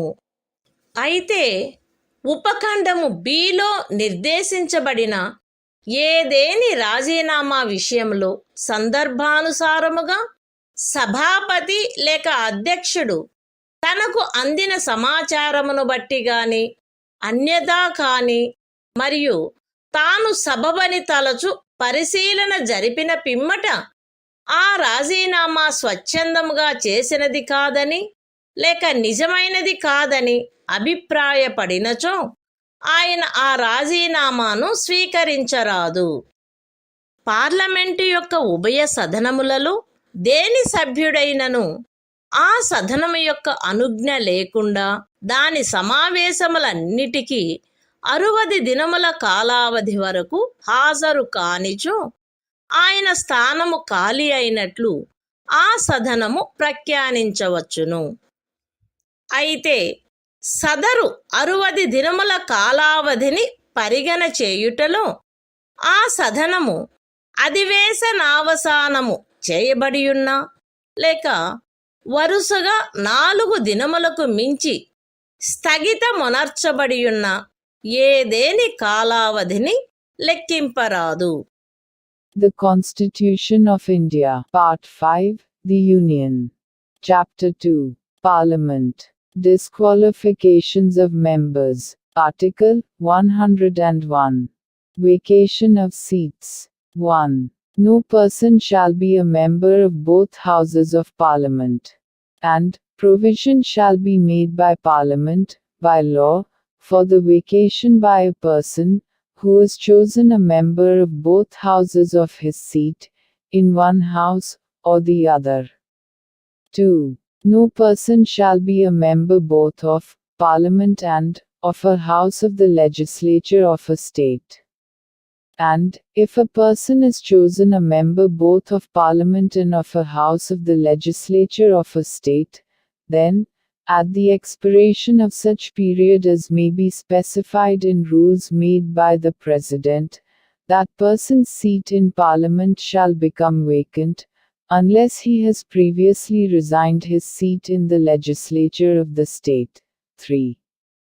If a member of either House of Parliament becomes subject to any of the disqualifications mentioned in Clause 1 or Clause 2 of Article 102, or resigns his seat, by writing under his hand addressed to the chairman or the speaker, as the case may be, and his resignation is accepted by the chairman or the speaker, as the case may be, his seat shall thereupon become vacant.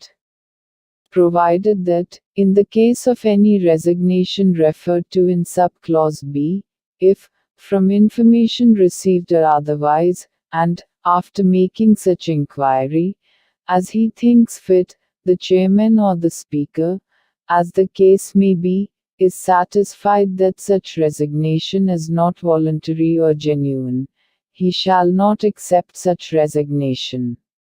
4. If for a period of 60 days, a member, of either House of Parliament, is, without permission of the House, absent from all meetings thereof, the House may declare his seat vacant. provided that, in computing the set period of 60 days, no account shall be taken of any period during which the House is prorogued or is adjourned for more than 4 consecutive days.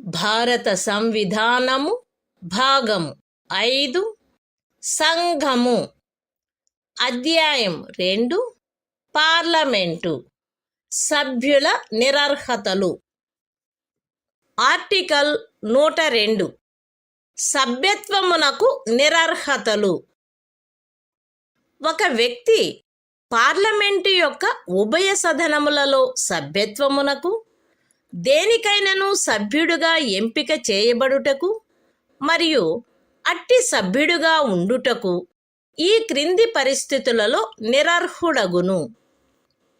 భారత ప్రభుత్వం క్రింద గాని ఏదేని రాజ్య ప్రభుత్వం క్రింద గాని లాభాయుతమైన ఏ పదవియందున్న వ్యక్తికి నిరర్హత కలుగదని పార్లమెంటుచే శాసనము ద్వారా ప్రఖ్యానించబడినచో ఆ పదవి మినహా అన్యమైన ఏదేని లాభాయుత పదవియందు అతడున్నచో అతడు అస్వస్థ చిత్తుడయ్యుండి అట్లని సమర్థ న్యాయస్థానముచే ప్రఖ్యానించబడినచో అతడు విముక్తి కాని దివాలాదారైనచో అతడు భారతదేశ పౌరుడు కానిచో లేక విదేశీ రాజ్యం యొక్క పౌరసత్వమును తనంత తాను ఆర్జించి ఉన్నచో లేక ఏదేని విదేశీ రాజ్యము పట్ల నిష్టను లేక అనుశక్తిని కలిగియుండుటకు ఒప్పుకొని ఉన్నచో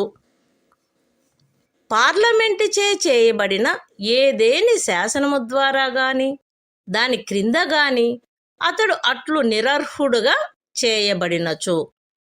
విశదీకరణ: ఈ ఖండము నిమిత్తము ఒక వ్యక్తి సంఘము యొక్క లేక ఏదేని రాజ్యము యొక్క మంత్రిగానున్న కారణమును బట్టియే భారత ప్రభుత్వము క్రింద లేక ఏదేని అట్టి రాజ్య ప్రభుత్వము క్రింద లాభాయుత పదవి యందున్నట్లు భావింపబడరాదు.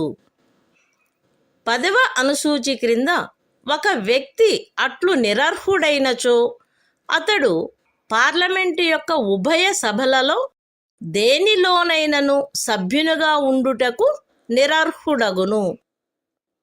The Constitution of India, Part 5, The Union. Chapter 2, Parliament. Disqualifications of members. Article 102. Disqualifications for membership. 1. A person shall be disqualified for being chosen as, and for being, a member of either House of Parliament, a. If he holds any office of profit under the Government of India, or the Government of any state, other than an office declared by Parliament by law, not to disqualify its holder. b. If he is of unsound mind, and stands so declared by a competent court. c. If he is an undischarged insolvent. d. If he is not a citizen of India, or has voluntarily acquired the citizenship of a foreign state, or is under any acknowledgement of allegiance, or adherence to a foreign state. a. If he is so disqualified, by or under any law made by Parliament. Explanation. For the purposes of this clause, a person shall not be deemed to hold an office of profit under the Government of India or the Government of any state, by reason only that he is a minister either for the Union, or for such state.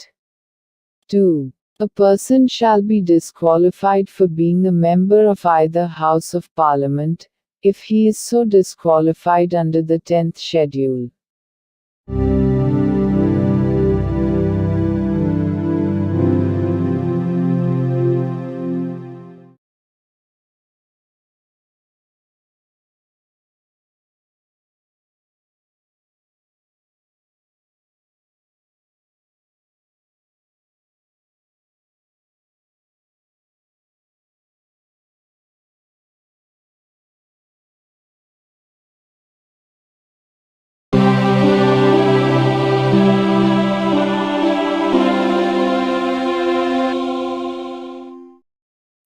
భారత సంవిధానము భాగము 5 సంఘము అధ్యాయము 2 parliament సభ్యుల నిరర్హతలు article 103 సభ్యుల నిరర్హతలకు సంబంధించిన ప్రశ్నలపై నిర్ణయము.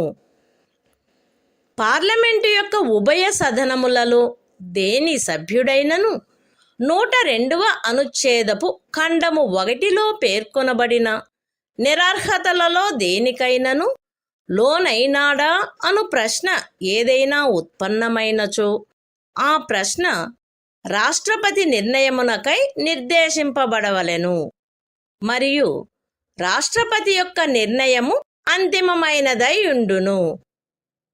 అట్టి ఏదేని ప్రశ్నపై ఏదేని నిర్ణయమును చేయుటకు పూర్వము రాష్ట్రపతి ఎన్నికల కమిషన్ యొక్క అభిప్రాయమును గైకొని అట్టి అభిప్రాయానుసారము వ్యవహరించవలెను. The Constitution of India, Part 5, The Union. Chapter 2, Parliament. Disqualifications of members. Article 103. Decision on questions as to disqualifications of members.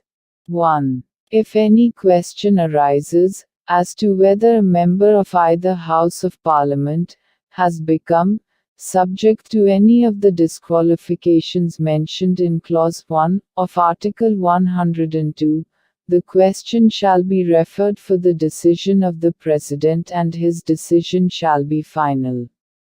2. Before giving any decision on any such question, the President shall obtain the opinion of the Election Commission, and shall act according to such opinion.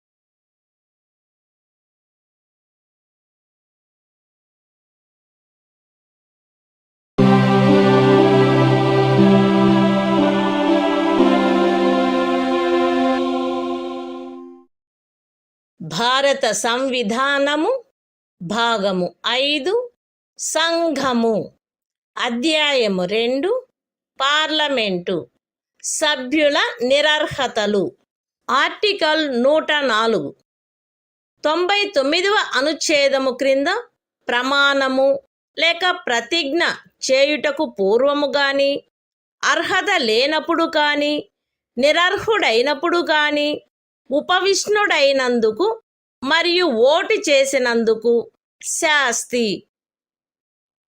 ఏ వ్యక్తి అయినను తాను 99వ అనుచ్ఛేదములోని అవసరమును పాటించుటకు పూర్వము లేక parliament యొక్క ఉభయ సదనములలో దేని సభ్యత్వమునకైనను తాను అర్హుడు కాడని కాని నిరర్హుడైనాడని కాని పార్లమెంటుచే చేయబడిన ఏదేని శాసనము యొక్క నిబంధనల ద్వారా తాను పార్లమెంటు యొక్క ఏ సదనమునందును సభ్యుడుగా ఉపవిష్ణుడగుట నుండి లేక ఓటు చేయుట నుండి నిషేధింపబడినాడని కాని తెలిసియుండియు అట్లు ఉపవిష్ణుడైనచో లేక ఓటు వేసినచో ఆయన ఆ విధముగా ఉపవిష్ణుడైనా లేక ఓటు వేసిన ప్రతి దినమునకు 500 రూపాయల చొప్పున శాస్తికి పాత్రుడగును. దానిని సంఘమునకు బాకీయున్న రుణము వలె ఆయన నుండి వసూలు చేయవలెను. The Constitution of India, Part 5, The Union. Chapter 2, Parliament. Disqualifications of members. Article 104. Penalty for sitting and voting before making oath or affirmation under Article 99, or, when not qualified, or when disqualified. If a person sits or votes as a member of either House of Parliament, before he has complied with the requirements of Article 99, or, when he knows that he is not qualified, or that he is disqualified for membership thereof, or, that he is prohibited from so doing by the provisions of any law made by Parliament, he shall be liable in respect of each day on which he so sits or votes, to a penalty of 500 rupees, to be recovered as a debt due to the Union.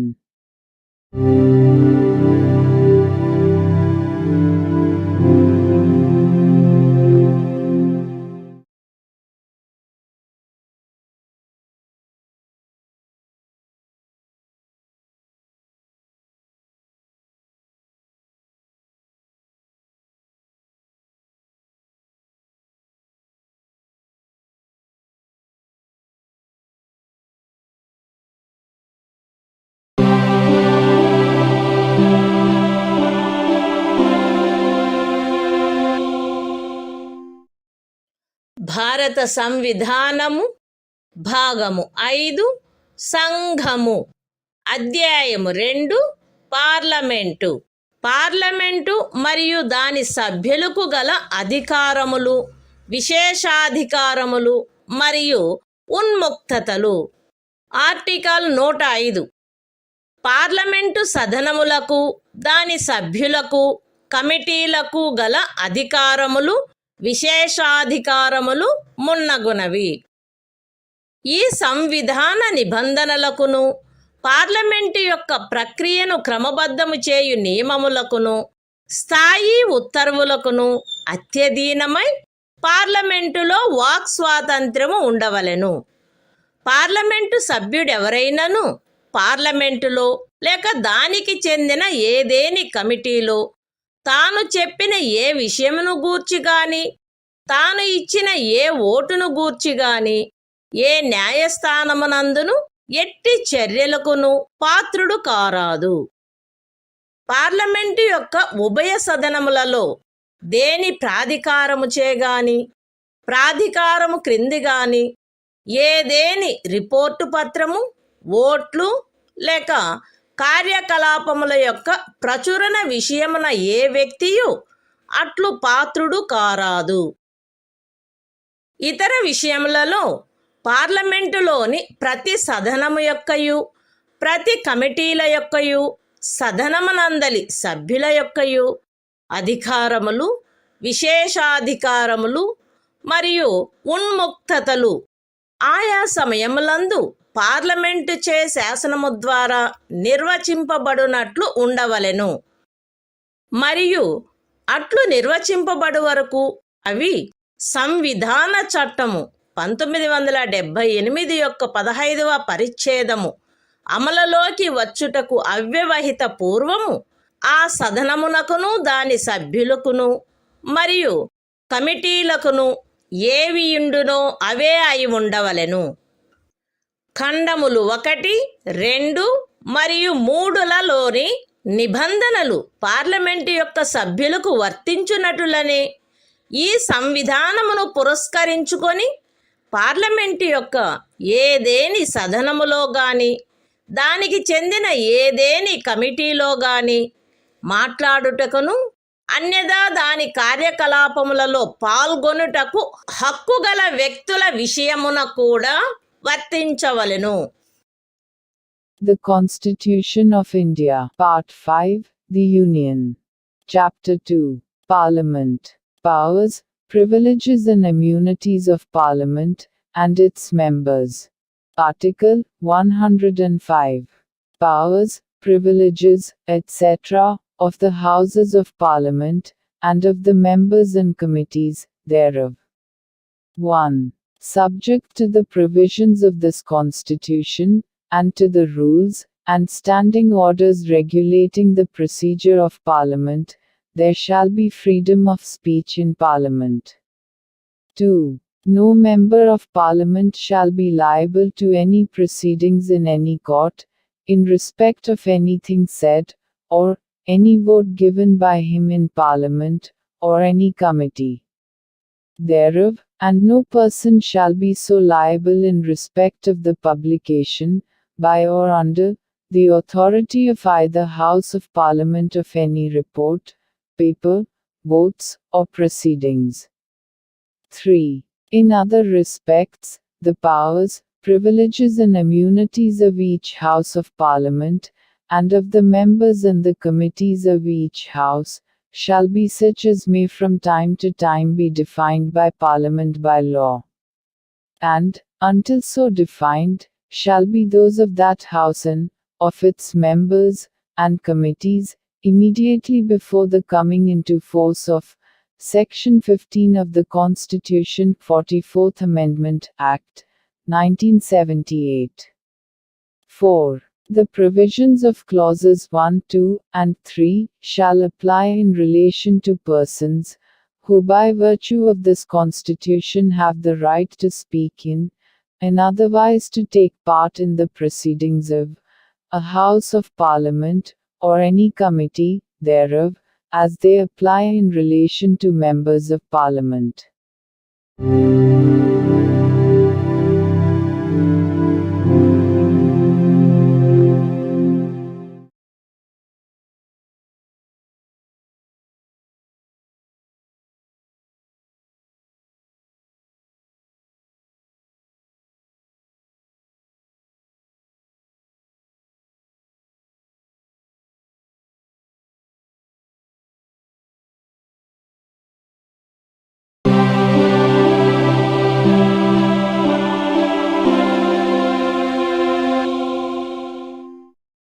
భారత సంవిధానము భాగము 5 సంఘము అధ్యాయము 2 parliament article 106 సభ్యుల జీతములు భత్యములు.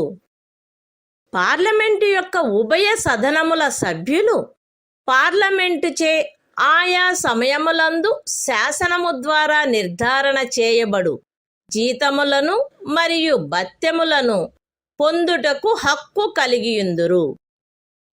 తద్విషయమున అట్లు నిబంధన చేయబడు వరకు ఈ సంవిధాన ప్రారంభమునకు అవ్యవహిత పూర్వము భారత అధినివేశము యొక్క సంవిధాన సభకు చెందిన సభ్యులకు వర్తించునట్టి రేట్లు చొప్పున మరియు అట్టి షరతులపైన భత్యములను పొందుటకు వారు హక్కు కలిగియుందురు.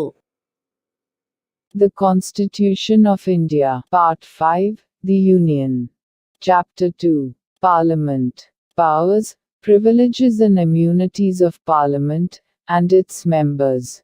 Article 106. Salaries and Allowances of Members. Members of either House of Parliament shall be entitled to receive such salaries and allowances as may from time to time be determined by Parliament by law.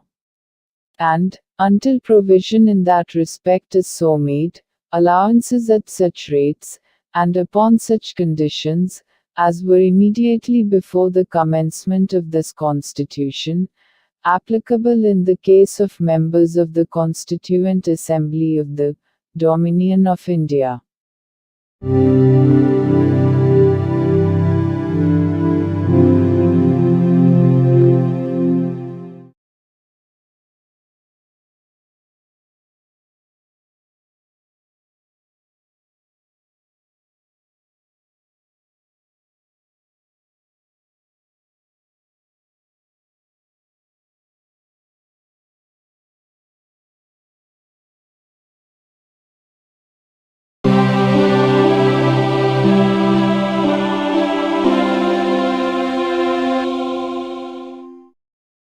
భారత సంవిధానము భాగము 5 సంఘము అధ్యాయం 2 parliament శాసన నిర్మాణ ప్రక్రియ article 107 బిల్లులను ప్రవేశపెట్టుటకును pass చేయుటకును నిబంధనలు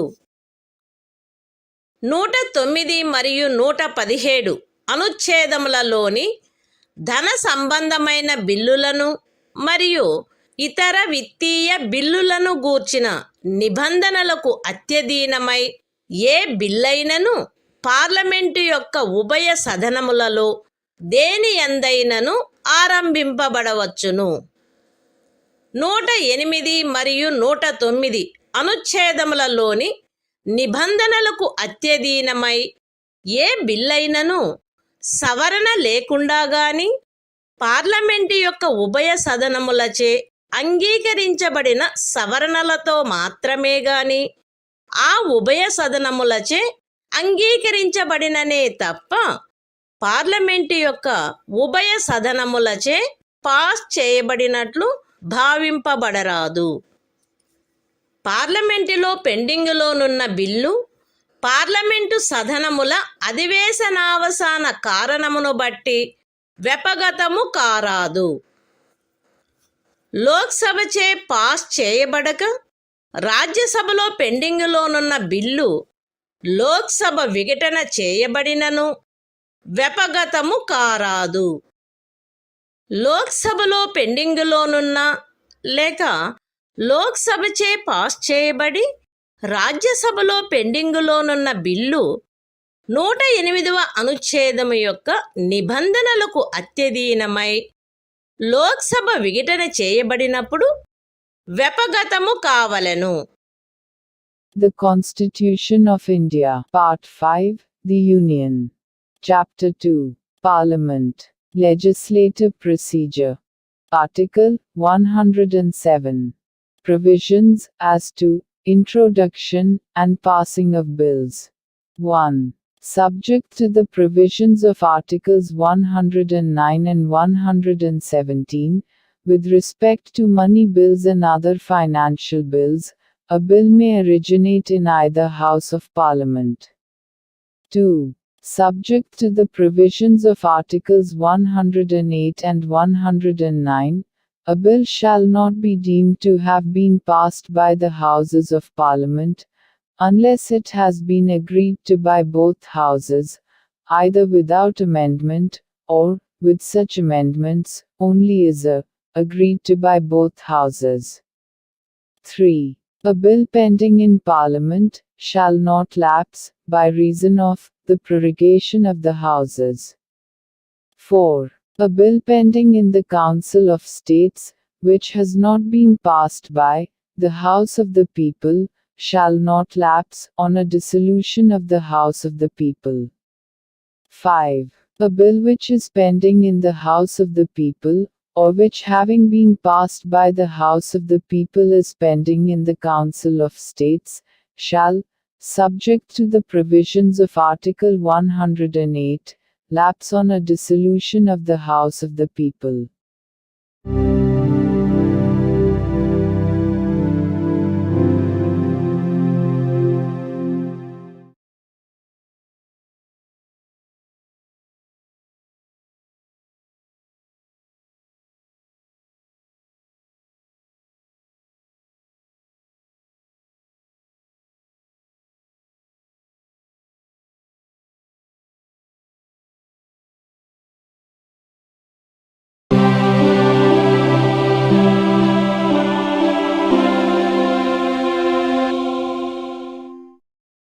భారత సంవిధానము భాగము 5 సంఘము అధ్యాయము 2 పార్లమెంటు శాసన నిర్మాణ ప్రక్రియ ఆర్టికల్ 108 కొన్ని సందర్భములలో ఉభయ సదనముల సంయుక్త ఉపవేశనము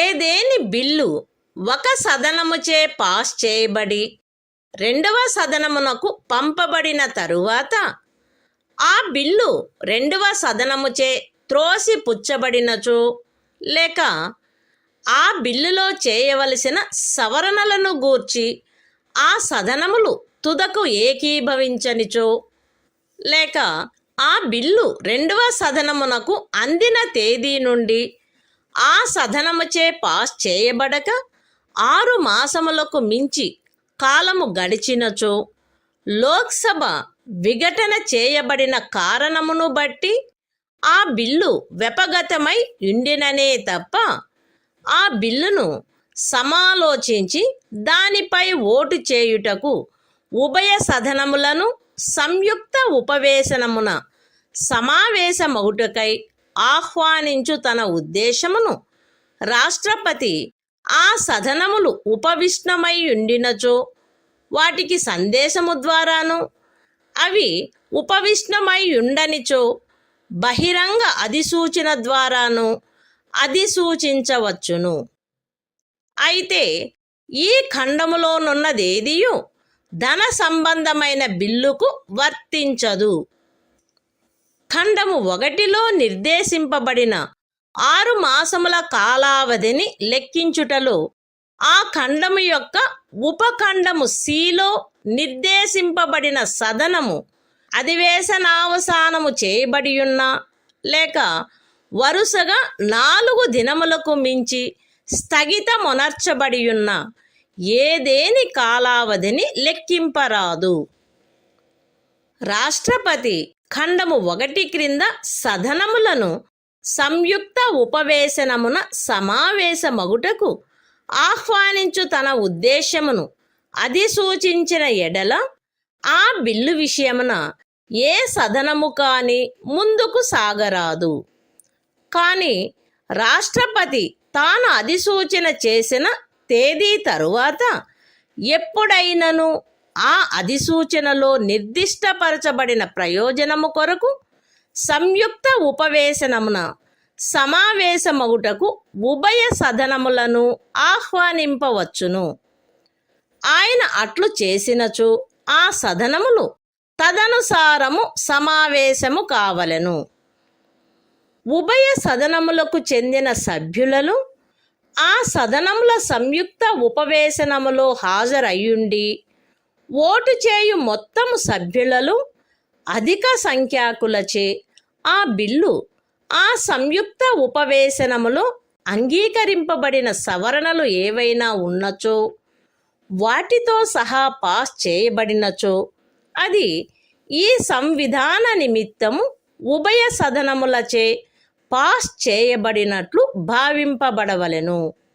అయితే సంయుక్త ఉపవేశనములో ఆ బిల్లు ఒక సదనముచే పాస్ చేయబడి రెండవ సదనముచే సవరణలతో పాస్ చేయబడక దానిని ఆరంభించిన సదనమునకు త్రిప్పి పంపబడి ఉండినచో అట్లు పంపబడుటలో జరిగిన ఆలస్యము వలన ఆవశ్యకమైన సవరణలు ఏవేని ఉన్నచో అవి తప్ప ఏ ఇతర సవరణను కానీ ఆ బిల్లుకు ప్రతిపాదింపరాదు. ఆ బిల్లు సవరణలతో అట్లు పాస్ చేయబడి త్రిప్పి పంపబడి ఉండినచో పూర్వోక్తమైన సవరణలు మాత్రమే ఆ బిల్లుకు ప్రతిపాదించబడవలెను. మరియు ఏ విషయములను గూర్చి సదనములు ఏకీభవించలేదో వాటి సుసంగతమగు ఇతర సవరణలు ప్రతిపాదించబడవచ్చును. ఈ ఖండము క్రింద ఏ సవరణలు అనుమతించబడునను విషయమును గూర్చి అధ్యక్షత వహించు వ్యక్తి యొక్క నిర్ణయము అంతిమమైయుండును. సంయుక్త ఉపవేశనమున సమావేశమగుటకు సదనములను ఆహ్వానించు ఉద్దేశమును రాష్ట్రపతి అధిసూచించిన తరువాత లోక్సభ యొక్క విఘటన జరిగినప్పటికీ ఈ అనుచ్ఛేదము క్రింద సంయుక్త ఉపవేశనము జరపబడవచ్చును. అందులో ఆ bill pass చేయబడవచ్చును.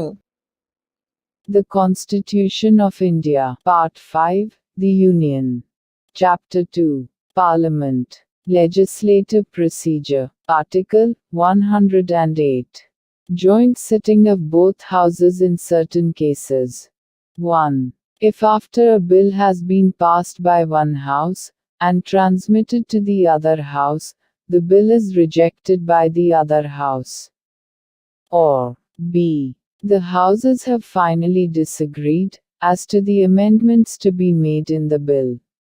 Or C. More than 6 months elapse from the date of the reception of the bill by the other house, without the bill being passed by it, the President may, unless the bill has elapsed by reason of a dissolution of the House of the People, notify to the Houses by message, if they are sitting, or by public notification, if they are not sitting, his intention to summon them to meet in a joint sitting, for the purpose of deliberating and voting on the bill, provided that nothing in this clause shall apply to a money bill. 2. In reckoning any such period of 6 months, as is referred to in clause 1, no account shall be taken of any period, during which the House referred to in subclause C of that clause is prorogued, or adjourned for more than 4 consecutive days. 3. Where the President has under clause 1 notified his intention of summoning the Houses to meet in a joint sitting, neither House shall proceed further with the bill, but the President may at any time after the date of his notification, summon the Houses to meet in a joint sitting, for the purpose specified in the notification, and, if he does so, the Houses shall meet accordingly. 4. If at the joint sitting of the 2 Houses the bill, with such amendments, if any, as are agreed to in joint sitting, is passed by a majority of the total number of members of both Houses, present and voting, it shall be deemed for the purposes of this Constitution to have been passed by both Houses, provided that, at a joint sitting, a. If the bill, having been passed by one House, has not been passed by the other House, with amendments and returned to the House in which it originated, no amendment shall be proposed to the bill, other than such amendments, if any, as are made necessary by the delay in the passage of the bill. B. If the bill has been so passed and returned, only such amendments as aforesaid shall be proposed to the bill, and such other amendments as are relevant to the matters with respect to which the Houses have not agreed, and the decision of the person presiding as to the amendments which are admissible under this clause shall be final. 5. A joint sitting may be held under this article and a bill passed thereat, notwithstanding that a dissolution of the House of the People has intervened, since the President notified his intention to summon the Houses to meet therein.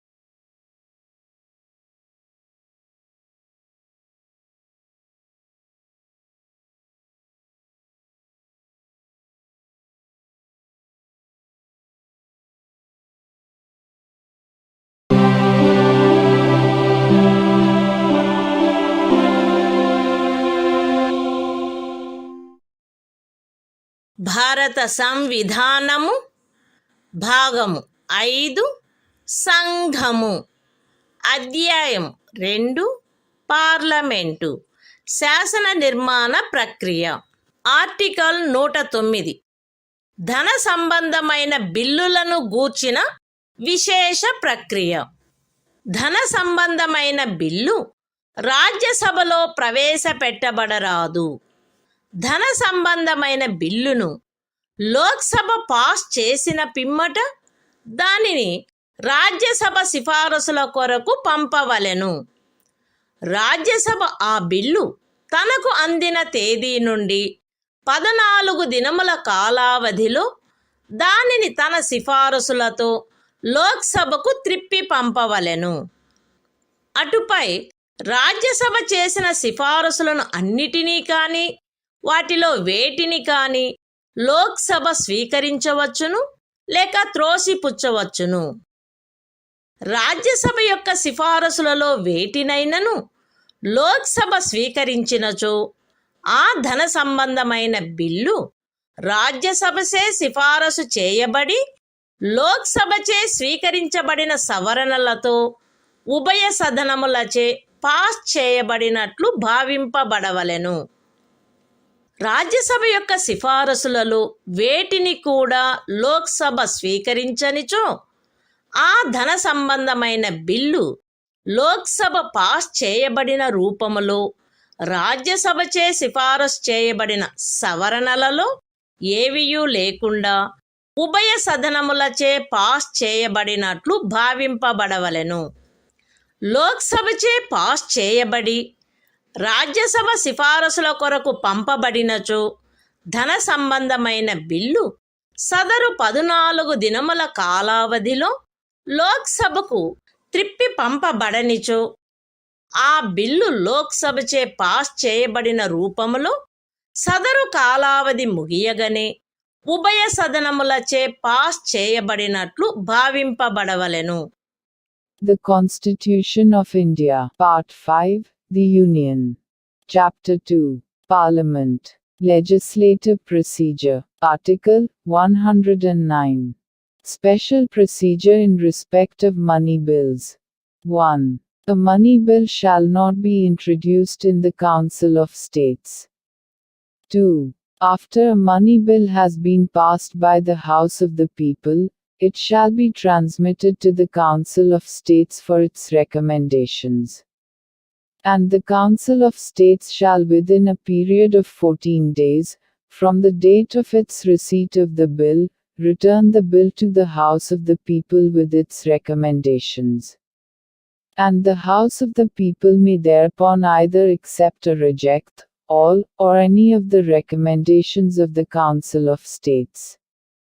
3. If the House of the People accepts any of the recommendations of the Council of States, the money bill shall be deemed to have been passed by both houses, with the amendments recommended by the Council of States, and accepted by the House of the People. 4. If the House of the People does not accept any of the recommendations of the Council of States, the money bill shall be deemed to have been passed by both houses, in the form in which it was passed by the House of the People, without any of the amendments recommended by the Council of States. 5. If a money bill passed by the House of the People, and transmitted to the Council of States for its recommendations, is not returned to the House of the People within the said period of 14 days, it shall be deemed to have been passed by both houses, at the expiration of the said period in the form, in which it was passed by the House of the People.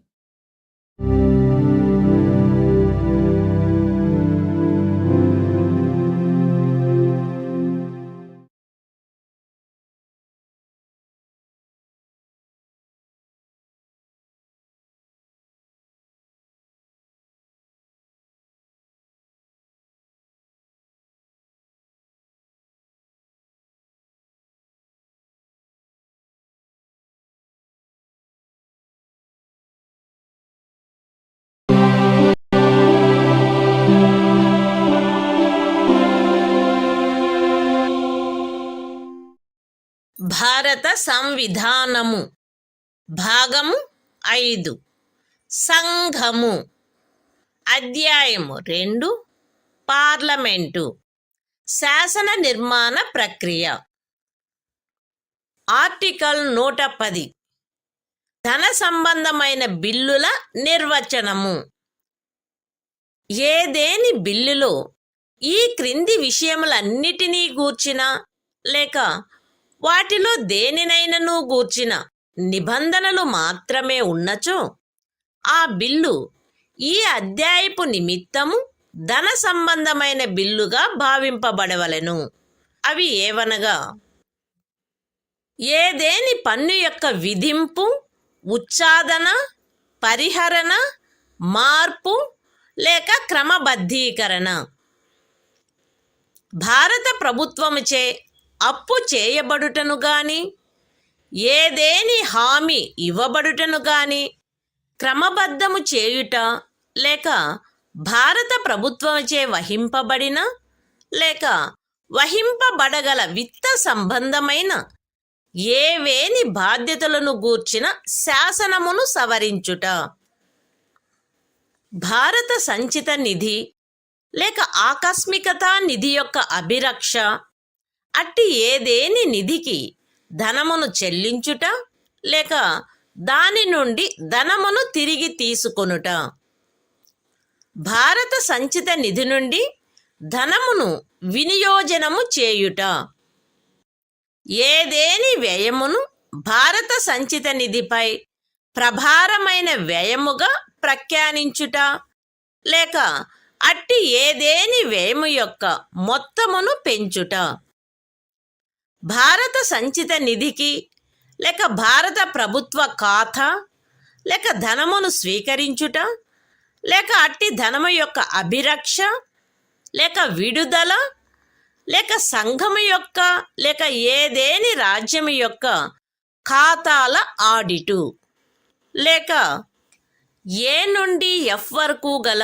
ఉపఖండములలో నిర్దిష్టపరచబడిన విషయములలో దేనికైనను అనుషంగికమైన ఏదేని విషయము, జుర్మానాలను లేక ధన సంబంధమైన ఇతర శాస్తులను విధించుట కొరకు గాని, licence fee లేక చేసిన సేవకైన ఫీజును అభ్యర్థించుట లేక చెల్లించుట కొరకు గాని నిబంధనలు కలిగియున్నదను కారణమున మాత్రమున, లేక ఎవరేని ప్రాధికారిచే లేక ఏదేని స్థానిక నికాయముచే స్థానిక ప్రయోజనములకు గాను ఏదేని పన్ను విధించబడుట, ఉచ్ఛాదన చేయబడుట, పరిహరించబడుట, మార్చబడుట లేక క్రమబద్ధము చేయబడుట కొరకు నిబంధనలు కలిగియున్నదను కారణమున మాత్రమున ఏదేని బిల్లు ధన సంబంధమైన బిల్లుగా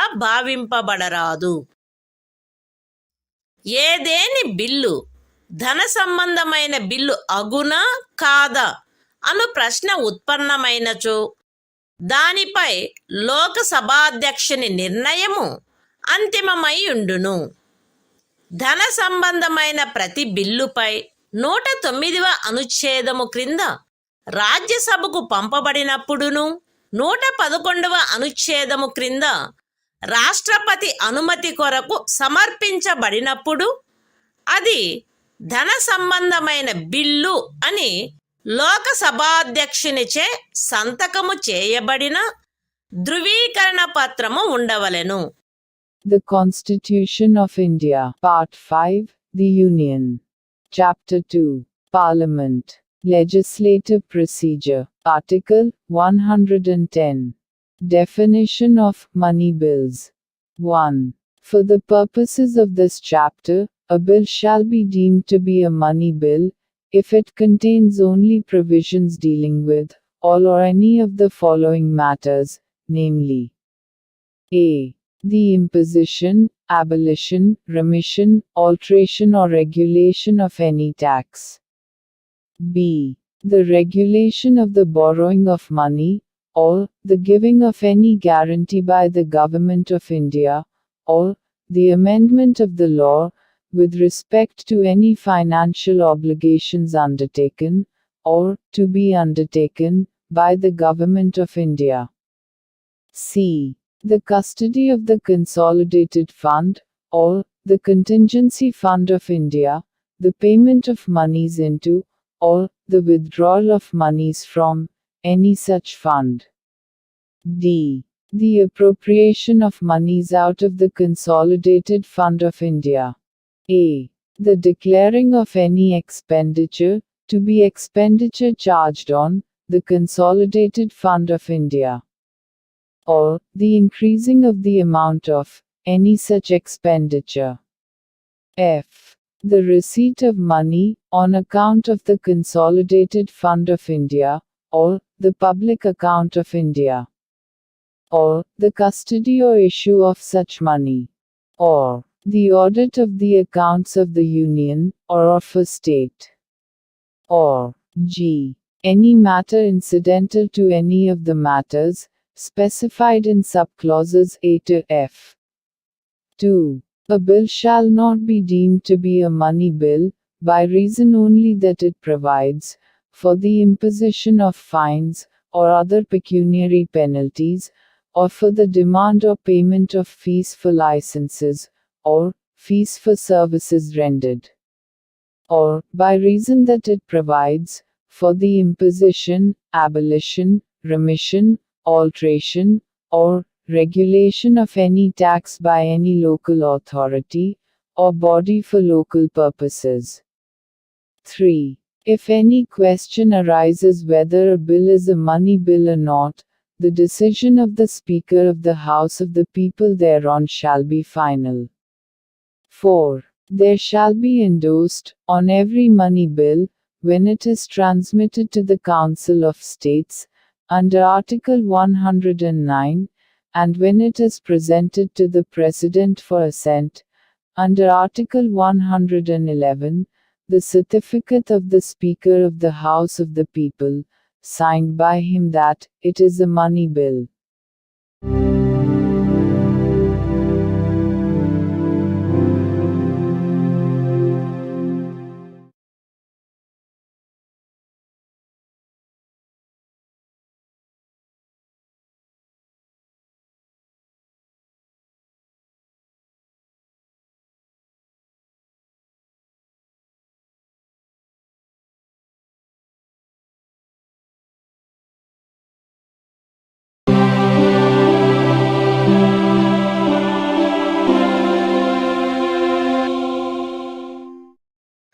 భారత సంవిధానము భాగము 5 సంఘము అధ్యాయం 2 పార్లమెంటు శాసన నిర్మాణ ప్రక్రియ ఆర్టికల్ 111 బిల్లులకు అనుమతి పార్లమెంటు సదనములచే ఏదేని బిల్లు పాస్ చేయబడినప్పుడు అది రాష్ట్రపతికి సమర్పించబడవలెను. రాష్ట్రపతి ఆ బిల్లుకు అనుమతినిచ్చుచున్నానని గాని అనుమతిని నిలుపు చేయుచున్నానని గాని ప్రఖ్యానించవలెను.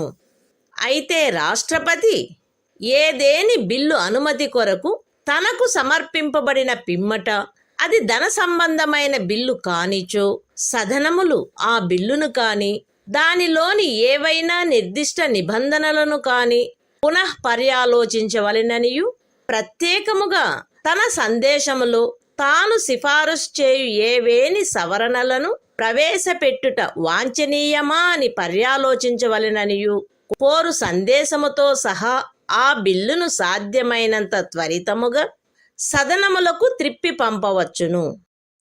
బిల్లు అట్లు త్రిప్పి పంపబడినప్పుడు సదనములు ఆ బిల్లును తదనుసారము పునః పర్యాలోచించవలెను.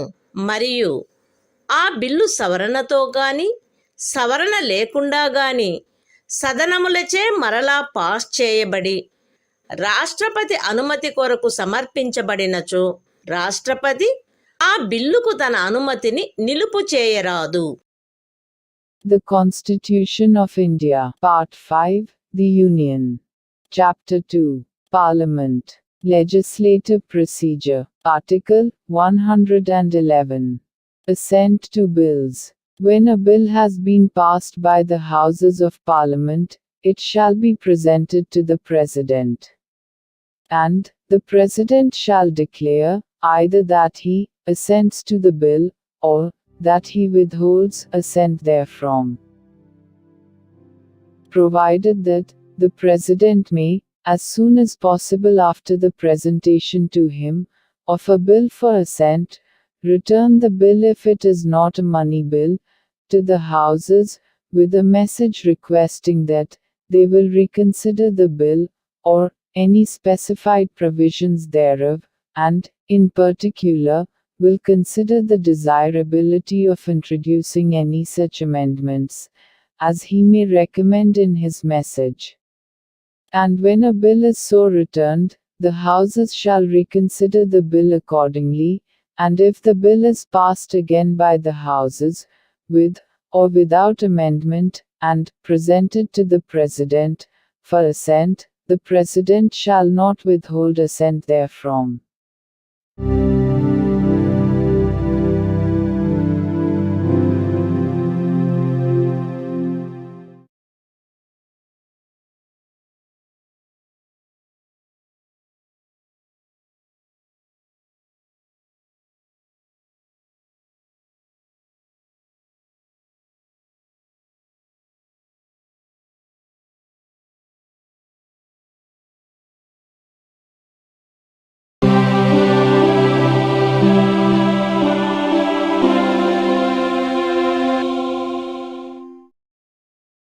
భారత సంవిధానము భాగము 5 సంఘము అధ్యాయం 2 పార్లమెంటు విత్తీయ విషయములలో ప్రక్రియ ఆర్టికల్ 112 వార్షిక విత్తీయ వివరణ రాష్ట్రపతి ప్రతి విత్తీయ సంవత్సరము విషయమున ఆ సంవత్సరమునకు అంచనా వేయబడిన భారత ప్రభుత్వ ఆదాయ వ్యయముల వివరణను పార్లమెంటు ఉభయ సదనముల సమక్షమున ఉంచి ఏర్పాటు చేయించవలెను.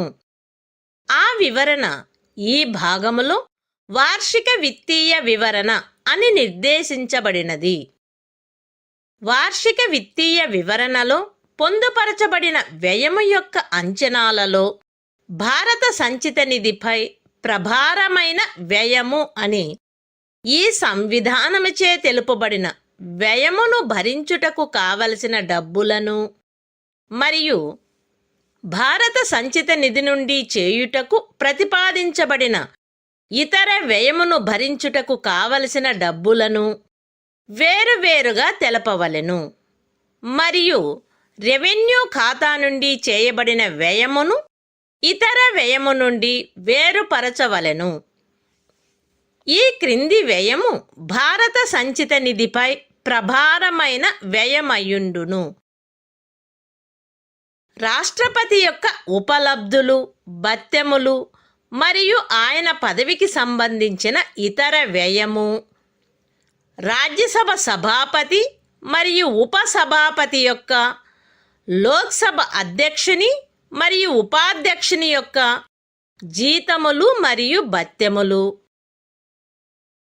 వడ్డీ, రుణోన్మోచన భారములు మరియు విమోచన భారములతో సహా భారత ప్రభుత్వము తీర్చవలసిన రుణ భారములు మరియు అప్పులు సేకరించుటకును, రుణము చెల్లించు ఏర్పాటుకును, విమోచనకును సంబంధించిన ఇతర వ్యయము, సర్వోన్నత న్యాయస్థానం యొక్క న్యాయాధీశులకు లేక వారికి సంబంధించి చెల్లించవలసిన జీతములు, భత్యములు మరియు పింఛనులు, ఫెడరల్ న్యాయస్థానం యొక్క న్యాయాధీశులకు లేక వారికి సంబంధించి చెల్లించవలసిన పింఛనులు, భారతదేశ రాజ్య క్షేత్రములో చేరిన ఏదేని ప్రాంతమునకు సంబంధించిన అధికారతను వినియోగించు లేక సంవిధాన ప్రారంభమునకు పూర్వము భారతదేశ అధినివేశమునందుండిన ఏదేని గవర్నరు ప్రావిన్సు విషయమున ఎప్పుడైనను అధికారతను వినియోగించిన ఏదేని ఉన్నత న్యాయస్థానం యొక్క న్యాయాధీశులకు లేక వారికి సంబంధించి చెల్లించవలసిన పింఛనులు, భారతదేశ కంప్ట్రోలరు మరియు ఆడిటరు జనరలులకు లేక ఆయనకు సంబంధించి చెల్లించవలసిన జీతములు, భత్యములు మరియు పింఛను, ఏదేని న్యాయస్థానం యొక్క లేక మధ్యవర్తిత్వ ట్రిబ్యునల్ యొక్క ఏదేని తీర్పు గాని, డిక్రీ గాని, అధినిర్ణయము గాని అమలుపరచుటకు కావలసిన ఏదేని డబ్బు అట్లు ప్రభారమైనదని ఈ సంవిధానము చేగాని, శాసనము ద్వారా పార్లమెంటు చేగాని ప్రఖ్యానించబడిన ఏదేని ఇతర వ్యయము The Constitution of India. Part 5. The Union. Chapter 2. Parliament. Procedure in Financial Matters. Article 112. Annual Financial Statement. 1. The President shall, in respect of every financial year, cause to be laid before both the Houses of Parliament, a statement of the estimated receipts and expenditure of the Government of India for that year, in this part referred to as the Annual Financial Statement.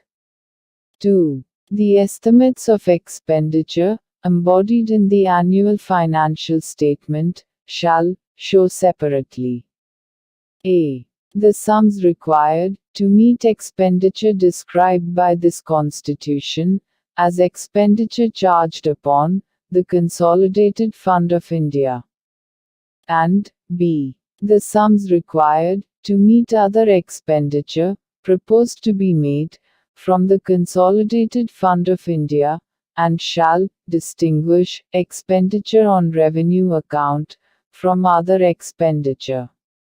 3. The following expenditure shall be expenditure charged on the Consolidated Fund of India. A. The emoluments and allowances of the President, and other expenditure relating to his office. B. The salaries and allowances of the Chairman and the Deputy Chairman of the Council of States, and the Speaker and the Deputy Speaker of the House of the People. C. Debt charges, for which the Government of India is liable, including interest, sinking fund charges and redemption charges, and other expenditure relating to the raising of loans, and the service and redemption of debt. D. The salaries, allowances and pensions payable to or in respect of judges of the Supreme Court. The pensions payable to or in respect of judges of the Federal Court. The pensions payable to or in respect of judges of any High Court which exercises jurisdiction in relation to any area included in the territory of India, or which at any time before the commencement of this Constitution exercised jurisdiction in relation to any area included in a governor's province of the Dominion of India. A. The salary, allowances and pension payable to or in respect of the Controller and Auditor General of India. F. Any sums required to satisfy any judgment, decree, or award of any court or arbitral tribunal. G. Any other expenditure declared by this Constitution, or by Parliament, by law, to be so charged.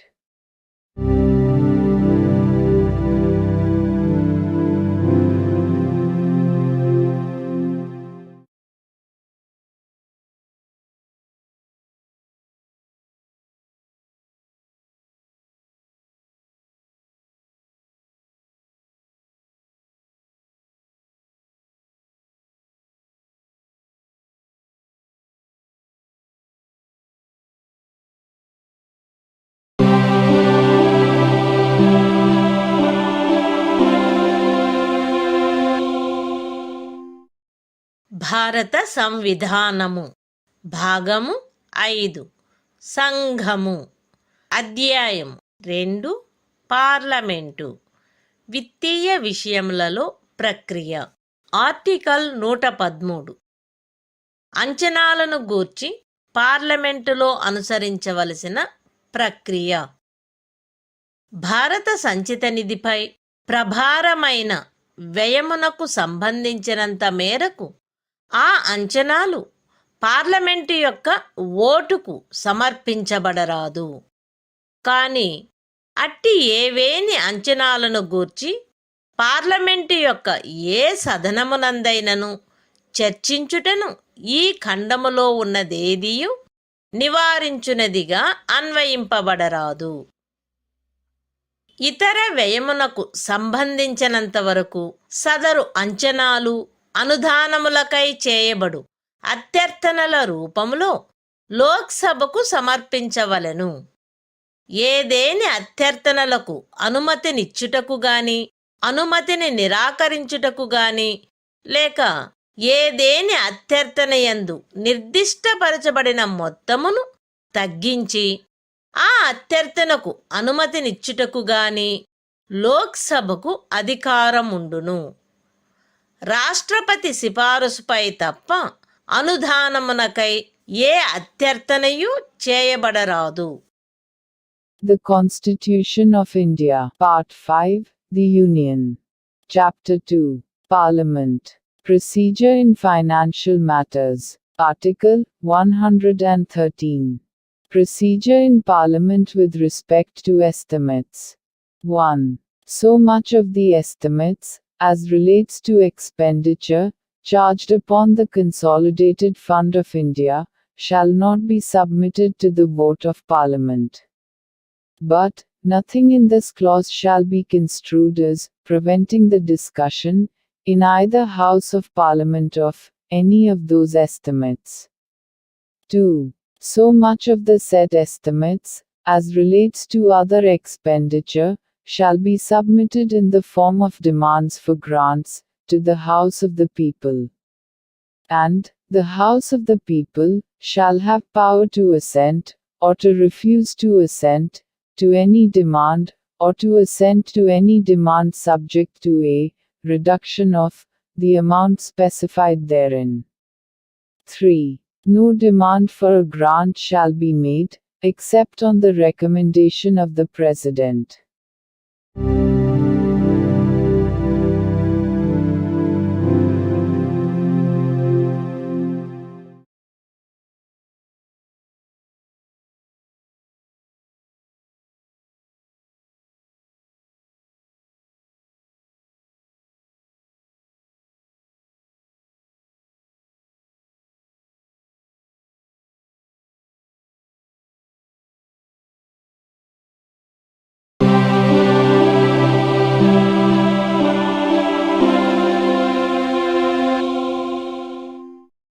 భారత సంవిధానము భాగము 5 సంఘము అధ్యాయం 2 parliament విత్తీయ విషయములలో ప్రక్రియ article 114 వినియోజన బిల్లులు 113వ అనుచ్ఛేదము క్రింద లోక్సభచే అనుదానములు చేయబడిన తరువాత వీలైనంత త్వరితముగా భారత సంచిత నిధి నుండి ఈ క్రింది వాటికి కావలసిన ధనములన్నింటి వినియోజనము గూర్చి నిబంధించుటకైన బిల్లు ప్రవేశపెట్టబడవలెను.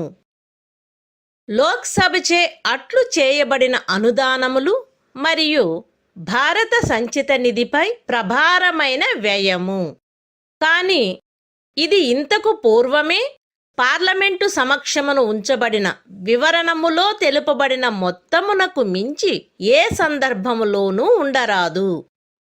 అట్టి ఏ బిల్లుకును అట్లు చేయబడిన ఏదేని అనుదానపు మొత్తమును హెచ్చించు లేక తగ్గించు లేక దాని గమ్యమును మార్చు లేక భారత సంచిత నిధిపై ప్రభారమైన ఏదేని వ్యయపు మొత్తమును హెచ్చించు లేక తగ్గించు ప్రభావము గల సవరణ పార్లమెంటు యొక్క ఏ సదనములోనూ ప్రతిపాదించబడరాదు. ఈ ఖండము క్రింద ఏదేని సవరణ అగ్రాహ్యమైనదా అను దానిని గూర్చి అధ్యక్షత వహించు వ్యక్తి యొక్క నిర్ణయము అంతిమమై ఉండవలెను. 115 మరియు 116 అనుచ్ఛేదములలోని నిబంధనలకు అత్యధీనమై ఈ అనుచ్ఛేదము యొక్క నిబంధనలను అనుసరించి పాస్ చేయబడిన శాసనము ద్వారా చేయబడిన వినియోజనము కింద తప్ప భారత సంచిత నిధి నుండి ధనమేదియు తిరిగి తీసుకొనబడరాదు. The Constitution of India, Part 5, The Union. Chapter 2, Parliament. Procedure in Financial Matters. Article 114. Appropriation Bills. 1. as soon as may be, after the grants under Article 113 have been made, by the House of the People, there shall be introduced a bill, to provide for the appropriation out of the Consolidated Fund of India, of all monies required to meet, a. the grants so made by the House of the People, and b. the expenditure charged on the Consolidated Fund of India, but, not exceeding in any case, the amount shown in the statement previously laid before Parliament. 2. No amendment shall be proposed to any such bill, in either House of Parliament, which will have the effect of varying the amount, or altering the destination of any grant so made, or of varying the amount of any expenditure charged on the Consolidated Fund of India.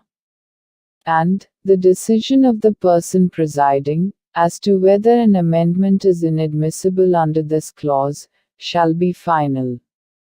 3. Subject to the provisions of Articles 115 and 116, no money shall be withdrawn from the Consolidated Fund of India, except under appropriation made by law, passed in accordance with the provisions of this article.